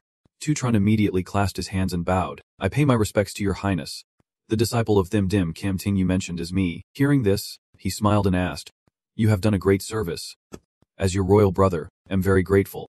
If you have any wishes, just speak up. He raised his head and replied. I do have a matter. I hope the royal family can assist me. I wonder if your highness could help me find a piece of land to open a shop. Sethan raised her hand and tossed a scroll over, smiling and saying, It is a small matter. I happen to have a shop here. I grant it to you. Tutron received it and opened it to look. Thank you. Your highness. He looked inside excitedly, thinking this location. This decoration is just perfect. This time I will make another fortune. At the Team Long Pharmacy, Tutron was holding the property certificate in his hand. He had to admit it was indeed the royal family's property. Truly impressive. This is a big opportunity. Moreover, the location of this shop is simply outstanding. The location is central, with a lot of foot traffic. Just then someone called out. Young master, come play here. Young master, have some tea. The girl beside Ho-Oh sweetly invited. Let me perform some music for you, especially a flute piece. Tutron immediately put on a flirtatious expression, right next to Lu Thuingite, so he deliberately winked and flirted. The young ladies by Lokyu Thuingite were in a flurry. The young master is so handsome.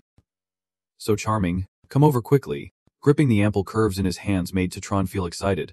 He had to develop seriously. DC Nippy Lum a pharmaceutical tycoon with a market value of 100 trillion.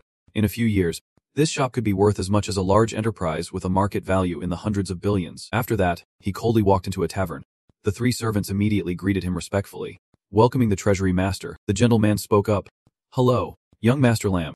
We have received the decree. From now on, you will be the new owner of this time-long pharmacy. The girl beside him whispered. Hello, manager. I know little about pharmacology and hope I can assist you. In contrast to her, the next woman was very confident. Manager, just leave the shop to me. Rest assured, I will keep this place clean and tidy. Trine felt reassured by these words. All right, he will report back later. Manager, here are the records of our Team Long Pharmacy. Please take a look. He seriously declared. By the way, from now on this place is no longer the Team Long Pharmacy but my domain, and from this moment on, it will be renamed. The staff who received the news fell backward in shock. Oh, by the way, Trun announces the new rules. Remember that our shop will temporarily only sell poison medicine, and we will only sell 10,000 bottles a day before closing for rest. They were a bit confused. What? Only selling 10,000 bottles of poison medicine? What if that is not enough to meet demand? He simply asked a good question and proposed a solution. At that time, Just say the medicine is out of stock, and we must wait for Ung to return before selling more. Detron stepped outside. The sounds of sales echoed everywhere. The new shop is selling poison medicine. Hey everyone, come buy some for your missions. After meeting the staff, he assessed them positively. These 3 employees seemed quite reliable. He could now return to his sect with peace of mind. The sky quickly turned to a gentle sunlight and shifted into the afternoon. Detron knelt down in respect. Master, I am back. Fi Yan, who was reading a book, looked up. You are back, he immediately replied. Yes, Master. He thought to himself that after such a long time away, his master must have missed him. There is an old saying that being away for a bit is better than a new marriage. To his surprise, she asked a question that left Detron speechless. You are back so soon. You saved the eldest princess of the time-long royal family, so the royal family must treat you well. Right? Didn't the emperor take you as a son-in-law? He widened his eyes in shock, feeling caught off guard. Although frightened, Detron firmly asserted, no way. Do not even think about taking a disciple as a son-in-law. Even if you offered me the throne, I would never agree. Detron was born a disciple of the sword sect and shall die as one. Suddenly, Fian used a bit of magic, and his body was immediately controlled. She could see through Hungtron but still intentionally interrogated him. Is that true? Detron awkwardly assured. Of course, Master. You have done so much for me, and I will always remember it. Your kindness is deep, and I honor my teacher, as long as the sun and moon shine. Then he presented a bag. This was a gift that he, Sen, brought back for his master, hoping she would like it. There is a saying, a disciple without a master is like a gem in the house, while a disciple without a master is like a handful of grass, unless the disciple turns to dust. Otherwise they will cling to their master for a lifetime without worry. Master, how about I put this on you? Immediately, the system announced continuously. Affection +5, affection +5, affection +5. Fian has a favorable impression of you, +5 points, with a current favorability of 50 points, and a spiritual connection. Detron slowly lifted Fian's hand, feeling that the master's power was about to reach its peak. While kissing her delicate hand, she reminded her disciple, who then flattered her, the master looks beautiful wearing this bracelet. Just like in the ancient poem, the hibiscus cannot compare to a beautiful woman. The breeze from the water palace brings the scent of pearls. Flowers can rival a beautifully adorned person, and the wind from the aquatic palace carries a fragrant aroma. Fian really blushed at these words. You wicked disciple. All you know is sweet talk. Your mouth is like greased. By the way, have you gathered all the materials for your foundation establishment? Just waiting for that. Detron reported immediately. Master, your disciple is ready. I can establish my foundation at any time. He secretly felt delighted, having waited for this statement, and she gave the order right away. If that is the case, then you should go into seclusion and break through your foundation. However, Detron faced a clear difficulty. Master, when I break through, I might encounter the thunder tribulation. Fian understood and replied. Then you can break through here. I will protect you. Not wanting to waste any more time, he immediately sat down to cultivate. At that moment, the system announced a breakthrough to the initial stage of foundation establishment, adding 20 to all combat attributes, 10 to vitality, 2000 health, 2000 mana, and activating the extraordinary talent for fate alteration, doubling all combat attributes. The extraordinary talent for fate alteration was activated, and the contrarian ability granted a random new reward. The Eye of Providence, when fighting against other cultivators, has a 20% chance of learning skills from opponents. With a 30-day cooldown, in 30 minutes, the heavenly tribulation will descend. Please be careful. The sky began to rumble with heavy thunder. She prepared to unleash a surge of power and create a protective shield for Detron. This action from Fian gave him a boost of confidence. Little Yang, one day I will deal with your father. I am not afraid because I have someone protecting me now. After a while, the shield dissipated. She gently looked down at Detron before revealing honestly, Disciple, I fear that you will no longer be able to rely on me for protection against tribulations in the future. Hearing this, he fell over while sitting. Detron could not understand why. Fi Yun commented that it is not that I do not want to protect you, but I observed that the 2 paths of thunder tribulation are extremely furious. Their power exceeds my expectations. If I continue to shield you from the tribulation, each time it will become more terrifying, and I fear that even I won't be able to withstand it. Furthermore, for cultivators who have not experienced the thunder tribulation for purification, their physical and spiritual bodies will not benefit their path in cultivation. Detron silently wept. The protection is over. Soon after, she delivered some good news. But you should not worry too much, as there are ways to deal with the thunder tribulation. He eagerly wanted to know what it was. Fian seriously revealed there is a thunder marsh to the west. From there, she instructed, you can go there to cultivate hard, and it is best to find the thunder dragon there and take its life. Obtaining the thunder spirit heart and refining the thunder spirit body will ensure you won't have to fear the thunder tribulation anymore. It was only then that Detron joyfully remembered. That is right. There is still the Thunder Marsh area, although it is very dangerous there. I took the risk to enter it in my previous life, but this time, my master gave me a protection talisman, and I also have little thunder dragon. So there is no need to worry. So, I quickly set off, thanking my master for the guidance. I am heading to the Thunder Marsh for my training, Fi Yan specifically reminded. You must remember, the Thunder Marsh is not only a land of thunder but also a lawless area, with dangers lurking everywhere, and the protection talisman 1T work there. This information really made Titran feel like turning to stone. There is no place to escape the thunder calamity, and without the talisman, tears flowed like a river. Before long, he arrived at the Thunder Marsh. The scenery here was desolate, and with the rain and wind, it looked truly terrifying. As Titran stepped onto this remote land, he had a firm belief that even without his master's protection, he must still be a brave man. Just as his thoughts ended, a bolt of lightning suddenly struck, splitting a tree in two. Oh my god! He did not dare to be so bold anymore and had to pull out the umbrella. Now grateful for it, luckily, his master gave him this umbrella to shield against lightning. Titran recalled Fi Yan's concern from earlier. Disciple, take this umbrella. It can help you withstand the lightning of the Thunder Marsh. This time, you can only rely on yourself. He took the umbrella and intentionally touched her hand. Thank you, master. In the future, I will definitely repay you well. Fi Yan shyly withdrew her hand. At that moment, Titran decided to run straight ahead. There was a saying in the book about the 9 rivers path leading to the land of the silkworm. The Thunder Marsh's thunder dragon has a human shell, and beneath its belly is the thunder itself, which is the thunder god. What I am looking for is the thunder dragon to find the heart of the thunder spirit from it, to protect myself from the coming tribulation. He took a leap and jumped high. Below him in the marsh, there was a bloodthirsty lightning monster. Initial crystallization strength, blood T 13,000 per 13,000, strength 135, defense 160, speed 130, heart protection 30, lightning resistance 40%. Titran quickly summoned the real beast. Beast form, it is time to train. Help me subdue that lightning monster. It will be your meal. It had just made a move and already injured the lightning monster quite a bit. A P 3300.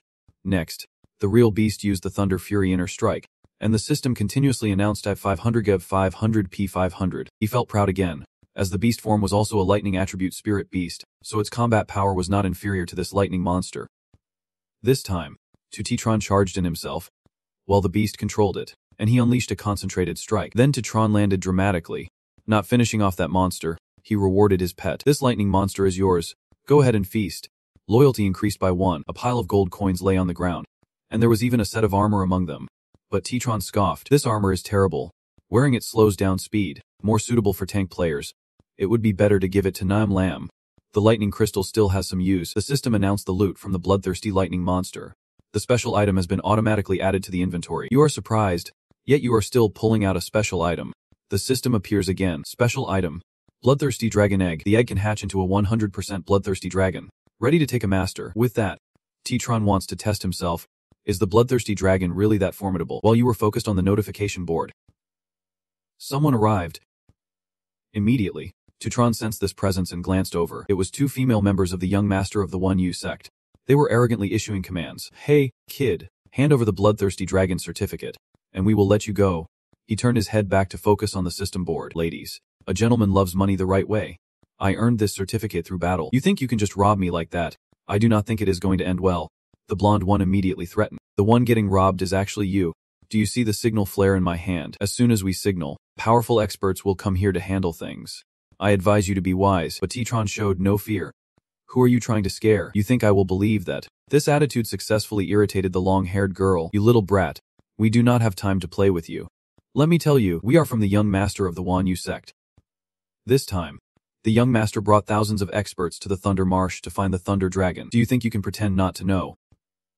Hearing this, he recalled, Wanyu sect, that is the most famous demon cultivation sect from my past life, according to Titran's information.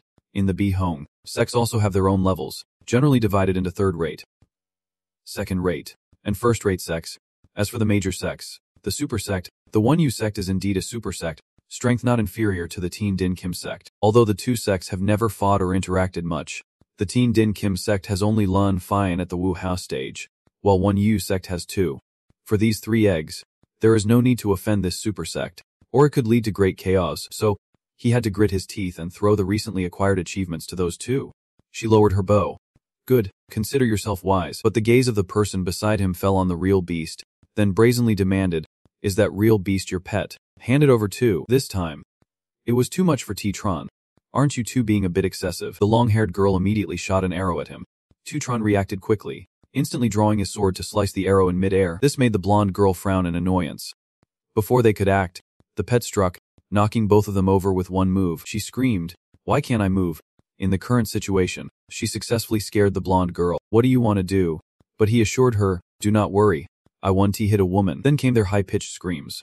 Wait, stop, don't do that. It tickles. Now both of them are being blinded by Tutron, with their mouths tightly covered.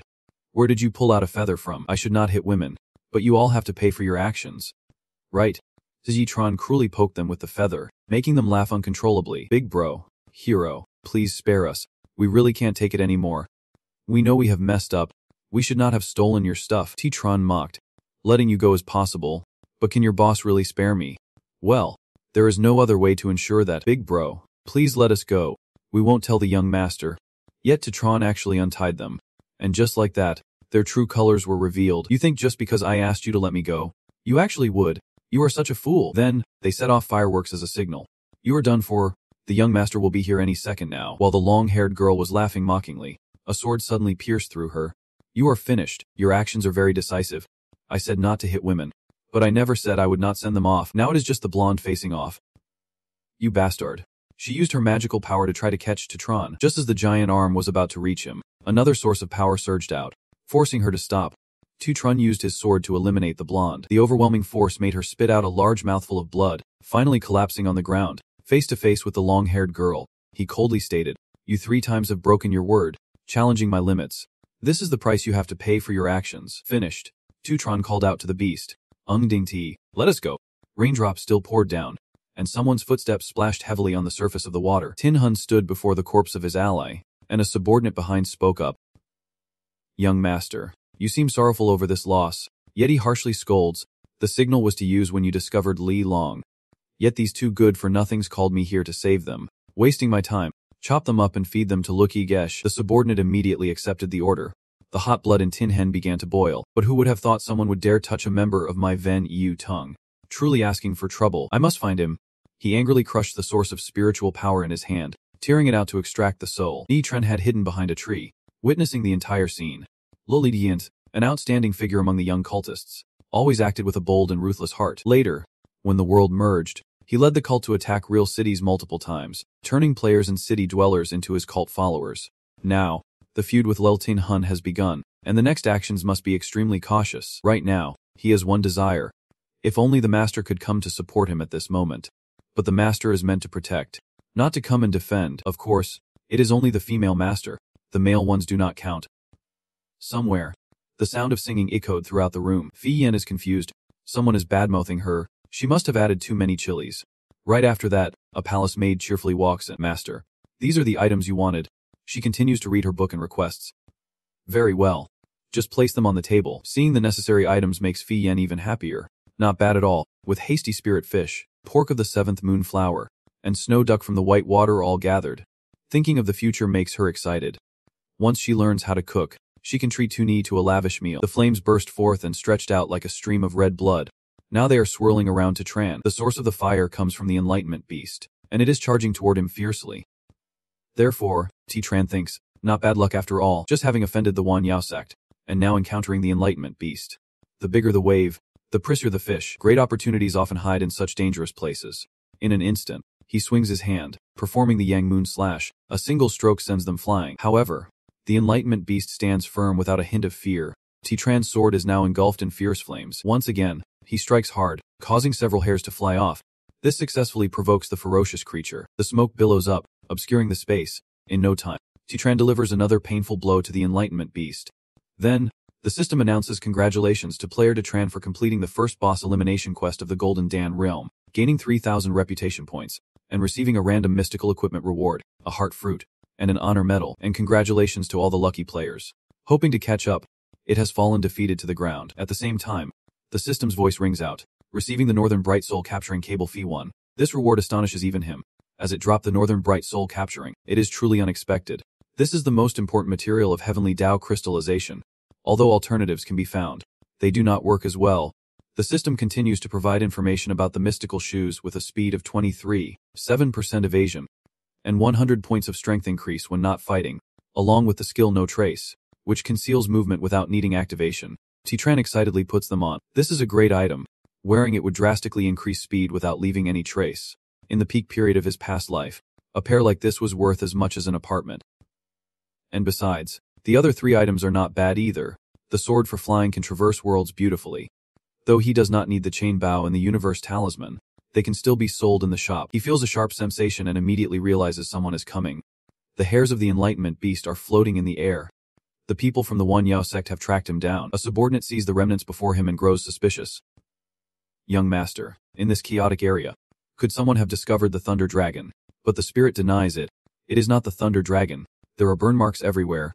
It must be the Enlightenment beast. As soon as he finishes speaking, their eyes land on the monster. He is not surprised by this, indeed. That only heightens the curiosity within my soul. It seems the sword practitioner who killed our disciple from the Wan Yao sect truly has some skill. I really want to find him to see what kind of character he is. At this moment, T-Tran had moved to another location, and since he had not completed his mission yet, he felt a bit discouraged. After searching for half a day without finding luck long, the further he progressed in the B-home game, the more patience he needed. Usually, it takes a lot of time to find materials or equipment, so it is better to say that I am experiencing a different life rather than just playing a game. Just then, something caught T-Tran's attention. Suddenly he rushed over. Sister Fang, now that you know my identity, I have no way to keep you here anymore. T-Tran quickly noticed that Than Trek was in trouble. Butch D had just dealt her a painful blow and crossed his arms with a smug expression. Remember our bond in the sect. I will send you to hell quickly, and do not blame my senior brother for being cruel. Than Trek lay helplessly on the ground, reminding him, only D, I really did not expect you to be a henchman of the evil sect. If the sect leader knew, he would definitely punish you. Yet he felt very confident. The sect leader would not find out because you would be going to hell today. Just as he was about to eliminate his prey, a voice rang out. Goodness. What is happening? Butch D immediately looked up to see who was. He stood high up, deliberately intervening to save the day. Namo Glyn Bodhisattva said that once you become a monk, you have to manage many affairs. Seeing money makes you bright-eyed. Seeing beauty makes you shy. In short, let that girl go. If there is anything, just come to me. He found it quite ridiculous. Where did this monk come from? Not in the temple ringing the bell, but running here to meddle. Then I will send you back to the west to meet Buddha. Meanwhile, Beach D was still bewildered while T-Tran continued to tease. Buddha is compassionate. All grievances in the world arise from taking lives. Why does not this benefactor put down the weapon and become a Buddha right here? He was driven mad by the provocation. Bitch D turned around and saw his prey was gone. Where did she go? Than Trek was also nowhere to be seen. Did she take the chance to escape? He angrily searched. Get out here. Indeed, the evil sect. In the blink of an eye, the person was gone. Not even a trace left behind. Could it be that this person knows the earth-sinking technique? T-Tran moved as fast as the wind and had embraced her without him even noticing. Of course, there would not be any footprints. My new equipment is designed to tread the mountains and rivers like this. Than Trek lay in his arms, secretly marveling. This handsome monk is so charming. But why is he saving me? T-Tran landed and informed her. Let us hide in this cave for now. It is hard to be discovered here. Phew, he probably won't catch up anymore. She quietly expressed her gratitude. Thank you, little master, for your assistance. The grace of Buddha. Than Trux, I will remember in my heart. T-Tran humbly replied. Don't be polite.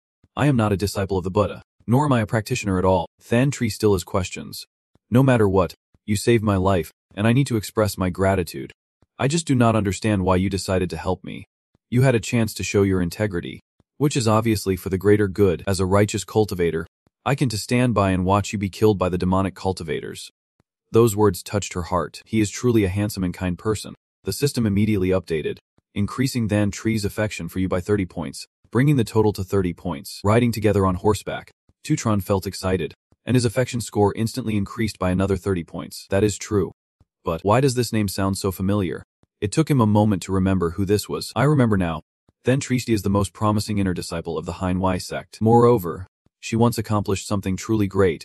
She saved the entire city of Jianglong. After the world merged, the city of Jianglong was attacked by demonic creatures. At that time, Than Tree happened to pass through Jianglong. Seeing this, she resolutely joined the army of Jianglong, using her medical skills to save countless injured soldiers and civilians. In the end, she fought on the front lines against the demonic creatures until the very end. But after all, Than Tree was just a healer, and in terms of combat strength, she was not a match for those powerful demonic beings.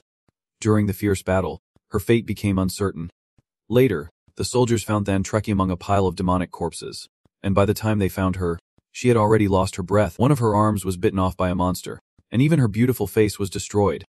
Later, the city of Jinglang erected a statue of her in the central square to express their gratitude and respect for Than Truck. There is something Titron noticed.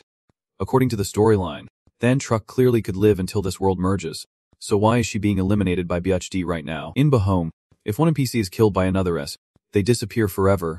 Could it be that the story of Beat Hong has changed? She gently handed you an item. Lum Dao. I hope you can accept this letter. Tu Trine and VC accepted it. It was a letter of recommendation for the Hein Y sect. After reading it, he silently guessed that Than Truck wanted to recruit him into the Hein Y sect. At that moment, the system displayed a letter from an inner disciple of the Hein Y sect, stating that anyone holding this letter could directly go to the Hein Y sect and qualify to become an inner disciple. The prerequisite is that they have not joined another sect or withdrawn from a sect they have joined. Tutron could already foresee the consequences. If his master found out, he would be in big trouble. It was hard to build a good relationship with his master, and he absolutely could not afford to lose it. He then replied to Than Truck, acknowledging her good intentions. But he had already taken a master. I will accept this letter of recommendation on your behalf for now. If I encounter any suitable talents in the future, I will definitely recommend them to your sect. In fact, Titron had already planned. Thu Tite was very suitable for the Hein Y sect, and he wanted to see if she intended to join later. Hearing this, Than Truck spoke softly. If Lum Dao Hu does not want to join the Hein Y sect, I want to force you. What is your plan next? Than Truck reluctantly revealed that she was initially ordered by her master to find Lucky Long in the Thunder Pool with Butch Da, but unexpectedly ran into this situation along the way. Titron was a bit surprised. She was also looking for Lucky Long. Than Truck confirmed it. Yes, my master needs the blood essence of Lai Long to refine a kind of low-grade elixir, the Long Height Zane. Could it be that you are also here to find it? He shared, but my goal is Lucky Long's heart. She understood. I see. Than Truck happily suggested. Then how about we look for it together? You want the heart, and I need the long height. Titron immediately agreed. All right, let us work together. It will be beneficial for both of us. However, you should be aware that the Venue sect is also looking for Lucky Long. And moreover, your senior brother is likely still searching for you in this Thunder Pool. So we need to be more careful. Now Than Truck understood clearly.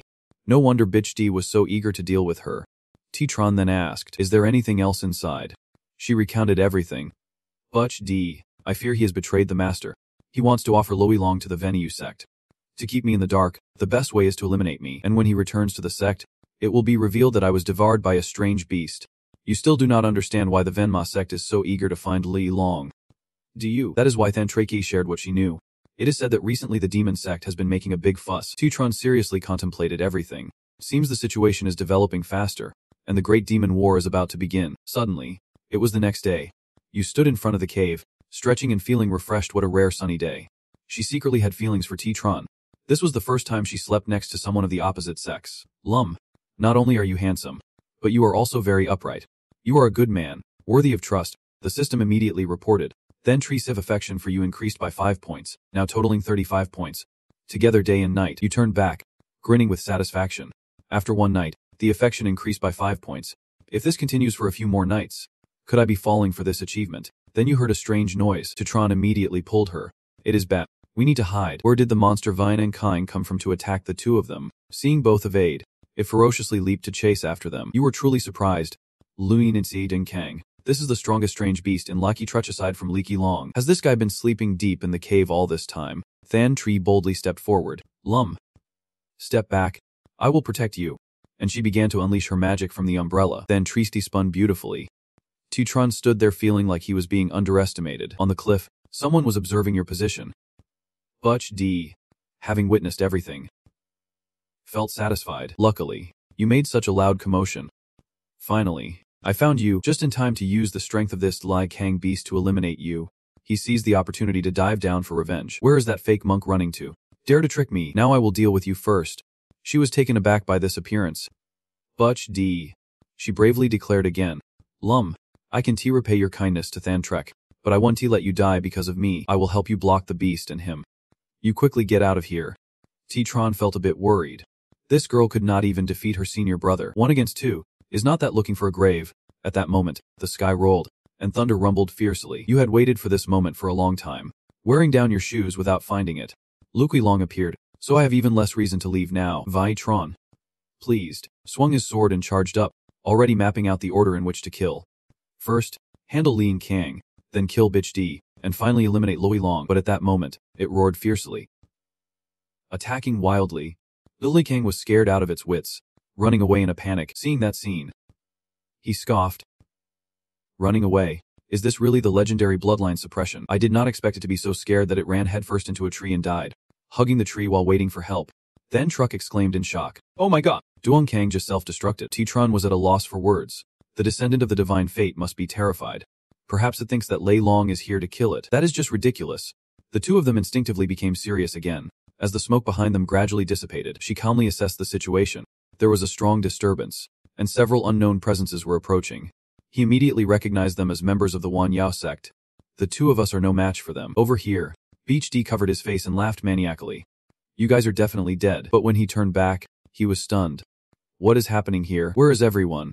Why can't I see anyone? Just then, a group of spirit souls appeared, and he coldly shouted, "Have you found Lei Long?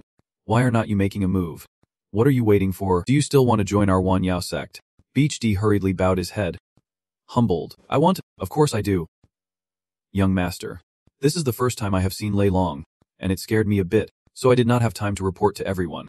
Did you bring your subordinates? Tin Hun scoffed coldly. Waste. He waved his hand, launching a fierce suppression attack. You beast. Are not you gonna die quietly? It howled in pain, the sound tearing through the sky. From afar, Tutron silently breathed a sigh of relief.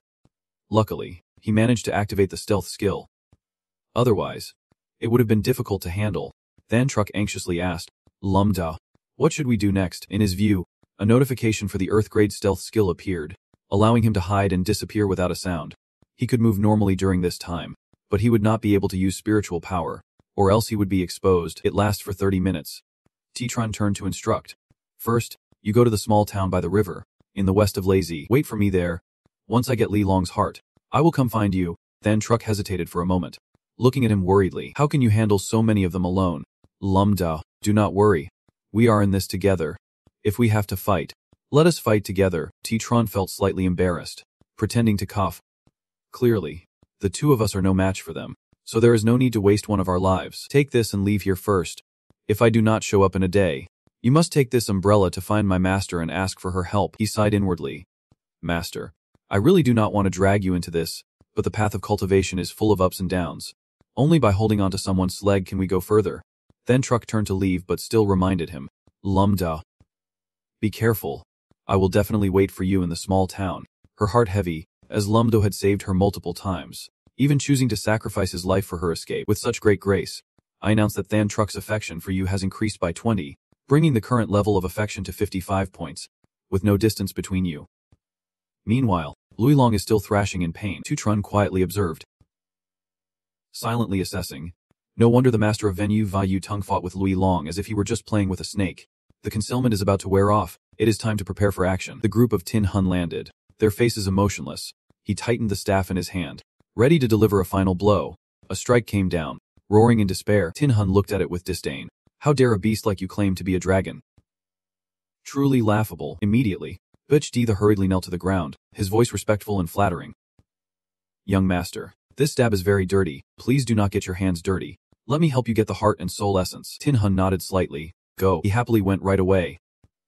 Understood. But suddenly, a chilling sound echoed. A level earth magical artifact, a hellish horn made from teeth, could activate the hellish sound, dealing 1000 points of basic skill damage to cultivators within a 1000 M range, and could make the beasts under the crystallization stage fight for you temporarily. T-Tron blew into it, feeling a flicker of pride. The ancestor was right. Fortune and misfortune go hand in hand. Meeting Yin Kang was not just luck, but the treasures that fell from it had helped me a lot. The hellish sound resonated, shaking everyone to the core. Tin Hun's face darkened. Was that the sound of the horn just now?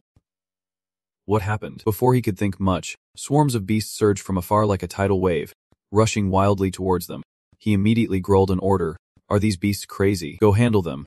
Underlings in unison. Understood. Meanwhile, Beach D was completely unaware, still fumbling around Lucky Long's body. Muttering, Lucky Long's heart must be here. Right, a toad the size of a basket suddenly jumped onto his face. Beach D turned in surprise, and before he could react, the toad jumped straight onto his face, causing him to scream in panic. What the hell is this? Get off me. It is too hot. My face. Taking the opportunity, a figure appeared like a ghost, reaching straight into the spot where Beach Dia had just touched, pulling out a sparkling object. Tutron's mind echoed with victorious thoughts. You want to fight me? You guys are still too inexperienced. Luqilin's heart. Luilong's trophy. Luqilong's soul essence. HD struggled for a moment before finally pulling the toad off, covering his eyes and cursing. Where did this weird toad come from? Get lost. You damn thing. It is hurting my eyes. But before he could calm down, he suddenly realized. What? Luqilong's heart was stolen, and the soul essence is nowhere to be found either. Tinhun shouted coldly. Alini Yifi. What is wrong with you? Why are not you bringing the stuff out for me? HD trembled like a wet dog, hurriedly replying. Young master. I can't see anything that fell from Luqilong. Without saying another word, he reached out, then lifted HD like a chick, his gaze deep and penetrating. Alini Yifi. You sure have some guts. Dare to take advantage of the young master's possessions. The spirit roared, throwing him far away. Do you want to die? Baiyi exclaimed, blood pouring out continuously. Young master. I did not do it. Even if you gave me 100 lives, I would not dare to do something so foolish. Please believe me. Just then, the effect of the invisibility skill wore off. Zichen gradually appeared. Without hesitation, he tightly clutched the bag and ran away under the shocked gazes of his subordinates. Before disappearing, he glanced back, just in time to hear him scream in despair. Young master. Look at that kid. He has an invisibility spell. It must be him. Zichen forced a smile. You guys keep talking. I have something to do, so I will be going now. After saying that, he immediately dashed away on his sword, silently cursing himself to run faster, or else his life would be in danger. Zichen soared into the sky, the spirit behind him seething with killing intent. Dare to steal from me? Don't you want to live anymore? He taunted while chasing after him. Kid, drop the stuff. I will spare your life, but you are just running and mocking. Who do you think you are fooling? Let me go. I would be a fool to believe that.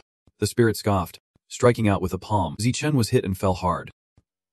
Fortunately, he was still alive, cold sweat pouring out. This is really dangerous. I need to hurry to the teleportation array in the border town. Shifting scenes to a peaceful village. Then Truck turned her head and caught sight of a familiar figure rushing towards her, realizing it was Zichen. She shouted, Lin, I am here.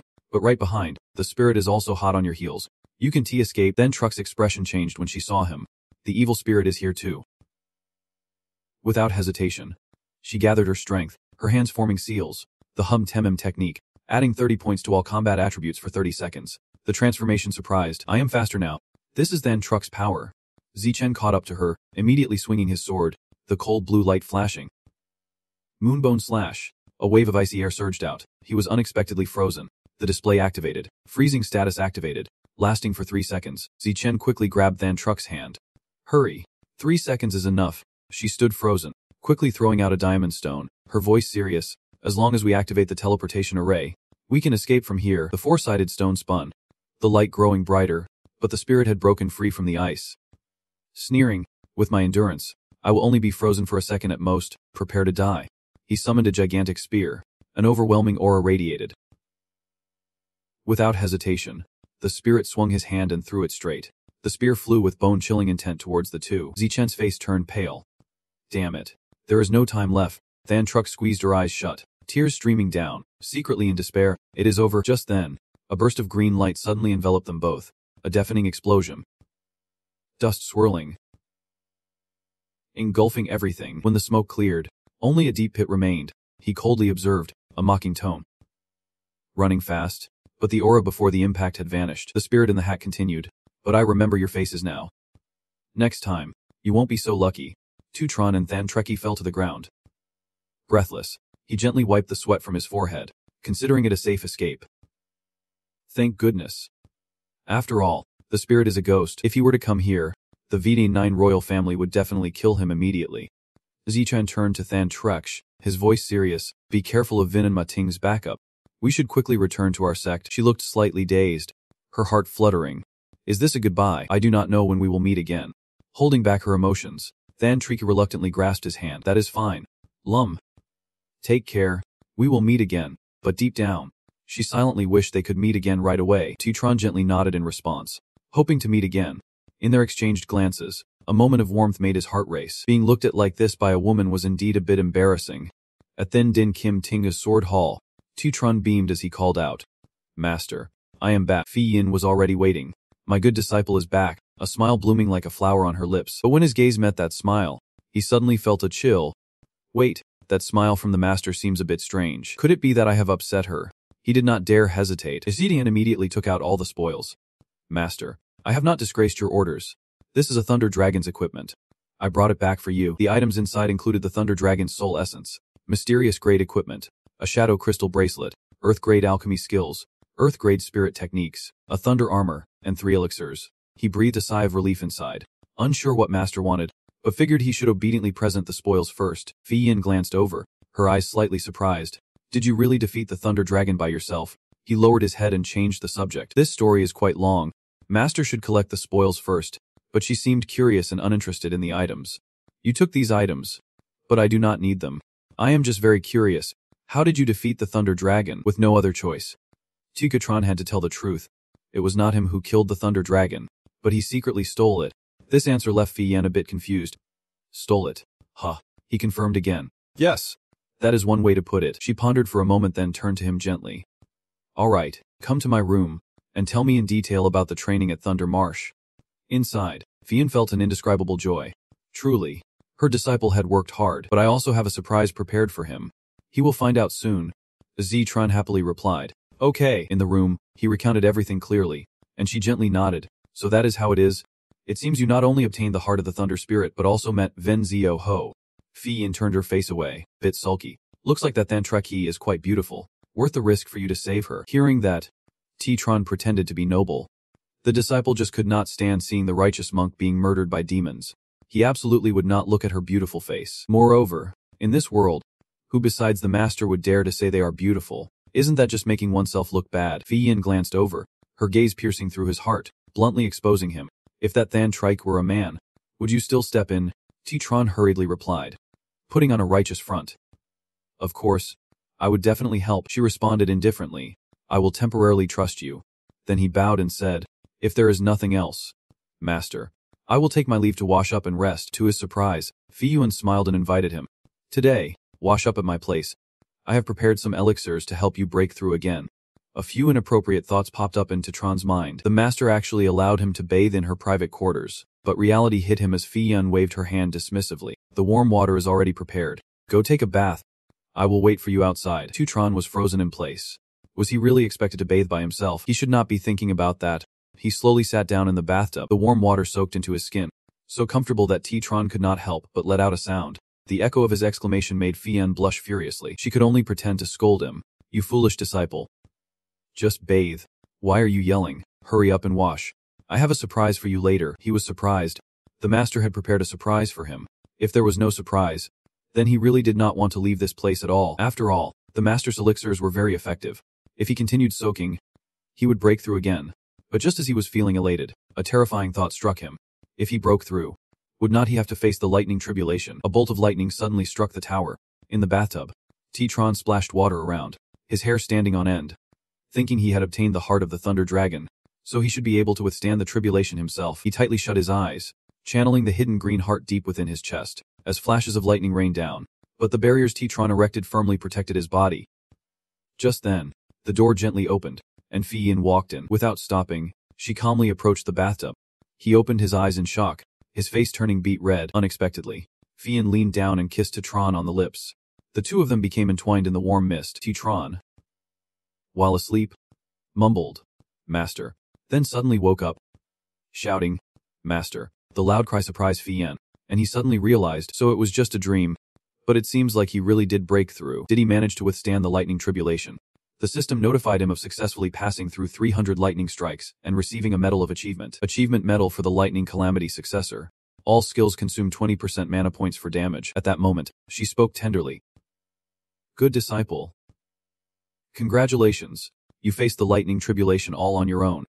Tron scratched his head, feeling shy, acknowledging it was all thanks to his master's dedicated guidance. Without my master giving me courage and great encouragement, I definitely would not have made it.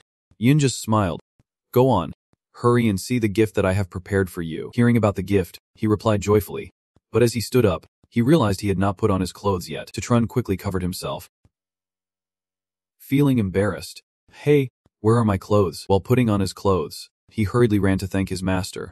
He thought excitedly, whatever my master gave me must be something good, but I wonder if it is a magical weapon or an extraordinary secret manual. Before them appeared a lavish feast. Tron was momentarily stunned, looking at the food. Unsure of what it was, he chose not to look. Fei Yin blushed slightly and replied, the surprise is right next to you. Where else could you go? Titran asked back in surprise. Master. Are you saying that this food is the surprise you prepared for your disciple? She sat at the table, flaunting her alluring figure, and smiled gently. That is right. I made this while you were unconscious. Eat it while it is still hot. Looking at the feast, he felt a bit uneasy, wondering if all this food was safe to eat. But if he did not eat, his master would surely be displeased. If the master is unhappy, the least that could happen is a drop in favor, and at worst, I could be kicked out of the sect. Titran asked with a hint of worry. Master. What is that black thing? The disciple with poor eyesight could not tell, and Fi Yen happily replied. It is a rough dish called a flour pig with wings, made from pork and pigeon wings. It seems like the temperature was not controlled well, so it looks a bit burnt. He could only pick up a piece with his chopsticks. Encouraging himself, he thought, it is just a little burnt, so it is still edible. Right. Fi Yen's eager gaze left Titran with no way out. He forced himself to swallow the bitterness but could not help exclaiming, it is too bitter. No. It is actually pretty good. Your cooking skills are truly amazing, he said, which only made her more enthusiastic. Really? Then you should eat more. Eat until you are full. Dishes immediately followed one after another like an onslaught. Super pungent hit for 300 damage. Super sore hit for 300 damage. Tongue burning hit for 300 damage. Fi Yen moved closer to him, cheerfully introducing, now, try another dish. But on the system, his favorability increased by 55 points, becoming more intimate. Titran looked at the bowl of food with a strange smell. Feeling uncertain. Is this fish? Why does it feel so slimy like rice water? She excitedly explained. This dish is called Clear Central Sea Spirit Fish. The steamed spirit fish is made from the spirit fish of the Hanhai. You have just finished your tribulation. Your body is still weak. Eating this will be very nourishing. Then Fi Yen scooped a large spoonful for him. Titran picked up the bowl, feeling horrified. Do I really have to eat this? It had a taste that was really off. But seeing her expression, he made up his mind. Forget it. It has come to this. I might as well eat it and consider it buying a smile from a beauty. This made Fi Yen puzzled. What is wrong with you, disciple? Without bothering to explain, Titran tilted his head and gulped down the bowl of soup, thinking to himself, whatever, it is not poison anyway. But as soon as he finished eating, his mind became hazy. This is so good. This dish is even better than Drunken Immortal's feast. After saying that, Titran's vision spun, feeling like the world was turning upside down. Suddenly, he collapsed to the ground, causing her to panic and cry out. The disciple's system appeared, taking 1500 damage from poison for 5 seconds. Titran struggled to speak in a weak voice. Master, I have remembered. Although the spirit fish of Hanhai is a delicacy, it has a poison sac. Did the cook remove the poison sac? She was stunned, covering her mouth with her hand. I forgot. Seeing him foaming at the mouth, Fi Yen screamed. Disciple. Titran. Before passing out, he silently complained. Was the master intentional or accidental? She frantically shook him. Disciple. What is wrong with you? Wake up. Disciple. He felt truly speechless at that moment. Oh God. The food was hard to swallow, and the master's cooking was poisonous. Fi Yen hugged Titran, her voice full of regret. It is all the master's fault for forgetting to remove the poison sac. In a few days, when I finish my seclusion, I will prepare a bigger feast for you. He heard this and was shaken, opening his eyes. Titran thought. Food aside, I also got to touch her tiny hand. I took a huge risk to increase my favorability, so I should at least get to touch a bit. Right? You whined. Master, do you really have to carry me? Fi Yen gently explained. If you have already passed the tribulation, I can rest assured to retreat and contemplate. Titran pretended to be pitiful. It turns out all the departures were calculated. Master, you will also leave me. Right? She did not expect him to say that, and blushed in embarrassment. Fi Yen avoided the topic, scolding. What are you talking about? I am just going into seclusion, not leaving you. Titran prodded, trying to dig deeper. Really? She still could not bring herself to look him in the eye. How could I not? How could I ever leave you? Titran suddenly stood up, seriously expressing. Master, you must be careful during your seclusion. I will always wait for you. Even if the world is desolate and the sea is dry, I will wait for you. Fi Yen was stunned, unable to think of anything. I understand, Master, she said. At that moment the system notification sounded. Favorability 60. No distance. Then she stood up, causing MC Titran to fall. Alright, I'm off. He did not feel pain and instead smirked, imagining that he had gained some favor. Just a little more, and when he crossed 70, it would be possible. It really makes one look forward to it. Outside the mansion, Fi Yen's voice echoed with caution. After I enter seclusion, you must be more careful. Do not indulge in the mortal world. No playing around. Titran responded clearly. She continued to nag, saying he should not go picking flowers or chasing butterflies, and definitely should not meet any royal princesses. The female cultivator listened intently. He turned away, knowing all too well that other than waiting for her, he would not think about them. Fian was finally satisfied and left. Suddenly she stopped. T-Tren jumped. Right. Fian took out some treasures. This time in seclusion. I might be gone for a few months. Here's the secret manual and this magical item. Take them first. He gladly accepted. Thanking his master profusely, he was secretly delighted. Indeed, his master was generous. It was definitely not just that feast. Not stopping there, she mentioned that she had 2 more tasks for him to do. T-Tren readily agreed. Master, just tell me. Don't say only 2 tasks. Even if it were 100 or 1,000, I would not bat an eye. Fian contentedly assigned the task, saying that in a few days it would be the birthday of Seung Nek, a member of the time-long royal family. Si Hing and Si had invited all the major sects to the banquet. You will go in my place. He raised his hand to signal that it was no problem. Yes, master. I will think about it. I thought it would be a tough job, but it turns out I get to enjoy free food and drink. She continued. The second task is that the Eastern Sword Sect has a branch in the border area of Mavizan-Shu called the N-Kim-Si sects. Recently, we have not been able to contact them for some reason. You will go in my place and find out the reason. Report back to the sect immediately after. You go now. I need to start my seclusion. T-Tren performed a bow. Got it. Master. I will definitely complete the mission perfectly. Then he calmly analyzed that logically. The plot of the Sword Master CC should be updated after the second great battle between good and evil. As expected, the plot is speeding up. In the courtyard, T-Tren walks leisurely when suddenly a flying fan appears out of nowhere. He could catch it with his eyes closed. When T-Tren opened his eyes, surprise was evident in his gaze as he looked at Kong and Gait, who was smiling in front of him.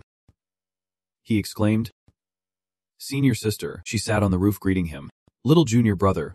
It has been a while. I just saw a heavenly tribulation at the Back Mountain Sword Pavilion. It must be your thunder tribulation. Right, T-Tren proudly replied. Of course. I have broken through again, but I still have not made a pact with you. Senior sister. Tonight, I will take you to Phoenix Song City. Okay. Kong and Gait generously forgave him, considering it a sign that he was being sensible. After so long, I thought you had forgotten about your senior sister. In a flash, she jumped down closer to him. Kong and Gait sighed. But we can't go together. If my father and grandfather find out, they definitely won't let me go out. T-Tren gently touched her head in agreement. Okay. Then we will go one at a time. I will wait for you at the east gate of Phoenix Song City. Deep down, he was also nervous. She was afraid of her father, and he was afraid of his master too. Although master is in seclusion, if she finds out he has an appointment with her little sister, the hard-earned favor he built up to 60 might be lost. The scene shift to Phoenix Song City, bustling at night. Look at this delicious hawthorn candy. Lots of hawthorn candy. The T-Tren is standing there buying snacks. Boss, give me 2 of the big ones. The boss cheerfully replied. Coming right up, Kong Gait hurriedly ran over. Little junior brother, you look exquisite today. Before Kong and Gait could react, a skewer of candy was shoved into her mouth.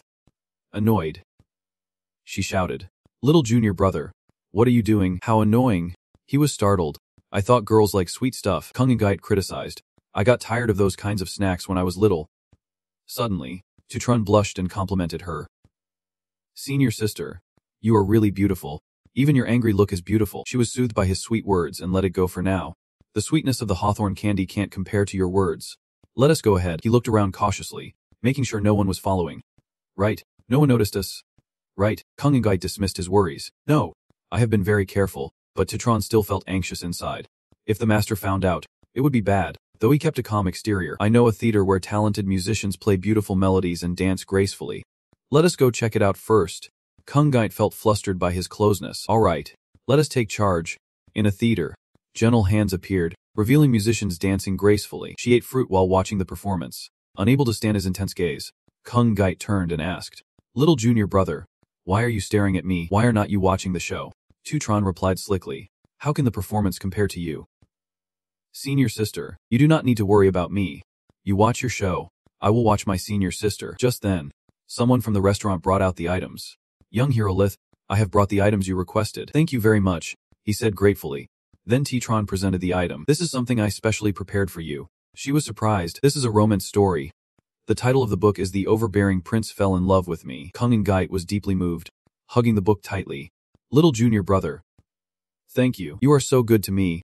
Buying me a romance novel. Only you would treat me like this. My father and family would not. He winked. Senior sister, I remember you said we should not act like strangers. I understand this little principle that girls' hearts are tender. Right, she wondered. Little junior brother, will you always treat me like this? The atmosphere suddenly became quiet. Kong and Gait felt a bit disappointed, But then T-Tron unexpectedly hugged her face from behind. Of course, I am not talented and my heart is narrow, so I can only care for you. Senior sister. He recalled that in his previous life, to pursue girls, he had to learn how to flirt every day. T-Tron took out a necklace. I carefully chose and bought this for you. Senior sister. I think you will look beautiful wearing it. Let me put the necklace on you. Senior sister. A notification appeared. Affection level 70 points. Harmonious couples create beautiful melodies together. T-Tron read eagerly. Success. He leaned in to check. How is it? Senior sister. Does it look good? He was secretly plotting. This time he could safely touch her hand. Unexpectedly, Kungengite boldly gave him a kiss on the cheek. Other players were buzzing, amazed that someone got kissed by an MP's beauty. I could not even get a word out. I have also fallen for an MP's senior sister in the sect and have been pursuing her for a long time. Yet she does not even pay attention to me. Why is that? This impa sister is really beautiful. Why did not I have luck like this? As they left, she suddenly announced, Right, my father will take me to VNBN City for the Sword Sect tournament. I will have to leave the Sword Sect for a while. T-Tron was astonished. The Sword Sect tournament. He began to ponder. It is held once a year. Only disciples of the Sword Sect at the Crystal Water level and above can participate. In my past life, I also participated in similar activities at my cultivation sect, but my rank was low. Z-Tron stopped, smiling as he said, Then says Trek you will surely defeat her opponent. With 4 legs in the air, begging on the ground for mercy. Kungengite was amused. Then I will borrow the luck from little junior brother. Little junior brother. I will take first place and give that reward to you. On the outside, he shyly declined, wondering why she was being so kind. But inside, he felt pleased. The Sword Sect really is a great place. Everywhere has big opportunities. She fell silent, her embarrassment still evident. Soon, Kungengite had to say goodbye. Little junior brother, I am heading back now. T-Tron did not forget to remind her. Take care, sis. I will wait for you to return victorious. But whether she wins or not is secondary. As long as she returns safely, he will be at ease. She flustered and ran off, while he stood there calculating. Time was pressing. Men needed to grasp his dream seal. On the way, someone was selling something. It was a high-grade spirit beast pill. Starting price 120 spirit stones. The crowd grumbled. Why is it so expensive? T-Tron curiously took a look, seeming to discover something. The system presented an analysis. The spirit beast pill can help spirit beasts below the crystallization level breakthrough, enhancing their cultivation. Auction price is 120 spirit stones. Immediately, he pulled out his wallet and asked, Do you still have stock, boss? I want all 200 pieces. The owner seized the opportunity. Yes. You are my boss now. The scene shifted. A black paw of a beast appeared. Z-Tron observed the real beast and thought carefully. With this bear's physique, taking the medicine would indeed be effective. This spirit beast pill is worth buying. Moreover, the current price is low, but in a few months, it will double, and any excess stock sold can earn a lot more. The scene changed, and the players began discussing as soon as they saw him. Wait, is not that T-Tron? He really is from the Heavenly Sword Sect. They glanced at him, exclaiming in amazement, I have never seen a real beast like that so plump. He is truly impressive. There is a saying, the talented get struck by lightning. People like him, most likely just entered the dungeon to count their days. Look, he chose the hell mode. Those who entered the local hell half a month ago have only cleared 80% of the levels. I wonder who gave him the courage. Suddenly, a cloth waved. It turned out someone was starting a betting game. Anyone want to place bets? Let us bet on who will clear the secret realm first. T-Tron or the guys who entered half a month ago. The others chimed in. The one who entered half a month ago was T-Drong. His innate talent is the soul spirit synchronization. Incredibly powerful. So what are you waiting for? I bet 5 spirit stones. T-Ding will win first. Alright, I will wager 3 spirit stones. I bet 5. 2 stones. Amidst the bustle, someone broke the atmosphere with a bag of coins. Here are 100 spirit stones. I bet T-Tron will win first. He is confident of winning. How could the man she has her eyes on lose? The crowd is stunned by her. Who is this girl? She is going big. That is good. When that guy Lum loses, we can make a fortune. T-Tron observes closely ahead, her gaze sharp. In front of him, there is not a soul around, an unusual quiet. T-Tron goes deeper inside before she sees the townspeople. Minding Yim is indeed one of the classic secret realms of Bi Hong. Min Yim and Di Quat Kulan are different. It has its own script. Furthermore, this script is very tragic. Anyone who passes the trial can't help but cry afterward. Many people lose their sanity while searching for the boss and try to change the storyline. Even when facing the final boss they dare not strike. Suddenly, the sound of hooves thundered as a carriage stopped on the street. Inside, the beautiful Ai-Ni gently lifted the curtain. She gracefully stepped down from the carriage. Ai-Ni handed a paper to the person in front of her. Sir, Please review the content and order to follow the path. She obediently followed, her appearance delicate and graceful. The boys around looked on enviously, and it was obvious she was a flirt. The scene shifts to another area, and it is now late afternoon. Ainai softly negotiates. Mayor, I have been married for many years but still cannot have children. So I want to continue my husband's lineage who is out fighting. I heard that you can buy a child here. A friend introduced me, so I came over. The mayor welcomes her warmly. I see. It is my honor to help you. Madam, please follow me. They arrived at a room filled with newborns. He smiled brightly and said, Madam, you can choose from these children, but you must keep our village a secret. Ainai, though scared, turned her head and replied softly, Don't worry. I will keep it a secret. The mayor had picked up a stick at some point, so I felt secure. He struck Ainai on the head because you can't get out of here. Two thugs, who had been waiting, finally entered, looking quite pleased. This girl's figure is truly beautiful. Indeed, it has been years since we have had such quality merchandise. I could not hold back when I arrived. A guy with a scar on his forehead came over to inquire. Mayor, you decide how to split this. The guy had been secretly observing from outside. He stroked his chin and said, Let us do this. All the money from the carriage is yours, but she belongs to me. The ringleader reminded, I am telling you, in this remote place, what we need least is money. Have you forgotten? Why did we brothers start this from the beginning? He chimed in, That is right. Robbing money. Robbing food. Robbing women. And now that we are well fed and warm, the only thing lacking is the woman. The leader slowly stood up in disgust. So how do you all suggest we divide this? The man had a piece of fried food on his forehead. Looking pleased, just like before, each person helps her back home to be a bride in 2 days. He continued, If she is pregnant, a little blood will confirm her claim. Whoever the child belongs to, that woman belongs to him. He quickly took the lead, saying, Then I will go first. No objections. Right, the leader sighed, reminding, All right then, just take it easy. Do not mess it up. The leader agreed. All right, 2 days later I will bring her to you, so hurry back. After saying that, he hurriedly closed the door and stood there for a moment, then turned to look at her with a sly smile. Time passed. Autumn came, and everyone continued with their usual activities. As the rainy season arrived, everyone rushed to escape the rain. Before long, summer came, and the place was still bustling until that cold winter. A drop of blood fell into a bowl of water, 2 drops mingling together. The man lifted the bowl, laughing joyfully. It is mine. She belongs to me. The other 2 sighed one after another, surprised that the child was from the one-eyed dragon, noting that many women had died at his hands, feeling disappointed that they had not had enough fun. Hearing this, the one-eyed dragon turned around to warn, What are you 2 muttering about behind my back? At that moment, the leader hurried to mediate. All right, the results are in.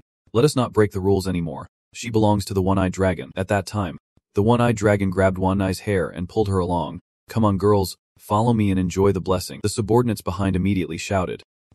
One-eyed, take it easy. Leave some soup for us too. That is right.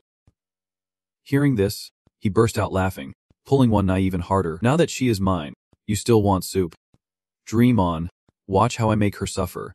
At this moment, One-Eye was almost out of strength, her body limp and unable to resist. On the porch, Tutrun quietly observed, feeling a heavy sense of helplessness, letting out a soft sigh. Suddenly, the roar of the one-eyed dragon echoed, tearing through the silent space. You wretch, how dare you, accompanied by footsteps of killing. Kill them. When they rushed in, the sight before them left everyone in shock. He had fallen face down in the water trough. One man exclaimed in horror. What? The other immediately guessed it must be that woman. The leader approached, his eyes flashing as he noticed the bloodstains still splattered on the snow. He shouted loudly. Giving orders? Quick, chase after her. She is injured and can't have run far. Immediately, the crowd scattered everywhere, checking over there, while here there are footprints. Have they been found yet? Search carefully. In this cold, she can't have gone far. That damn girl. There are bloodstains here. One knee, holding a knife, was breathing heavily. Each step felt heavy, her legs trembling as the cold snow weighed her down. Finally, she collapsed onto the white ground, and they rushed over. One shouting, I found her. She is over there. A man grabbed Idane's hair and yanked her up, shouting in her face. Where do you filthy scum think you are running off to? She moaned in pain. The man turned to the chief and asked, Boss, what do we do now? Should we report it to the authorities? He immediately bellowed, reporting it to the authorities. Are you out of your mind?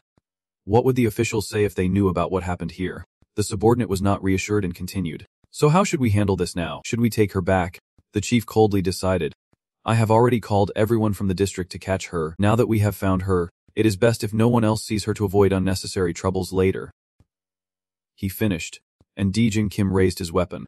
Then I will take care of this. In the last moment, tears glistening in Nahai's eyes formed a gentle smile as she choked out, calling for her husband. Moments later, the heavy sound of a blade echoed through the night. A guard grumbled about the burial work. We have not even had our fun a few times. Why does all the dirty work fall on us? The man beside him lowered his voice to remind him. Can you please shut up for a moment? It is freezing here. Hurry up and finish so we can go to sleep. It is true the boss is ruthless. He had their hands and feet chopped off. Up high, Tron sat silently on a branch. His eyes darkened, as a crow cawed hoarsely in the night. Elsewhere, a man with tousled hair frowned in confusion.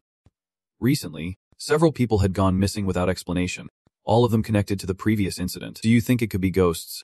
The leader snapped. You are insane. That happened months ago. What ghosts could there be now? Just then, a man rushed in. Sir, it is not good. Sir, something big has happened. Everyone hurried to the scene. The sight left them all speechless. The leader was furious. This is bad. All limbs chopped off and hung up far from home. The man with the messy hair lamented. Who could have done this? How cruel. The chief's face went pale as he ordered. Hurry and report to the authorities. Memories of the past surged back, making him tremble. Also, quickly go invite a sorcerer. In the quiet forest, a faint sound echoed. It is over now. Wake up from the dream. Tron carried the national flag on his shoulder, thoughts ringing in his mind. No doubt, this is a dream, an endless dream that brings sorrow. He began to dig into the ground, thinking that if he were a new player, he would have likely succumbed to slaughtering the entire village, only to realize he had failed at this stage. This was merely a dreamscape, which is why he had to stand on the sidelines. In Aine's memories and dreams, he sought clues to find the final boss. While searching, Tron picked up a finger bone and frowned slightly. He tossed it aside and quickly realized he had found something. An old ring. Its dim light shimmering. Tron lifted it to examine it and smiled faintly. This was the token of love between Aine and her husband.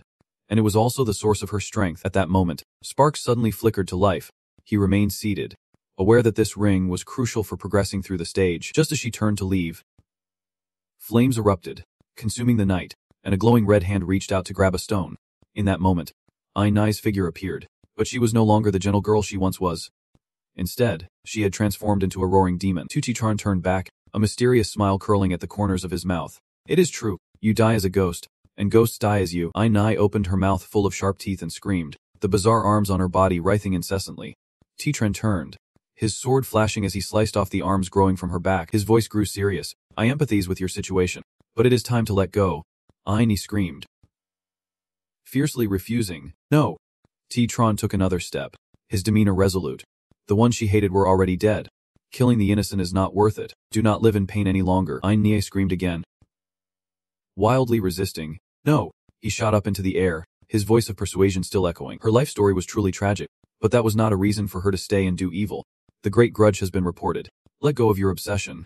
With a swing of his sword, the light cut through the sky, and the demonic arms were finally shattered, reincarnating and moving on. Tron struck with precision, while Aine tried to escape, screaming in agony. She looked up at the sky, despair pouring from her. A column of blood erupted from Aine's mouth, staining the entire space red. Immediately, the system notification sounded. Monster. Tier boss. Strength. Late-stage body refinement. Life 14,101 per 15,000. Attack 121. Defense 100. Speed 106. Mental protection 11. Meeting mind 15. Skill blood storm invasion. Self-heal. Vengeful spirit father strength of potential. Tron looked up, a smile curling at the corner of his mouth. The spirit shield was working. He bent down to gain momentum, then jumped high, charging straight Aine and high. Tron maneuvered along her body, using the force to elevate his sword energy. Just as he was about to reach Aine's mouth, he paused for a moment before launching a fierce attack. A scream of pain tore from her throat, but immediately after, Aine bent down, frantically devouring the sliced parts of her body. She bit and swallowed everything to recover, consuming it all for herself. Tron's inner thoughts trembled. She began to heal herself. No, I can't keep dragging this out. I need to win quickly. The thought flashed, and he immediately changed his strategy. Phoenix Emperor Tron wielded his sword, unleashing a great blaze, and once again, Aine screamed ferociously. Finally, she collapsed before his blade, her blood count dropping to 0. Tron turned to see the empty scene before him. In another illusion, Aine's hand flailed in despair. No, I can't accept this, she crawled, forcing out broken words filled with resentment. I must kill them all. Suddenly, A warm voice rang out. Ai froze at the words, which pierced deeply into her heart. Her body began to change, the demonic form fading, revealing the silhouette of a human again. Ai's eyes widened, tears streaming down as she trembled. She embraced the figure before her, sobbing. Husband. Husband. I miss you so much. The late husband shed tears, softly replying, My dear, I am late. At that moment, Ai panicked, her voice trembling. Husband. How did you get here? His body was riddled with arrows. What a disgrace. In the last great battle, the entire squad was wiped out. I could sense it. That is why I was able to come to your side. My dear. Wait, I'm sorry. It is all because of me. I should not have let you come here alone, making you suffer like this. It is all my fault. I am truly a worthless scoundrel. Tears of happiness continued to fall from Ai. It is okay. Husband. I never blamed you. From now on, we will never have to suffer again. The two gradually began to fade away. Behind Tetron's back, he stood still, his gaze filled with regret. Good night. Only a still silhouette remained. She left behind a withered skeleton. Tetron stepped forward and bent down to pick up the ring, whispering, Final key prop. He slowly slid the ring onto the finger of the skeleton. In an instant, the skeleton turned to dust, merging into the void. Immediately, the system notification echoed repeatedly. Mystic Grade. Nightmare Cloak. Mystic Grade Movement Technique. Flight Technique. Mystic Grade. Haunting Blade. He marveled at the gear appearing on him. 3 Mystic Grade items dropped at once. The system announced, congratulating player Tetron for being the first to clear the hell-level nightmare secret realm of Beat Hong, awarding 300 prestige points and a bone. Wishing all martial players prosperity. The news instantly caused a stir. Countless people discussed it excitedly. Tetron cleared the level, while Tethalin Ding was still stuck at 80%. It is over.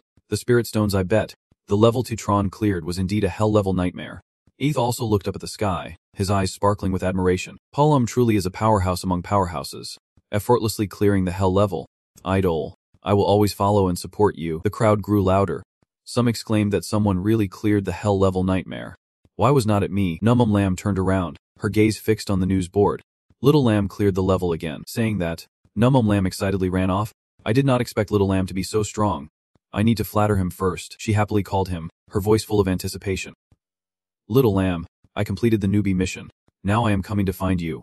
Don't forget to pay me back for the travel expenses. Tetron replied with some annoyance. You, a wealthy lady, want me to pay you back for travel expenses? Hearing that, Numlam hurried to the teleport stone, running while scolding. Let me find you then. Wait for me outside the city.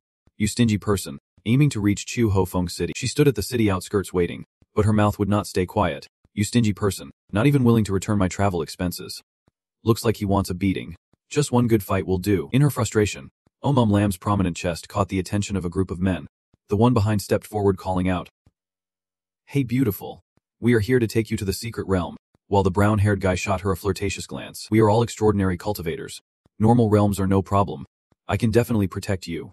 Ren Lam's eyes were filled with disdain, and in this defeated state, he still wanted to flirt with girls, which irritated him, so he hurriedly flexed his biceps. Little sister, you are in the early stage of cultivation and you still dare to be picky. The two guys laughed loudly, warning her not to get gored by a wild boar. She smirked slightly, a provocative smile appearing. If you want to take me with you, you need to ask my brother first. Ren Lam's gaze quickly shifted behind, where he quietly appeared. If you have my brother's approval, I will go with you. The guy with the messy hair looked confused.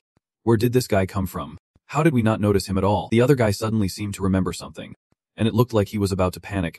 All three of them inhaled sharply. Dong Than's mouth trembled. Zhang Chen. It is him, the legendary figure, the top expert of the 8 wilderness. No way. Is not Zhang Chen from the Zamok Xian. This is Ziwa Feng. To silence them, he sternly shouted, you are too loud. If you keep making noise, I will smash all your teeth. Ren Lam pointed at the three of them, feigning a pout. Brother, do these guys want to challenge you or what? Before he could finish, the three were already sweating in fear and stammering as they ran away. No, we have things to do. We will take our leave. Sorry for bothering you. She turned back and shot a teasing glance at Zhang Chen. Surprised by Little Lamb's fame, he simply replied, is that so? Just normal. Ren Lam immediately held out her hand, demanding a compliment, puffing up with pride. Where's my fruit? Didn't you say you would give me the fruit? He handed the gift to her, looking helpless. He remembered this clearly. Just as Ren Lam took it, the system chimed in. Spirit item. Storm gloves. Strength plus 11. Comprehension plus 8. Vitality plus 300. Skill. Explosive fist. Her eyes sparkled, cradling the item as if it were a treasure. Wasn't this the glove on the artifact list? Ren Lam beamed with joy, so happy that she could not let go. Not only that, Zhang Chen pointed at the screen, raising his voice generously. There is also a technique and 2 defensive spirit items for you. The 2 defensive items are not expensive. They sell for 20,000. And the gloves could sell for 800,000 without a problem. The Fire Fist skill is about 500,000. After hearing that, Long's eyes sparkled as she smiled sweetly. Little lamb, you are so nice. Seeing that the time was ripe, he excitedly asked. So when will you pay me? I won't take much. Just give me a discount of 20 to 30%. Renlam lightly tugged at her clothes, throwing flirtatious glances. Where would I get that much money? Or do you want to pay with your body? Zhang Chen quickly waved his hands. Let us skip that, I have a reputation. She squinted, feeling annoyed that he did not take the bait. Zhang Chen's expression darkened, his gaze wary. Was he using this trick to hook her? In his past life, he had fallen for such deceit and ended up getting hurt. So if he believed it again, he would truly be a fool. Suddenly, Renlam returned the iron gloves. I only need 2 protective outfits. The gloves and the book. You can sell them. They are too expensive. I can't afford them. Detran smiled slightly. Just take it. I was just joking. This was originally prepared for you. If I really wanted to sell it, I would have sold it long ago. After saying that, Detran stuffed it straight into her arms. Nemlam felt even more guilty. But this thing is worth 12 million. If you do not sell it now, later on when there are more items, its value will drop drastically. Detran gently reassured her. Using these items will make you stronger, and you will be able to drop better items to return to me. So do not worry about it. She hesitated because of her self-doubt. But I am not good at games. And I do not have any talent. Investing in me is a waste. You should focus on training someone else. Detran gently patted her head, encouraging her. Who says you do not have talent? The immovable king is not a talent. Catching wild beasts is different from regular computer games. I dare say you will become a top player in this game. Manam Lam blushed for a moment. Really? Detran answered without hesitation. Of course, your talent is that good. Plus you have my guidance. Even a pig can do it. Before he could finish, Detran received a punch out of nowhere. She yelled angrily. You are the pig. Detran flew away, letting out a scream, then got hit again. He fell to the ground, his face bruised. Looking up, he saw Nam Lam standing with her hands on her hips, looking stern. I have a favor to ask of you. When I joined the sect, an elder in the inner hall took notice of me. That old man said he wanted to take me as an inner disciple, but I have to complete a mission. Please help me. Lam De Heap. Detran felt wronged and almost cried. After just hitting her, now she wants him to help with a mission. What kind of attitude is that? In the tea house, Detran reluctantly asked. Tell me. What mission? Let me see if it is difficult, she seriously explained. He told me to go to the Tu lake and catch a red fish, so I do not know how hard it is. Upon hearing that, he immediately jumped up. Then let us go. When they reached Tu lake, Nemlam's eyes widened. Oh, we are going right away. Tu lake seems very far. Do we need to teleport there? Detran cheerfully replied. No need. We can fly straight there. Your level is not high enough right now, so get on. I will carry you. Without hesitation, she happily jumped onto Detran's back, her soft body pressed against him, making him blush deeply, blood rushing from his nose. Even so, Detran seriously reminded her, I'm flying, hold on tight, do not fall off. As they took off, Nemlam joyfully shouted, higher, let us go higher. She clung to his shoulder, but her breasts kept pressing against him more and more. Detran's nose bled uncontrollably. Nemlam was confused, not understanding why. Just then, he lost his balance, causing both of them to fall to the ground on top of each other. She shyly exclaimed, Little lamb, can you handle this? Detran got up, awkwardly denying it. Nonsense. How could I not handle it? Sit tight. Do not fidget too much. The scene shifts to the Lake of Love, and Detran's mind is swirling with thoughts. The Lake of Love is very famous in Hofeng-chu. It has a type of fish called zichenu, known for its fresh taste and tender meat, which also contains a unique spiritual energy. If you bring 6 new fish to the auction house, you can sell it for a good amount of spiritual stones. That is why many newcomers love to go there to fish and make money. However, at the bottom of the Lake of Love, there are the Hiyu, and zichenu fish are their food. Once they notice someone trying to steal their food, they will immediately attack. The strength of Hiyu is usually at the mid-stage of Kwai refinement, but they prefer to live in groups. A weak newcomer like Num Lam would find it hard to take any fish away. Even if she caught one, they landed on a rock, and he exclaimed, we are here. After admiring the view for a moment, T-Trun commented, this spot is decent. It seems like someone has set up camp here before. Fishing for zichenu entirely depends on luck. If luck is not on your side, you might end up sitting here all day. She suddenly remembered that she forgot to bring a fishing rod. He quickly pulled out a string, testing its strength, thinking about how you do not need a rod in the game. This will do. The system notes that this spider silk is made from 100-year-old spider thread, So you definitely won't go home empty-handed. Titran threw the hook into the water and casually handed the string to Nem Lam. You need to hold on tight. There is only one thread here. Just take your time fishing. I will lie down and rest a bit. After saying that, Titran lay back on the rock, covering his face with a fan, and fell asleep. She struggled to hold the string while murmuring, "If I knew this task was so simple, I would not have bothered you. I could have done it myself."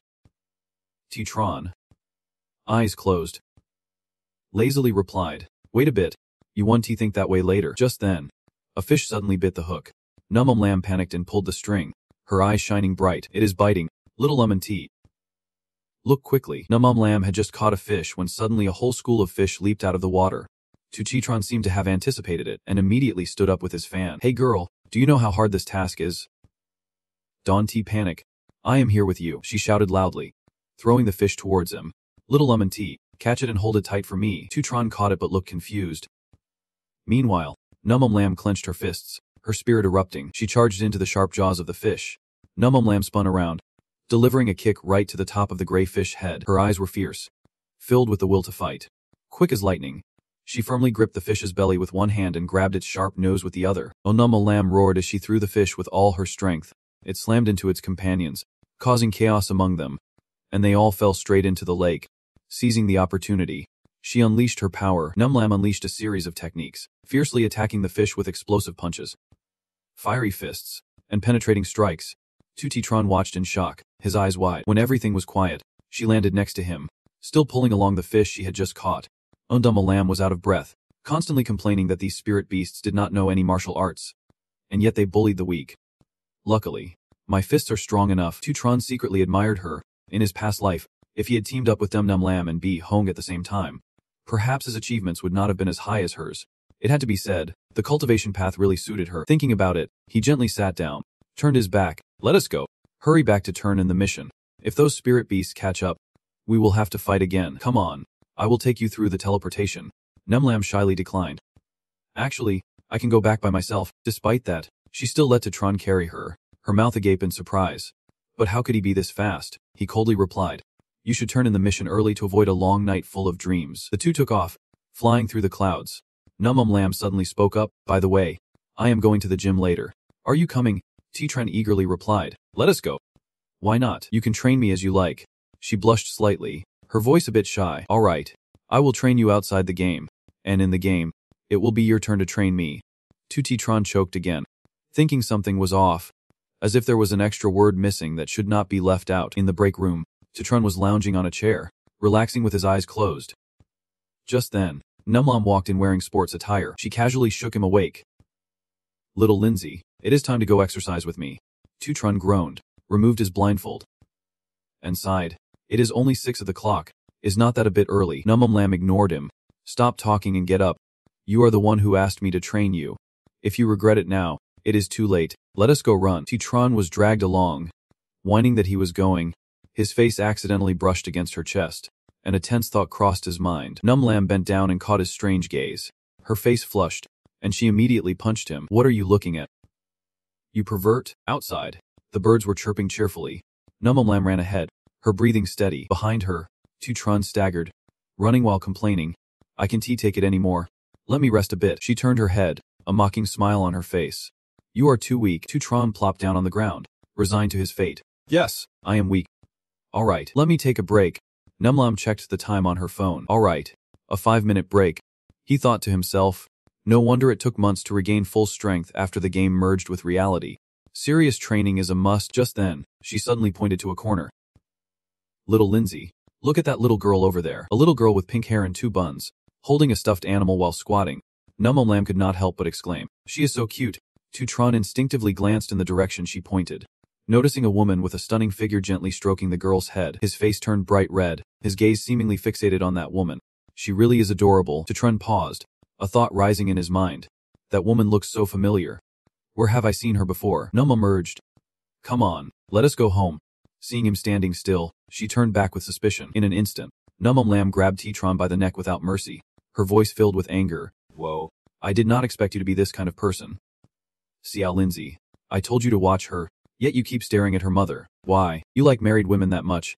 Titran struggled and yelled. "You crazy. What are you doing?" "I just thought she looked familiar." Let me go. She rubbed her temples in annoyance and scoffed. Seriously, even my dog has a better excuse than you. Stop pretending. Let us go. Keep running. Tron was dragged away, panting and complaining. Didn't you say we could take a 5-minute break? It has not even been a minute. Numlam let go and dashed ahead, leaving a curt remark to stop the nonsense. After a while, Tron, exhausted, trudged back, breathing heavily. In his mind, he kept grumbling. I did not say that, did I? It is only the first time and we are running like this. I can take it. Even though I am just a weakling in real life, I am not like that in the game. Losing face in reality, I will regain it tenfold in the game. As soon as he put on the virtual reality glasses, Tron landed with a burst of flames, his spirit igniting. His eyes were sharp, and he exuded an incredible coolness. Observing the surroundings, Tron confirmed this was the place. He ventured deeper into the cave, thoughts swirling in his mind about a segment from his past life called Master of the Whole Server. That show interviewed top players to share gaming experiences and success stories. The #1 sword god from his previous life, Tron Ein, once said his first opportunity came when he stumbled upon a cave with 2 skeletons inside. Judging by the traces around, it was clear these 2 were top masters, but it was unknown what grudges led them to duel here. In the end, both exhausted, they perished on the spot. From the outside, one seemed to be a sword cultivator, while the other appeared to be a Buddhist practitioner.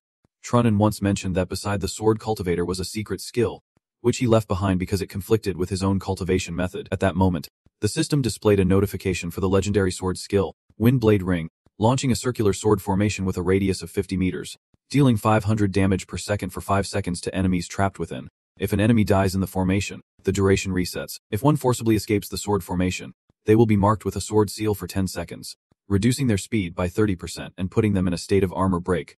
Tron tucked the book away, feeling satisfied. Indeed, this is something even the sword god could not help but brag about. This skill is really strong. I need to study it closely. He respectfully clasped his hands towards the 2 skeletons, thanking the 2 seniors for leaving behind the secret skill. The junior bows in gratitude, wishing them peace. Just as he finished speaking, the 2 skeletons suddenly collapsed, shattering and leaving Tron in confusion. Right there, a golden scripture fell out. You quickly grab it. Opening it, the system displays the notification of the divine Buddha seal, a secret technique not revealed outside the Buddhist school, summoning the Buddha seal from the heavens, dealing 2,000 damage to enemies within a 100 m radius, and an additional 20% damage to demons and evil cultivators. Cooldown time is 30 minutes, consuming 1,000 mana points. Any player who has reached Foundation Establishment can learn it, but outsiders will be pursued for learning it. Zichen was delighted. Is there more reward? Suddenly, a loud noise echoed, startling him and breaking his focus. Returning to reality, Zichen irritably removed the virtual reality device, shouting, "Who keeps knocking on the door? It is so annoying." From the kitchen, Numum Lam hurried out, sounding flustered.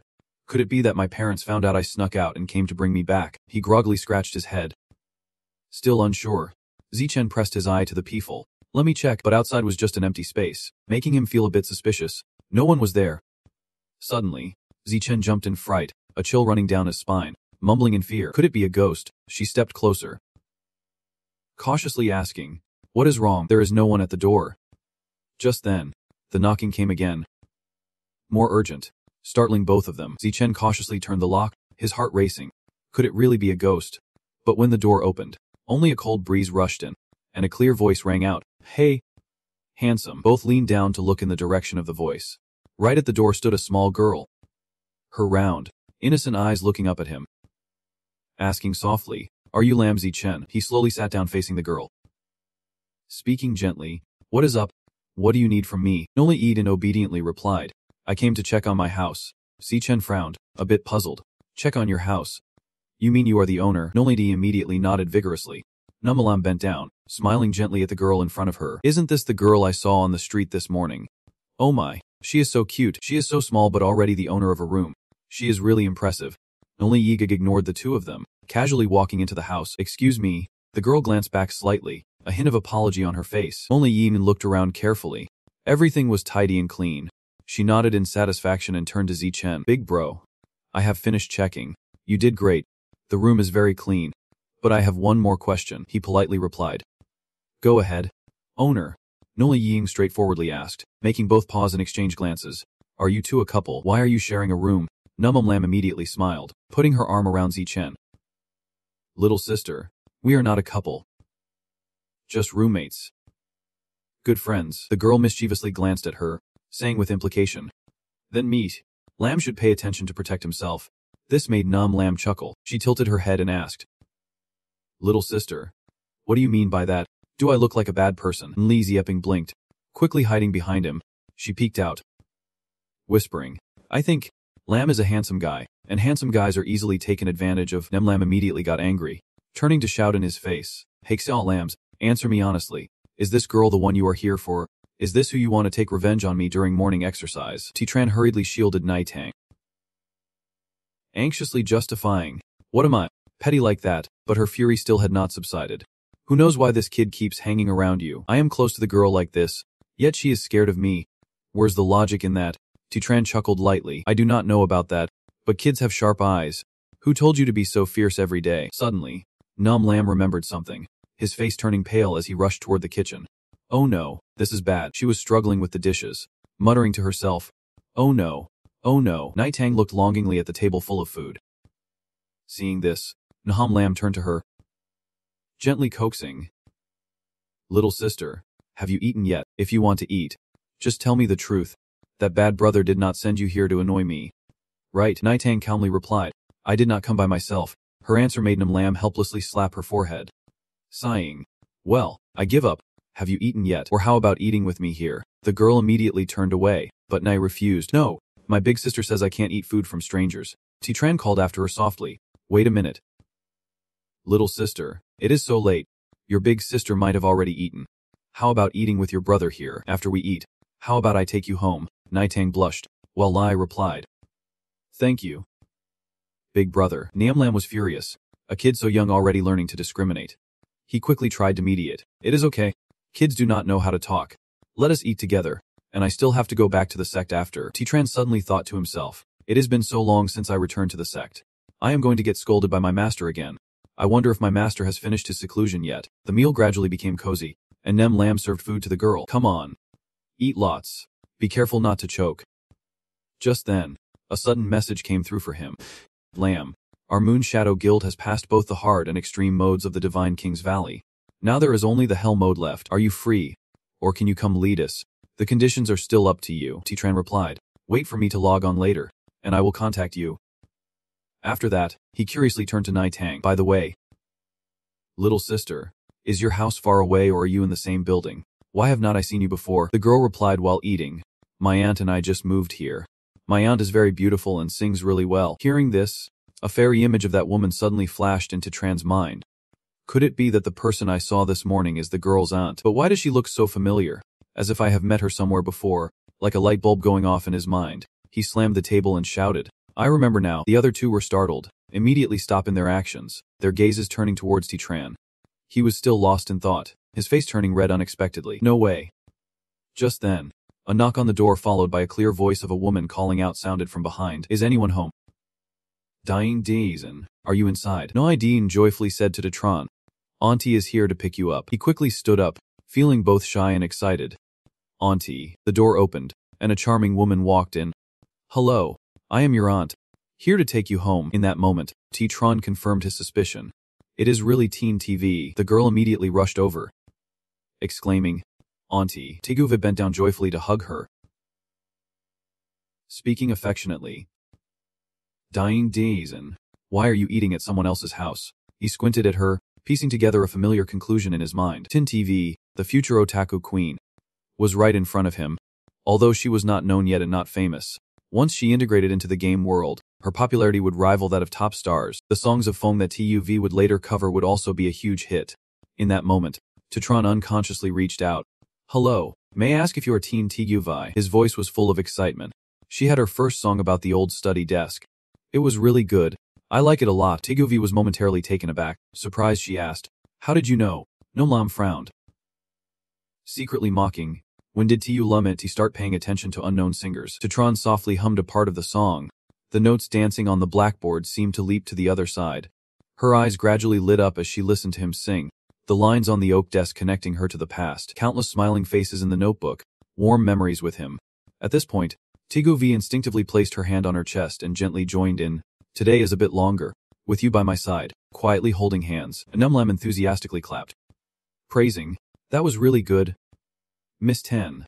Your singing is amazing. Tigove smiled, her voice trembling. Thank you all for liking my song. I thought no one was paying attention or liked it anymore. In fact, during this time, I struggled with whether or not to continue singing. Chi-Tron squinted, sincerely expressing that her songs were truly great. I am just one of the countless listeners of her music. I believe there will be many more people who will like your songs in the future. He encouraged her, so please keep going. Taiguvi stared at him, her face gradually turning red. She was moved, bowed her head, and choked out. Thank you for your encouragement. I will keep trying. Just then, Numum Lam chimed in. I am someone who likes to speak the truth, and your song is really good. Oh, by the way, my name is Nemo Lam. Let us be friends from now on. Taguvi nodded, beaming with a bright smile. Of course, I am honored to be friends with you all. Suddenly, a small hand shot up, and me too. The little girl excitedly introduced herself. My name is Nda Dative. You can just call me Gay Dekize. She looked at the girl and laughed. So you are Nda Dative. Who gave you that name? It sounds really nice and cute. The girl replied honestly. My mom named me that. Numum Lam exclaimed. Your mom is great at naming. Huh. Did she move here too? Naizithing lowered her head, trying to hold back her emotions. She passed away. So she could not move here. She was startled and quickly apologized. I am so sorry. I did not mean to. I just wanted to say your name is really nice. Z gently patted the girl's head, his tone softening. My mom is gone, and so is my dad. You are happier than I am. Z Dwayu Zdo. At least you still have someone small to take care of. Naizi twitting. Feeling sad, cried and rushed into his arms. Tutron gently patted her back to comfort her, saying it is okay. You can take care of me in the future. So can we be good friends from now on? The girl looked up and smiled, nodding her head. The atmosphere became warmer. Nimlam gestured. Don't he just stand at the door? Come in and eat. He clasped his hands to take his leave first, saying, there is still something going on in the wild. I need to check it out. You all eat first. Do not wait for me. A little later, in the virtual world, Tutron landed in a desolate secret realm. His gaze was determined. It was here, the secret realm of the Vichus. Suddenly, a loud voice caused the crowd to stir. Everyone, look who is here. A crowd gathered around Tutron, clamoring to invite him. Hey buddy, I heard you are still a lone wolf. Are you interested in joining us to roam the four seas? Lam brother, come join our crazy battle gang. I will make you the vice leader. Your skills are impressive. I admire you a lot. Why not join my Yin to Pavilion? I will give you a bonus of 50,000 each month. What do you think? Zeditron skillfully declined. I appreciate the good intentions from all of you, but I am used to being alone, so I am not thinking about joining any organizations. Thank you, everyone. He thought to himself, if I can avoid trouble, there is no need to offend them.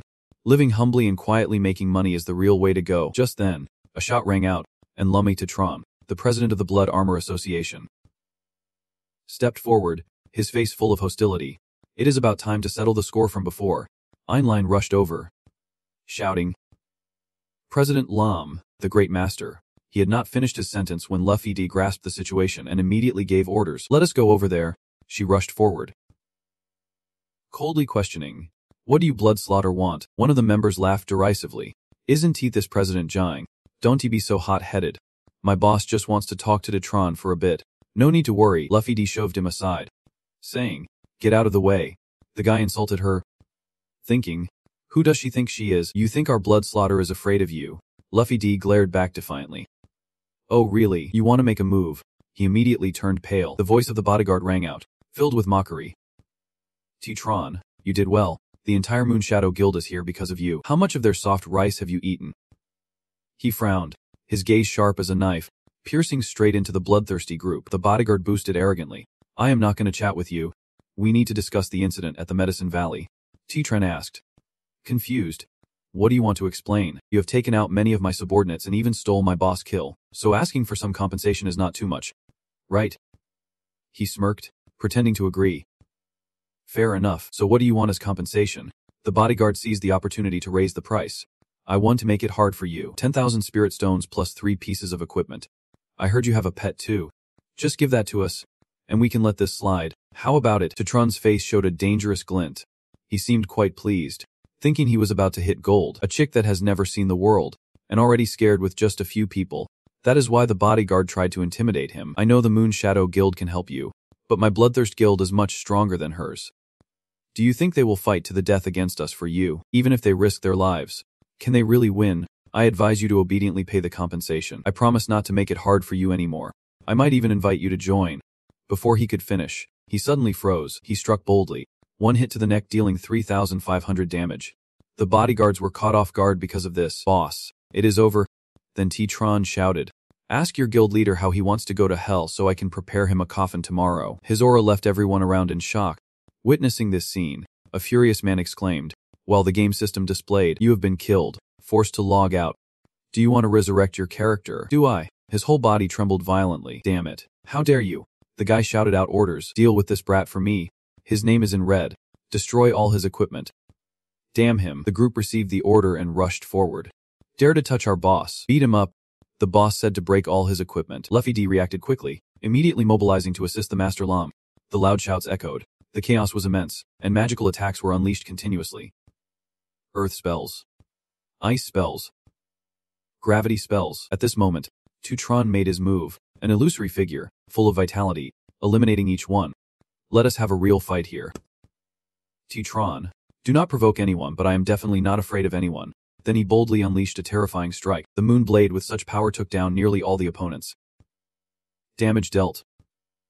1,500. Damage dealt. 1,800. Damage dealt. 2,000.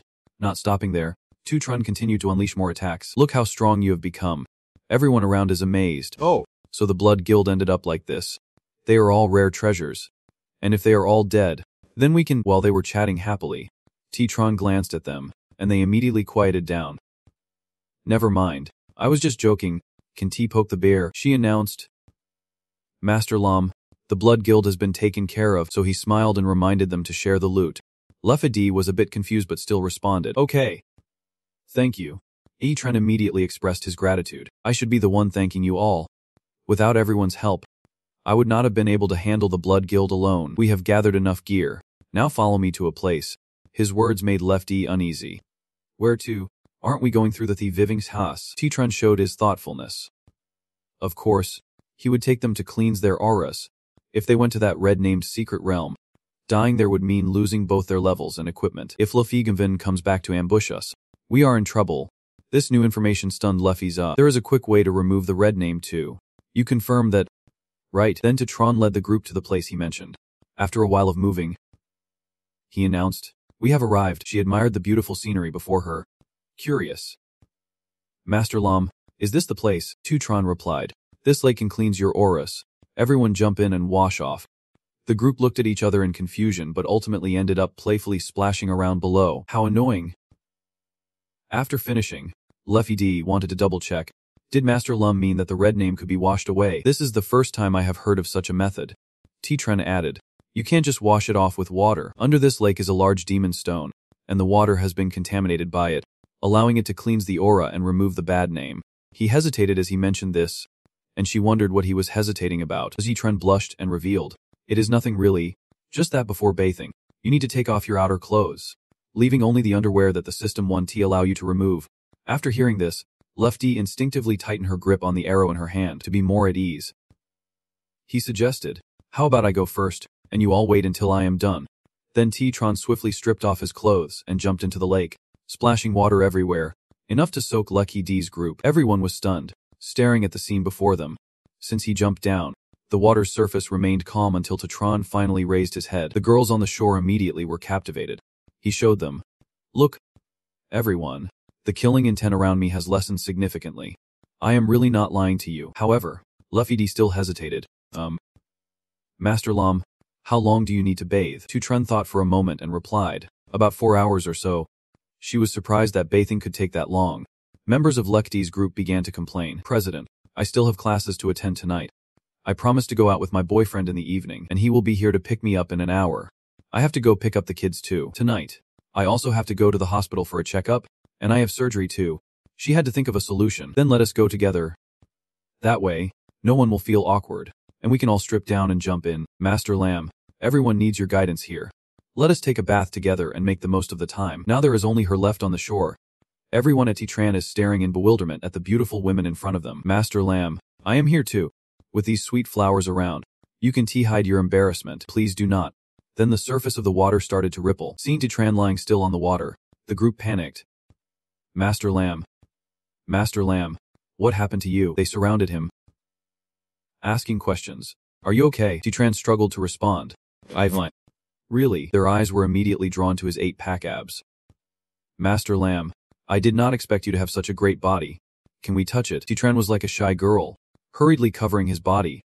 Wait, this is not really appropriate. His face turned completely red because those slender legs kept catching his eye.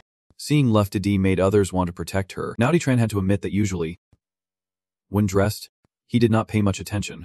But he never expected Miss Jiang to have such a beautiful figure. Suddenly, Lefty moved closer to him.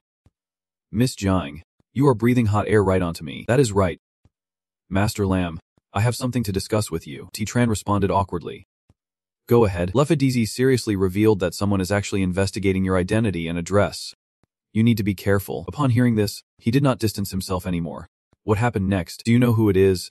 Lefty could only guess. No, but it is definitely someone with a background. Otherwise, how could I not find out? The way the two looked at each other sparked curiosity among the beautiful women around. When did the President and Master Lamb get together? What is so strange about that? I noticed it from the very beginning. After a while of whispering to each other, they both separated, and Titran spoke up. Thank you. Thank you. Miss Jiang, now everyone, let us enjoy the divine energy in this lake. You must soak for at least 4 hours. The group happily joked around. President, come here. You are really annoying. Meanwhile, you just lie down and contemplate life. In the game, I could act tough because I had a powerful mentor to rely on, but in reality, I am just an ordinary character. If I am really targeted by someone with a background, I would be lucky to escape with my life. In my previous life, an ordinary player named H-Min accidentally obtained a top-grade magical artifact. Relying on this artifact, his strength skyrocketed, shining everywhere. But after being completely wiped, he was robbed of the artifact and handled by that person. It seems I have to be extremely careful. I absolutely cannot let this situation turn against me. Now he is very determined because Titran is someone who has already lost his life once. In this moment, Titran silently gives thanks. Luckily, Jiang Lefty reminded me. Otherwise I still would not have realized I was being watched. They often say that a big tree in the forest will be knocked down by the wind. A large tree attracts the wind. Although I do not need to pay attention to those petty people, I still need to take necessary protective measures. Fortunately, house prices are low now, and the money I earn from the game is enough to buy a house. Later, I will install cameras in the new house and buy an extra car to park in the underground parking lot of the neighborhood for cover. This way, anyone trying to find information about me will only discover my new room. By then, where I am living now will become a safe place. Right now, outside the chamber of Lun de Fien, Titran called out loudly. Master, are you there? Did your disciple come to find you for something? As usual, he guessed, calculating that his master must have finished their closed-door training by now. Indeed, after a moment, he heard a familiar voice. Good disciple, come in quickly. Titran happily stepped inside. Yes, master. But before him was a very hot scene. Titran did not expect that after increasing his affection, he would witness such a sexy sight. She asked, Good disciple, what do you need from me? He stammered. Well, I will keep it brief, but it is a long story, especially in this situation. Is this a cat? A snake? Or what? The specifics depend on the situation. Seeing his attitude, Fi Yin could not help but laugh. She was excited by Titran's thoughts. What kind of cat and snake nonsense is this? Are you playing a word game with me? Then he got straight to the point. Master, I am opening a pharmacy in the city, but I am currently short on medicine, so I want to seek cooperation from our sect. I can represent the sales, and we can share the profits based on the ratio. Is that possible? Hearing this, Fi Yin asked, Why do you want to open a shop in the city? Isn't what I give you enough? Titran denied and explained. Of course not. I want to take advantage of my free time to earn some spirit stones, so I can buy beautiful jewelry for you and contribute more to the sect. If you need the spirit stones I earn, then I will gladly offer them all to you. Fi Yun's face showed clear satisfaction. Why would I want spirit stones that you worked hard to earn? He immediately brushed it off. Not hard. Not hard. What belongs to the disciple is the master's, and what belongs to the master is still the master's. In the end, she had an answer. All right, I will agree to this little matter. Tomorrow you go find Than and then Katho Boi to discuss it. All this time, Titran was just waiting for this answer. Indeed, having a strong backing is truly beneficial. Just when it seemed they had concluded the matter, he suddenly melted down like a puppy, causing Fi Yin to feel confused. What is it now? Titran asked. Thank you, master. Have you been well these past few days? It has been a few days since we last met. I wonder if you have been eating well and sleeping soundly. She sighed and complained upon receiving his concern. I have not been doing too well these past few days. He immediately activated his hot mode. Why is that? Who has been bullying you so that I have to take their place? Little did he know, the reason Fi Yin was upset was quite trivial. Her cultivation level had been stuck at the peak of VFA for a long time. There were still no signs of a breakthrough, and every day at Kim Kung-sen, there was no one to talk to, so she just wanted to go into seclusion. Just like that, Tutron immediately saw the consequences. What? Another seclusion? Once the master goes into seclusion, it could be a few days or even a few years. If she goes into seclusion, where would I go to find a strong ally if I run into trouble? So he suggested that even a master like her, stuck at her level, might not achieve results even in seclusion. I suggest you try a different method. Perhaps you will gain some insights.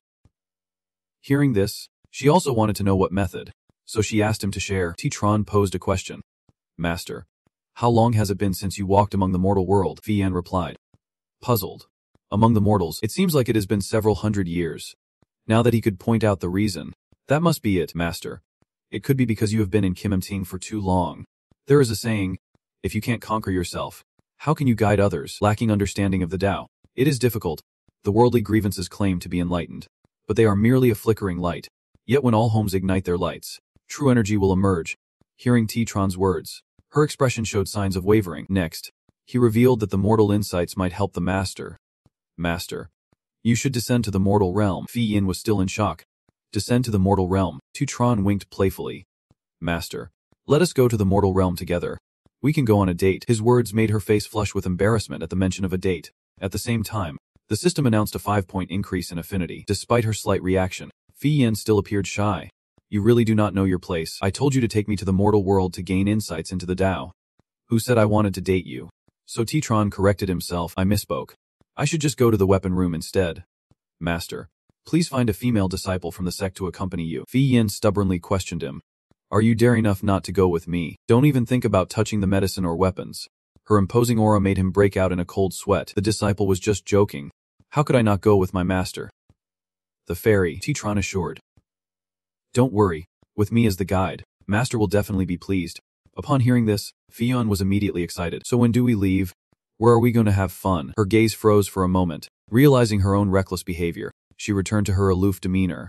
Little princess, it seems you do not truly understand the path. The Ztren eagerly revealed. I heard there is an ice city called Vinothone in the northern part of Mutin Chu, near Biki Visa, where it snows all year round. Then, he used magic to show Fion the place he just mentioned. Not only that but also introduced the stunning snowy scenery and the many snow sculptures. At night, everyone releases lanterns. Seeing the scene before her, she was in awe. The sky was filled with brilliant lights. It looked incredibly beautiful. Tutren added. Not only that, but the hot springs in Viek City have recently become famous. Bathing in hot springs, drinking fine wine, and enjoying the snowy scenery are great ways for master to relieve fatigue. That was enough to excite Fi Yun. So let us go to Vi Ying. When do we leave? He humbly asked if they could wait until the disciple finished arranging the store first. In the end, she agreed. All right, you arrange things quickly and then come to the sect to find me. Understood. Tutron bowed and confirmed. Disciple understands. I promise to leave early and return early. At the same time, Fian said she would go find the two gentlemen the Ui Thian Than and Thian Kai to discuss the matter you just mentioned. He was really happy and thanked his master. Tutron's mind was now soaring. He had succeeded, and his quality was solid. Later, he returned to the ordinary pharmacy, the head of the library. Now he could relax, with the sect leader backing him up. The matter was as good as settled.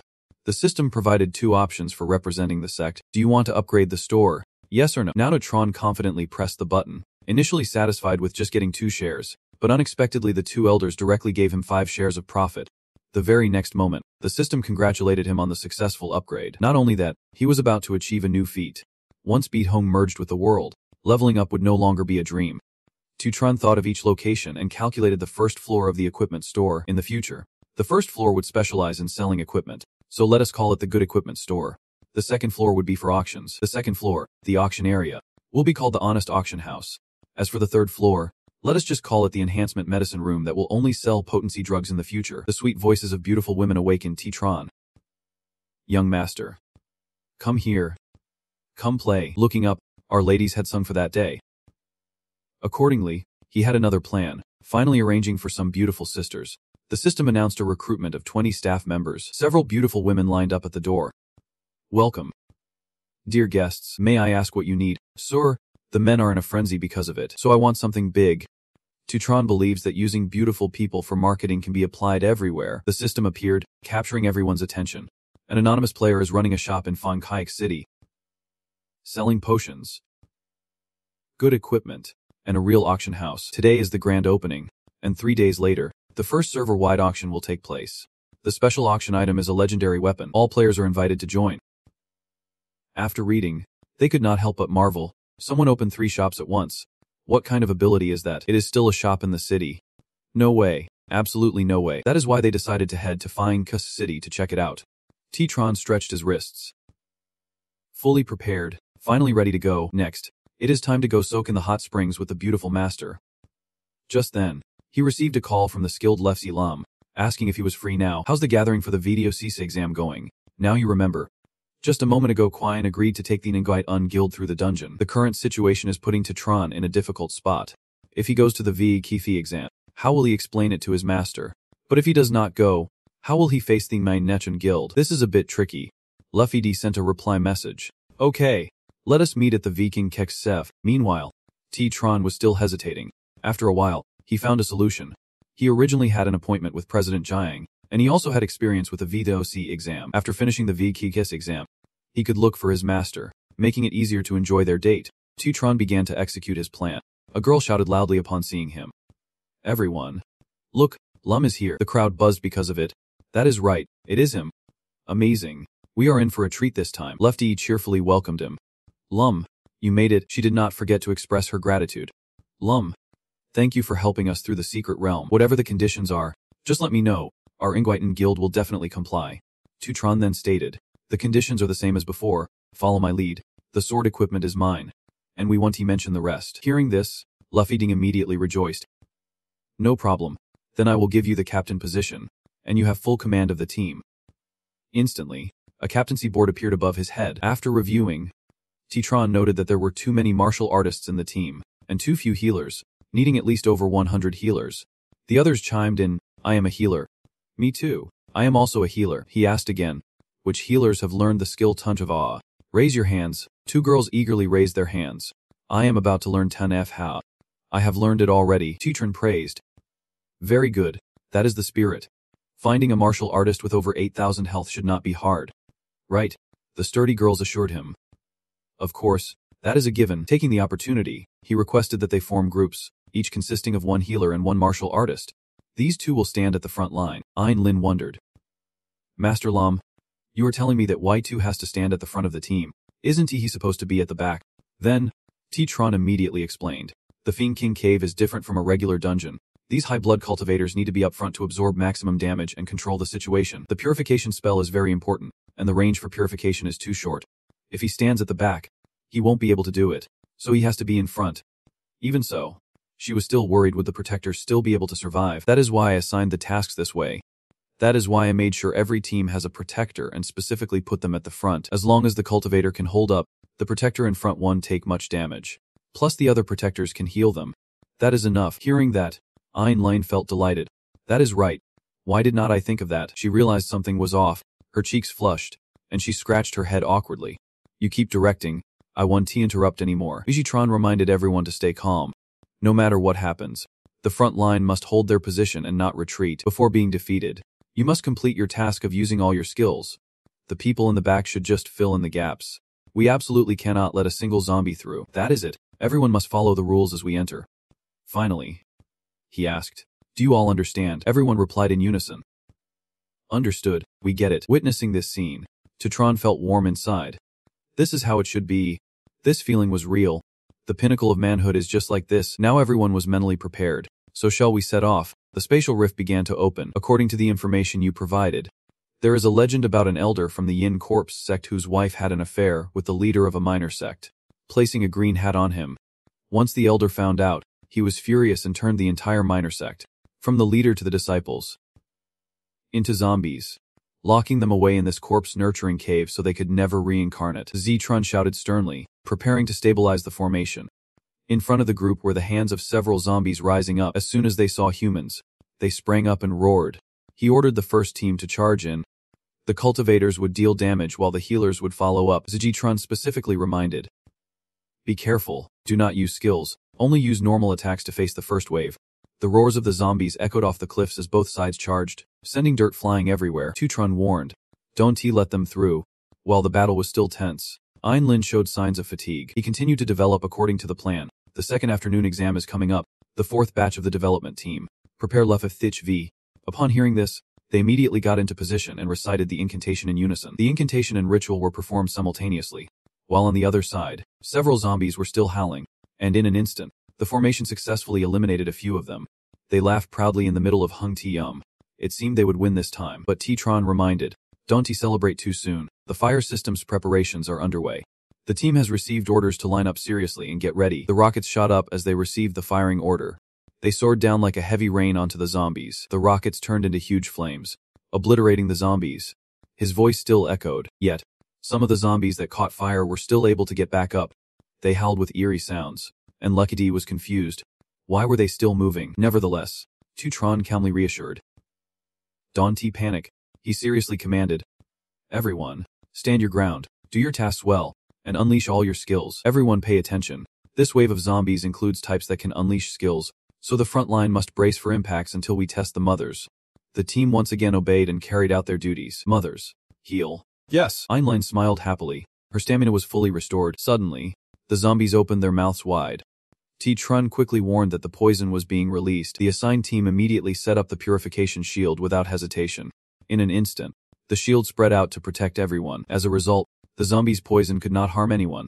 The system reported that the progress in the protected area had reached 90%. Einlein stood and looked at the defeated zombies in front of her. She breathed a sigh of relief. Surely this must be the last one. Afterwards, he also requested a tally of casualties. Everyone rested for 2 minutes to regain their strength. Einlin was truly delighted to report that the casualty rate was less than 2%. The whole group cheered excitedly. "We are amazing. Are we about to clear this level?" Lefidi happily called out. "Lum, you are truly an excellent commander and leader. I feel that you could definitely establish your own guild." Despite receiving the praise, Tutron's expression was somewhat heavy. His voice became serious. "A guild. I have no intention of forming a guild. Being free and independent is enough for me." Tutron recalled his sad memories. "In the past, I did establish a guild, but because I was always thinking about romance, I handed full control to Deket and my good brother to manage. As a result, both betrayed me." She regretfully admitted that I spoke out of turn. "Sorry. Lum, did I say something wrong earlier?" He interrupted and denied any relation to you. "Just recalling some unpleasant memories, and you do not need to worry about it." Therefore, Lefidi had faith that mountains and seas would one day reunite with rain. Rain and wind would eventually meet, and the things that weighed on his heart would finally be resolved. Everything would be all right. "Lum, I believe you will achieve your ideals." Tutron was slightly taken aback but then smiled. "Thank you. I am sure I can." His radiant smile made her speechless. After a moment of rest, Tutron announced that it was time to prepare for the final competition. "You know well that the things before are not worth mentioning. This final trial is the toughest challenge in the secret realm." The ground began to shake, and from below, 2 gigantic leaves twisted upwards. Notification system. Monster King. Level Boss. Early Stage Crystallization Power. Health 15,200 per 17,000. Attack 165. Defense 170. Speed 138. Spirit 25. Critical hit 20. Difficulty 6%. Poison resistance 70%. Skills. Iron Body. Thunderstorm. Millennium Poison Protection. King Power. He had a talisman stuck to his face, and the roar sounded completely different from the previous monsters. Zichen quickly assigned tasks, saying that high-level zombies would soon appear, and everyone needed to hold them back. "This time, you personally charge in to handle this old man." With that, Zichen flew straight towards the mouth of the King of the Dead. Zichen charged up strongly, ready to show his sword. The gigantic hand of the King of the Dead spread out before him. Instantly, Zichen unleashed a phantom move and successfully dodged, causing his hand to smash into the ground. Zichen had to admit it was really dangerous. After that, he struck again. The Phoenix Spiral magic of Zichen was quite stunning, with 22 sword energies. Under this pressure, the King of the Dead had to use his hand to shield himself. A surge of magical power was rushing towards him. Before long, it went straight into the throat of the King of the Dead. He roared in pain. Without giving the opponent a chance to retaliate, he dealt a critical hit of 2460. The ground shook violently from the impact of this move. At that moment, Lakyu cheerfully reported, "Master Lamb, we have taken care of the little monsters too." Zichen smiled back, indicating that they were done as well. The announcement board appeared. "Congratulations on successfully clearing the King of the Dead dungeon at Hell level. All members receive 4,000 cultivation points. Clear time 20 minutes 25 seconds. Perfect ranking reward. All members receive an additional 1,000 cultivation points. Perfect reward bag for clearing the dungeon doubled. You can't hide your joy. We cleared the dungeon." The whole group swarmed around him. "Master Lamb, I love you. Master Lamb, you are really amazing, God of Men. From now on, You will always be my god. How about a hero's date? I am still single. Send me your location. And I will come find you. Send me the coordinates. I will log out and book a flight immediately. Zichen was overjoyed by this treatment. Everyone is being too polite right now at the Sword Hall. After completing the mission, he stood at the door reporting, Master, I am back. Long was secretly worried, being so late. I wonder if Master will scold me. Finally, the door opened. Come in. Fi Yan's voice sounded somewhat sulky. You even know how to come back. Why do I feel like you are reluctant to leave the mortal world? You care more than the sect 100 times over, Zichen assured. Master. You misunderstood. I absolutely do not cling to the mortal world. Aside from running the shop to earn some money to buy fruit for you in the future, I spend all my time cultivating. She looked a bit skeptical. Was that really true? So you are sure you are up for this? Of course. I always remember. Training day and night without ever slacking off. Tutron eagerly brings up the main topic. Oh right. Master. When are we heading to Naching Then? Fi Yan said there is no rush. Before we set off, I will help you improve your strength a bit. Follow me over here. Are you excited to help me boost my strength? Tutron's heart is overflowing with joy. Things are moving too quickly. She and you stood in the empty courtyard. Just the thought of it makes Tutron blush. Is Master really planning to do that right here? But suddenly, Fi Yan takes out a sword. And you start to overthink. Does Master have props too? This is getting serious. Seeing Tutron standing there in a daze, she calls out, Disciple. What are you thinking about? You quickly deny it, saying it is nothing. Then Fi Yan seriously requests, You take the sword and attack me with all your strength. Caught off guard, Tutron shyly refuses. How could I do that? A disciple can commit such a disrespectful act against their master. Your words leave her confused. Something about that sounds off. Fi Yan lets out a sigh and sets a condition. Here's the deal. If you can touch the hem of my robe, consider it a win. I will reward you with 2 gifts, but even if you lose, you will still get 1 gift. Tutron's eyes light up at this. There is a gift. The system presents 2 options. Activate the chance. Personal test of Lun Fi Yan. Accept. Decline. Accept. No need to hesitate. Tutron immediately agrees. Then it is settled. So I can use any method. Because I know the gifts Master gives are all extraordinary items. Then she clarifies. Of course, no matter what tricks you use, as long as you touch the hem of my robe, you win. Moreover, you can use any skills, but I will only use the strength of Trofsi realm. No skills. This simple rule makes Tutron feel a bit hurt. How annoying. Am I being underestimated? Fi Yan smiles at you from across the way. Tutron gets into position and loudly declares. Alright, then I won. Be polite. Master, if you lose, do not get mad. She reassures him once more. Am I really that petty? And your chances of winning? Fi Yan firmly states. Definitely not. Instantly, you channel power into the sword in your hand and spring towards her. Tutron just moved, and Fi Yan already notices. Who would have thought her disciple would progress this quickly? Your reflexes are clearly quick, but you can catch up to her in an instant. Fi Yan is behind Tutron, poking him in the back with a branch, then pushing hard, causing Tutron to bend over and finally crash face first into the ground. You turn back to look at the one who struck so swiftly. She laughs and remarks, Disciple, you let your guard down too early. Tutron could not accept this, so he demanded, Do it again. Come on. And Fi Yan was not afraid to respond. Just charge at me. This time, he doubled his strength, and Tutron swiftly rushed towards her, only to be countered by Fi Yan and sent flying back. He lost his momentum and could not break through her defenses. She simply smiled and took something out. Here, take this pill first, then rest a bit. After Tutron put it in his mouth, the system announced that the Supreme Moon Slash was condensing magical power to unleash a crescent-shaped sword aura within a 30-meter range in front of those hit by the sword aura. They would suffer 800 points of skill damage plus the damage from his own attack, along with a 10-second slow effect, a 3-second freeze effect, consuming 500 points of magical power, and a 10% increase in swordsmanship quality from the Moon Slash skill that had reached the supreme level, making him feel invigorated. He was surprised that once the Moon Slash reached supreme level, it increased so much. The system continued to update, stating that the day's sword aura was now supreme, gathering power for 3 seconds, dealing basic damage to enemies within a 60-meter range. After hitting them, there was a 100% chance to trigger a dazed state lasting 3 seconds. After hitting them, there was a 5% chance to trigger a stun state lasting 4 seconds. During the stun, the opponent could not use skills, so Tutron reevaluated, wondering if there was another surprising effect. Not bad at all.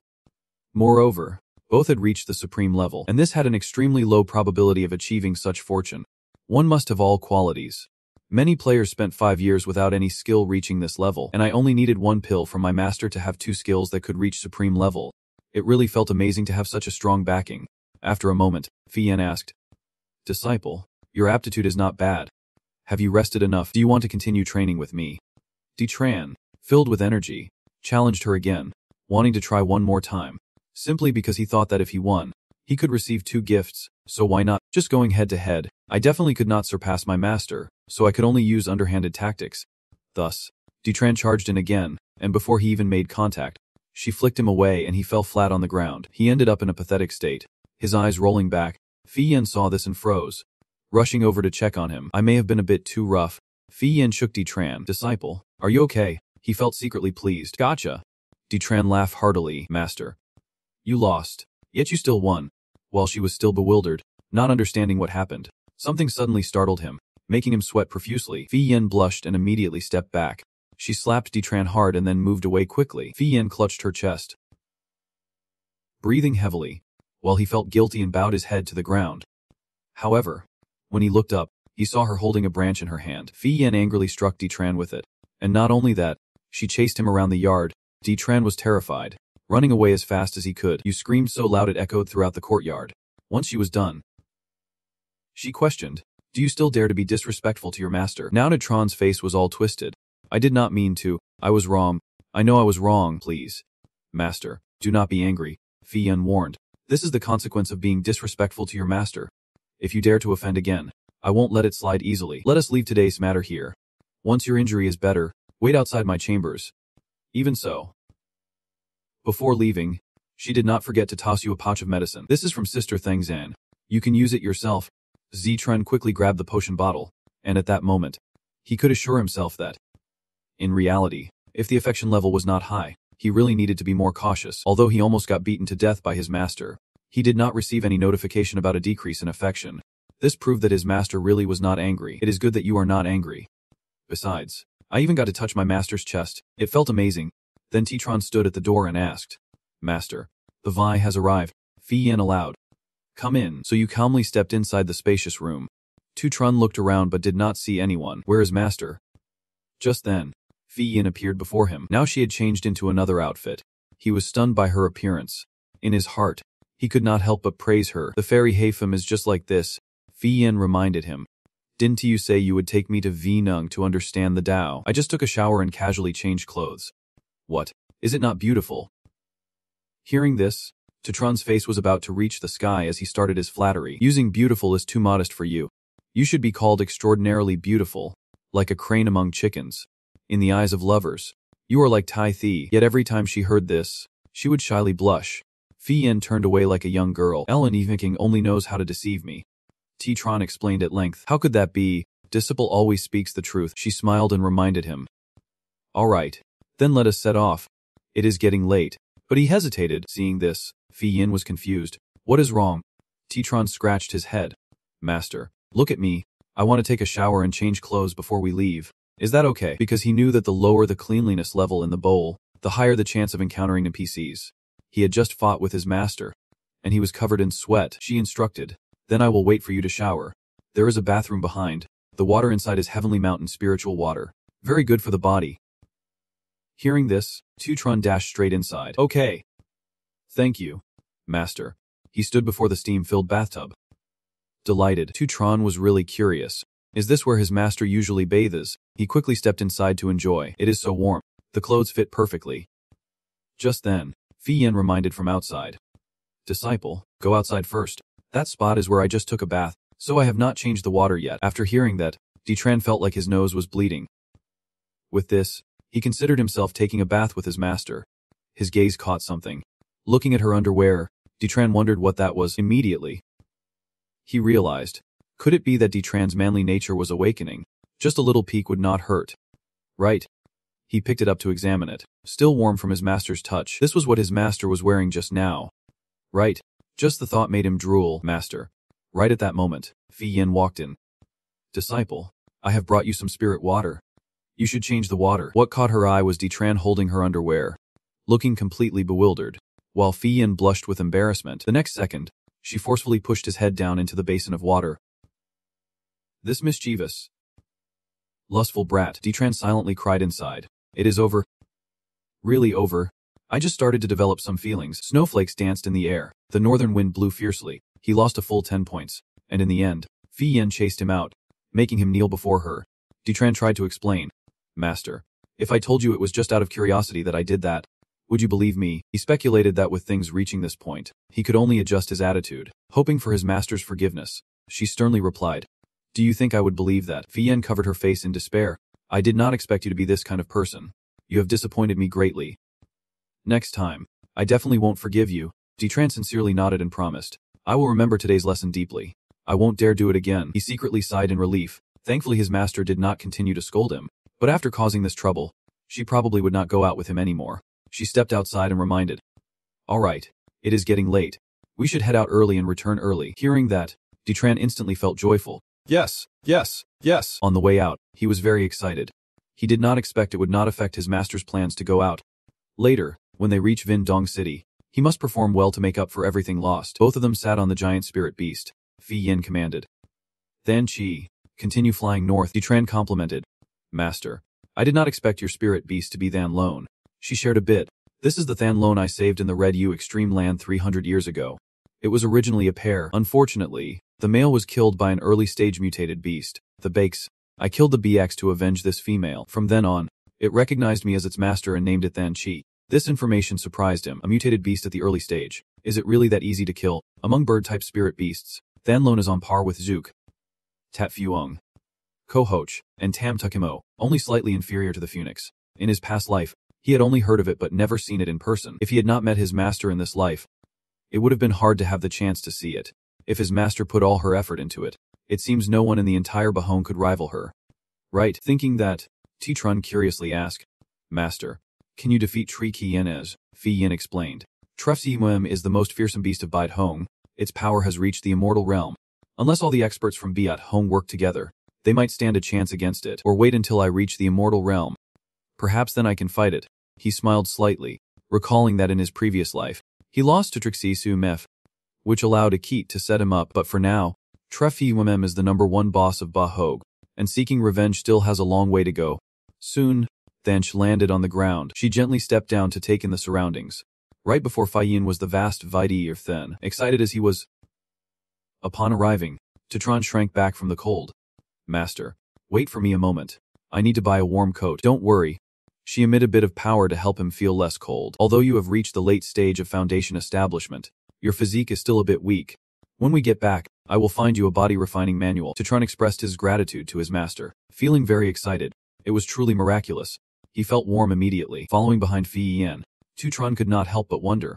Master, with your current physique, you must not fear the cold or the heat anymore. Right? She confirmed that it was indeed the case. Even if she fell into lava, it would not matter. This made him sincerely acknowledge that this was truly a powerful cultivator. Not only unaffected by heat or cold, but their body also remained untainted by worldly dust, and they could live for thousands, even tens of thousands of years. It is said that the higher the cultivation, the stronger the physique. Therefore, for high-level experts like his master, ordinary flying swords or magical artifacts could not even inflict the slightest harm. Tran's mind wandered. So, was it the same when doing that? Isn't that like tempered glass? Seeing this, Fi Yin shouted. What are you laughing at? Don't tell me you are thinking about something inappropriate. Tran fearfully denied it. No disciple would dare. He quickly redirected. Master, let us go. There are a lot of people over there. I will lead you to experience the bustling human world. As they entered the busy street, the sounds of commerce filled the air. Freshly baked pastries here, delicious and fragrant. Customers, come take a look. High-quality herbs, mid-grade herbs. We have everything. Hot steamed buns, just out of the oven. She completely agreed. You are right. It has been too long since I descended to the mortal realm. Seeking the Tao to become an immortal requires a pure heart, free from distractions, but one should not be isolated from the world. The bustling human world is the best balm for the heart. With an unstable Tao heart, how can one talk about transcending the mundane? Suddenly, Tran came over with a bag of goodies. Master, I bought red bean cakes. You should try some. Fi Yin gently tasted it. Although it had been a long time since she ate these mortal dishes, she was surprised that the flavor was just as she remembered. So you are surprised. Master used to eat red bean cake before. She mentioned that when I was a little girl, my father took me to the street of Phum Tran. Back then, I had a lot of snacks, but time waits for no one. 100 years ago, my father and mother passed away together. As the story went on, Tran sadly reminisced about the past. It turns out the master was just like me, having lost all her family too. The disciple has been without parents since childhood. Fi Yin noticed the expression on his face and felt guilty. I'm sorry. I might have brought up some unhappy memories for you. Tran replied. It is okay. I have been used to being alone for a long time. She gently placed her hand on his head, saying that from now on, she would be his family. This act startled T-Tron. It was the first time someone had spoken such words to him. Besides See-Thu Tite, the system panel appeared, and the affinity increased by 5. As hurried footsteps approached, the two of them remained in a tender moment. Where did Thean Dummy from Chithan come from? Amitabha, this must be the disciple of Thin Dim Kim Tung. T-Tron. Right, he immediately went into a defensive stance. It is me. What do you want to teach? T-Tron felt uncomfortable. These sneaky bastards are really sharp. Luckily the master is here. The other party then introduced themselves. Lum Thiech. I am Trithan from Thane MT. We have come because of the Vang Sign Father and that you recited. Not wanting to drag this out, he requested. So just tell me what you want. The rough nun spoke up. Lum Thiech. This Vang Sin Phi Tien is a unique skill of my brother Chithan. Moreover, it is a Buddhist secret technique. He continued. Although I do not know where Lem the Chi learned this skill, if it becomes known that an outsider has mastered our Buddhist techniques, it will be difficult for our sect to stand in the world. I hope you will come with us so that the abbot can use secret methods to erase the Vang Sign Phat from your mind. Hearing this, T-Tron laughed. Are you joking with me? She suddenly got angry. You stole our Buddhist technique first, and now you act so arrogant. Who gave you the courage? He glanced at Phi Yen and continued his argument. When did you see me stealing from you? Have I ever dealt with your Buddhist disciples to steal from them? Chithan affirmed confidently. Although you did not eliminate my Buddhist disciple, you did learn the Buddhist technique. The nun spoke again. Any item belonging to our sect, if you are not one of us, you absolutely cannot secretly learn. It turns out he had a plan. Observing carefully, this kid has extraordinary talent. No wonder he, just a sword cultivator, could learn the Viving Sin Pha Tien. Such talent is indeed rare. If we could recruit him to work for our Buddhist sect, what would be the harm in letting him cultivate this technique? Chithan politely suggested. Lum Thiech. I still have another solution. Would you be willing to listen? T-Tron wanted to know too. He said to tell him. Chithan got straight to the point. Master Lam, you can learn the Buddha's seal of rebirth, which proves you have a connection with the Buddha family with such excellent roots. If you have talent for Buddhist cultivation, then why be a sword cultivator? You might as well join my heavenly sound temple. I guarantee the abbot will take you as a direct disciple, with limitless Dharma connections. But after hearing this, Phi Yen's gaze turned sharp with that unexpected request. He could not understand how this monk was deceived. Just a moment ago, he said he learned the secret skills in secret, and now he wants to poach right in front of his master. My brain certainly was not fooled. I had to take this opportunity to show my loyalty to my master. Then he shouted loudly. Shut up. That is simply absurd. Since I stepped into the Heavenly Flame Sword Sect, I live as a Sword Sect member and die as a Ghost Sword member. How could I betray my sect? Especially now, my master has been so gracious to me. Even if the Buddha comes, I would not obey. Finally, she could smile in relief. This kid has a sweet tongue. At that moment, the system announced a 5-point increase in favorability.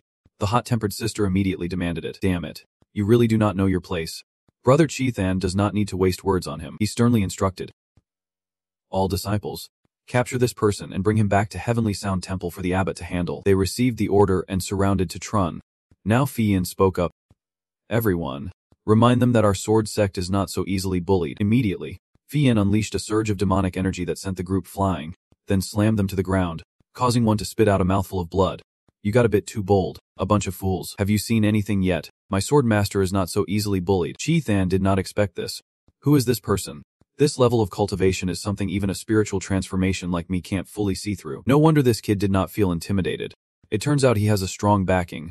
After that attack, he finally noticed Phi Yen. May I ask, this esteemed disciple, what is your name? She emphasized each word. I am Luzin Phi Yen of the Heavenly Flame Sword Sect.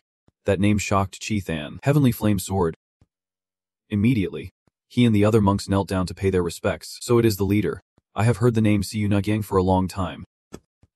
Chisi Than, a small monk, humbly bowed to the leader. She angrily shouted, You all are truly bold, daring to steal my sect's disciples right in front of me. Then Phi Yen questioned, Do you think that after my father's death, without a successor for the sword sect, we could be bullied by others? He tried to explain. Master Lun, you misunderstand. I only said that because I see Chen Su is superior to Master Lam. Absolutely no hostility towards the sword sect. She firmly denied. I do not see it that way. If I were not here, you would have certainly captured my disciple and taken her to your Chianum temple. There is even a possibility of pressuring her to cultivate. After all, your Buddhist sect has done this many times already. Now, Chithan was sincere. Master Lun, Our Buddhist sect does not engage in such practices. Today was indeed a misunderstanding. I hope you, can be magnanimous and not hold it against this little monk. Good. Good. Only now do you understand the reason. Unexpectedly, this kid is a disciple of Master Lun. No wonder he looks down on our techniques. Not wanting to waste more time, Fi Yen issued an order. Our Master One team make things difficult for you. You just said you would take my disciple to Chinam Temple and keep her there for 3 days of reflection. And then this nun. You should come back with our master to the sword sect for 3 days at Tin Tu Nai. Hearing this, Than Chi immediately swooped down. The nun screamed as she was taken away. Chi Than senior brother. He looked up, frozen in place. She then stated, 3 days later, I will bring this nun to Qian'an Temple and talk to your abbot. It has been a long time since I insured anything with anyone, and at that time, I want to teach your abbot a few things. Now, Than Chi was soaring in the sky, and the nun was completely under control, lying helplessly beneath its foot. Tu Titran had a question. Master, will this lead to a great war between the two sects? But Fi Yen denied. No, those monks know very well that Qian'an Temple is not a match for our sword sect. Hearing this, he could breathe a sigh of relief. If my actions lead to a great war between the two sects, I would become a great sinner. She suddenly remembered something. By the way, why did you learn the ultimate techniques of the Buddhist sect? Could it be that you truly want to convert to their side? Afraid Fi Yen would misunderstand, Tu Titran hurriedly explained. Master, you misunderstood. Here's how it is. That day, I saw 2 skeletons in a cave. One skeleton belonged to a sword cultivator, and the other to a Buddhist cultivator. I thought those must be the remains of seniors, so I bowed to them 3 times. Unexpectedly, a Buddhist sutra fell down suddenly. If that is the case, has her worry lessened a bit? It seems this is your fortunate encounter. I misunderstood. Learning another spiritual skill for self-defense is good too. That way when I am not around, you won't be afraid of being bullied anymore. After that, Fi Yen used her magic to take out a book, and he held it in his hand in confusion. Master, she said this is the reward you received for winning against me earlier. Although you used that trick to win, I said I would do it. The system provides information on legendary techniques and floral transformation. During combat, each skill cast creates a layer of chi force. Each layer of chi force increases 2 points of attack power and 2 points of defense, stacking up to a maximum of 10 layers, transforming chi force into sword intent. Consuming 1 layer of chi force can activate an effect. Each layer of chi force deals at least 200 points of basic skill damage, with legendary and fatal origin realms increasing innate charm by 1 point, and a storage space of 1,000 slots. Tu Titran felt relieved, thinking he had used a despicable trick to gain great benefits from his master, who would surely be angry and might not even give him rewards anymore. Unexpectedly, the reward still came, and there were even 2 of them. It seems the master still cares about me a lot. Thansha flew through the clouds and then soared up to the high moon. Right now, Fi Yen and you are walking on a bridge, and she confides that after traveling to the mortal realm with you, she has truly gained some insights. I am preparing to go into seclusion for a while, and during this time, you should organize things well. Titran wondered. So how long will you be in seclusion? Fi Yen did not respond, which hurt him a bit. Are you just gonna leave me like this? Then she turned to reassure him. Don't worry. I have a feeling this will only be a short seclusion, maybe half a month at the quickest, or 2 months at the longest before I come out. Titran felt happy because of this. Then master, hurry and go into seclusion. No need to worry about me anymore. Long Su was secretly delighted, thinking he would have to wait for years, but just 2 months is bearable. Before leaving, Fi Yin promised. Alright, this time in Ve then, you treated me to a lot of delicious food, so when I come out of seclusion, I will make some tasty dishes for you to taste. Suddenly, Titran recalled the scene of beaten up by her quite miserably, so he messaged, Master, you can relax and go into seclusion. Really no need to work hard for me. At this time, at a certain tavern, the public auction of common medicinal herbs officially opened. With countless rare treasures, we sincerely invite all esteemed guests to join the auction. Whether you participate or not, there are attractive gifts. Tutran and Lek Di stood on a high floor observing the crowd below. He had a plan. While his master was in seclusion, it was the perfect time to sell the moon treasures he had stolen from the Bloodshed Guild last time to earn some money. She was a bit confused. Master Lam, can these weapons really be auctioned? Tutran assured her to rest easy. Immediately, the items were brought out, and the first auction item today was a spirit-grade sealing spear. This spear has superior attributes in the spirit-grade category. Purchased by our auction house from a master, the starting price is 200 spirit stones. Before long, the guests were bidding 220 spirit stones, 225 spirit stones, 230 spirit stones. A subordinate from the Bloodshed Guild reported, Boss, Titran is really selling the equipment we stole to the auction house. The assassin Cam Get ordered to investigate the background of this auction house owner, daring to go against our Bloodshed Guild to see if he could handle the consequences. From his high vantage point, he could not help but feel pleased. They could never guess that this shop belongs to me. The hunter immediately bid 500 spirit stones, and Zichen wanted to tease him, so he raised it to 599 spirit stones. The hunter looked up and saw the person he despised getting angrier. Zichen, you are here too, so he bid higher at 600 spirit stones. Excitedly competing with 699 spirit stones, the hunter was determined not to lose. 700 spirit stones, with a plan to play dirty, waiting for him to shout 799 before he would stop bidding. Isn't Zichen very good? Then he spent 799 spirit stones to buy a spirit weapon and made a fool of himself. To his surprise, Zichen clapped happily, congratulating President Li for successfully trading at 700 spirit stones. The hunter was left confused. No way. Aren't they bidding anymore? It was only later that he realized. You bastard, Zichen dared to set me up, not to mention, you even used a teasing tone. Don't he be so uncivilized? We are bidding on something civilized here. Lefadi remarked from the side. Master Lam is really skilled. Zichen laughed with delight. Truly foolish. He secretly scorned. You want to drag me into this? You are still too inexperienced. Suddenly, Lefty brought up love affairs. Oh right. Master Lam, in real life, you must have had quite a few women pursuing you. Right, have you ever liked someone? Zichen was caught off guard by the sudden question. Stammering a bit, not yet. He pondered a question in his mind. Why did President Zhang suddenly ask this? Then Zichen revealed.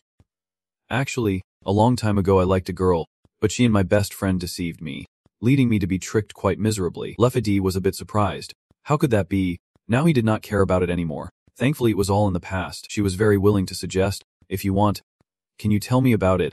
Lefadi maintained her posture waiting for an answer. Seeing no response for a while, she felt guilty.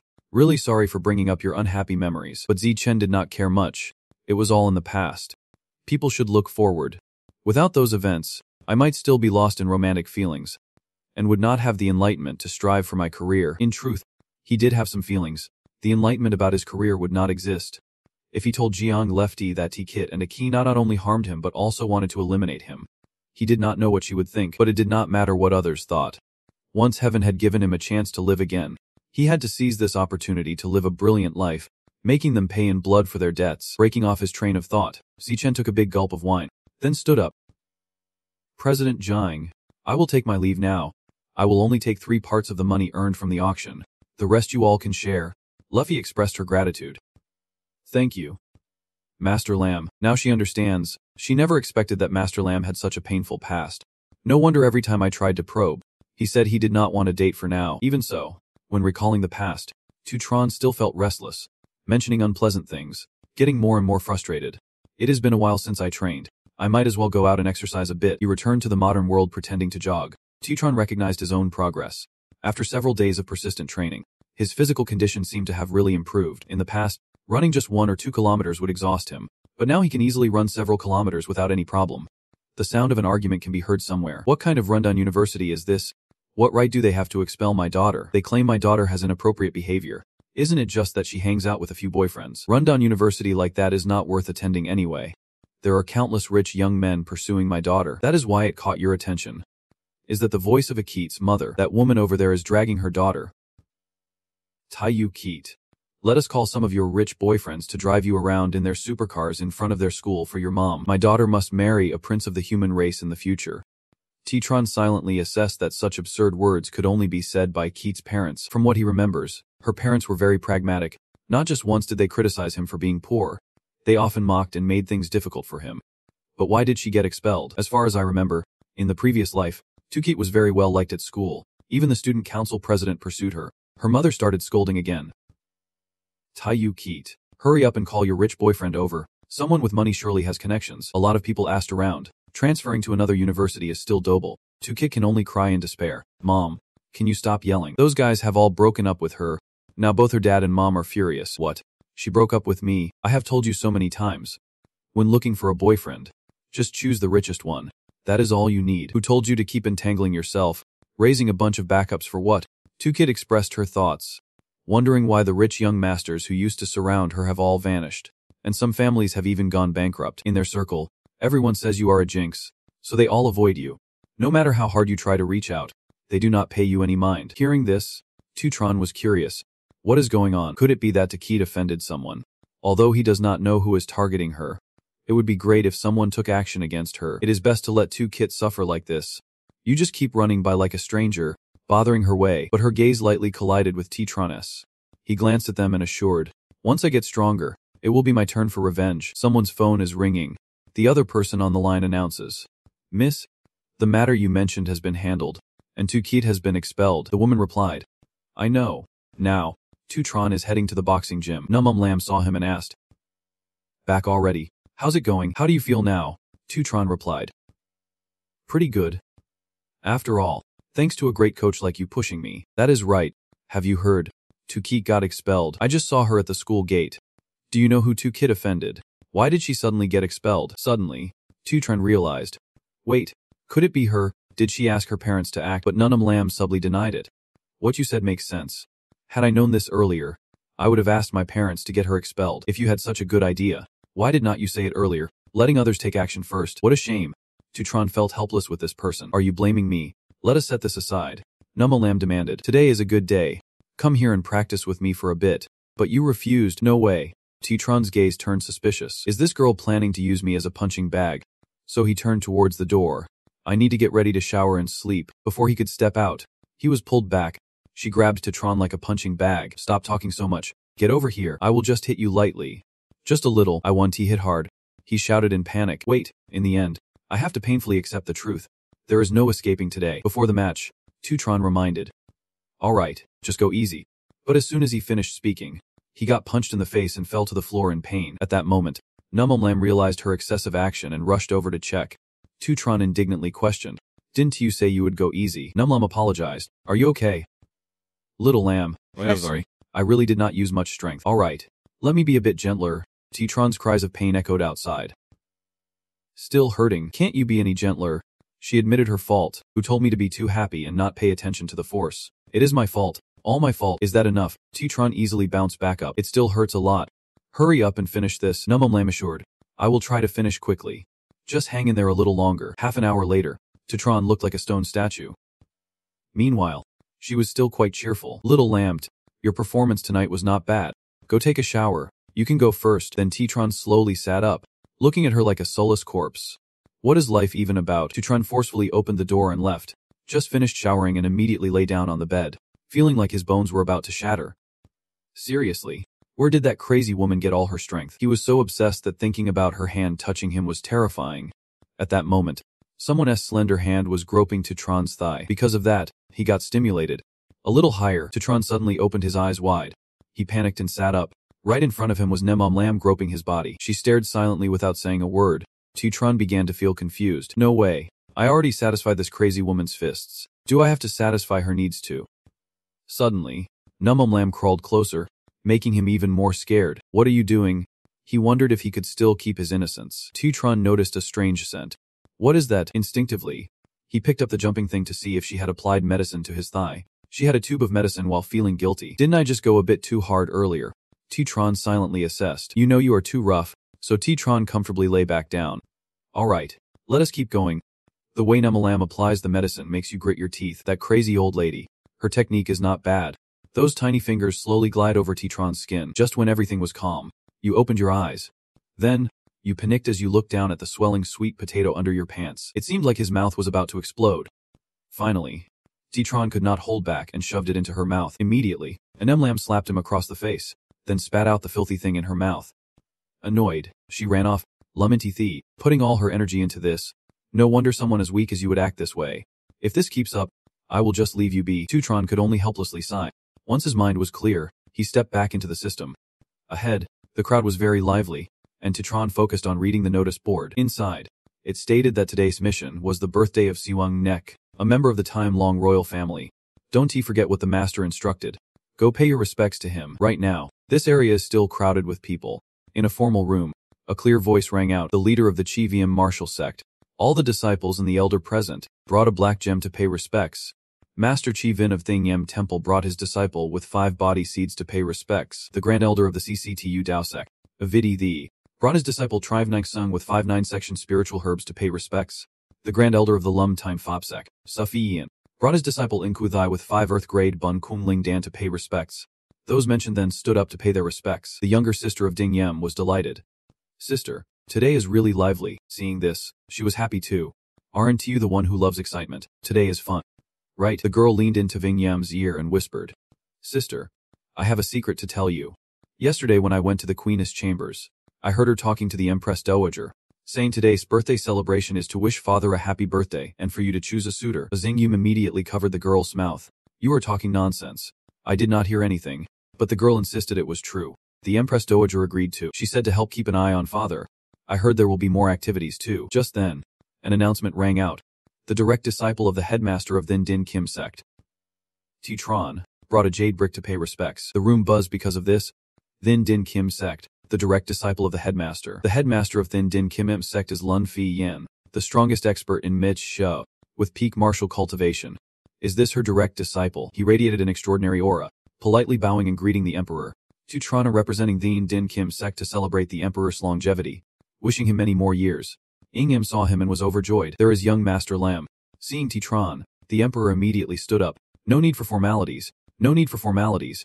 I am already very pleased that Thin Din Kim sect can send someone here. You told me that the tutor is currently in seclusion, contemplating the heavenly path, and can't attend the celebration, so she specially sent a deity here, hoping that the honorable Setru won't hold it against her. Yet, the emperor laughed. It is fine. It is fine. Master Luna's seclusion is a significant matter. Sending her only disciple here shows the utmost respect for me.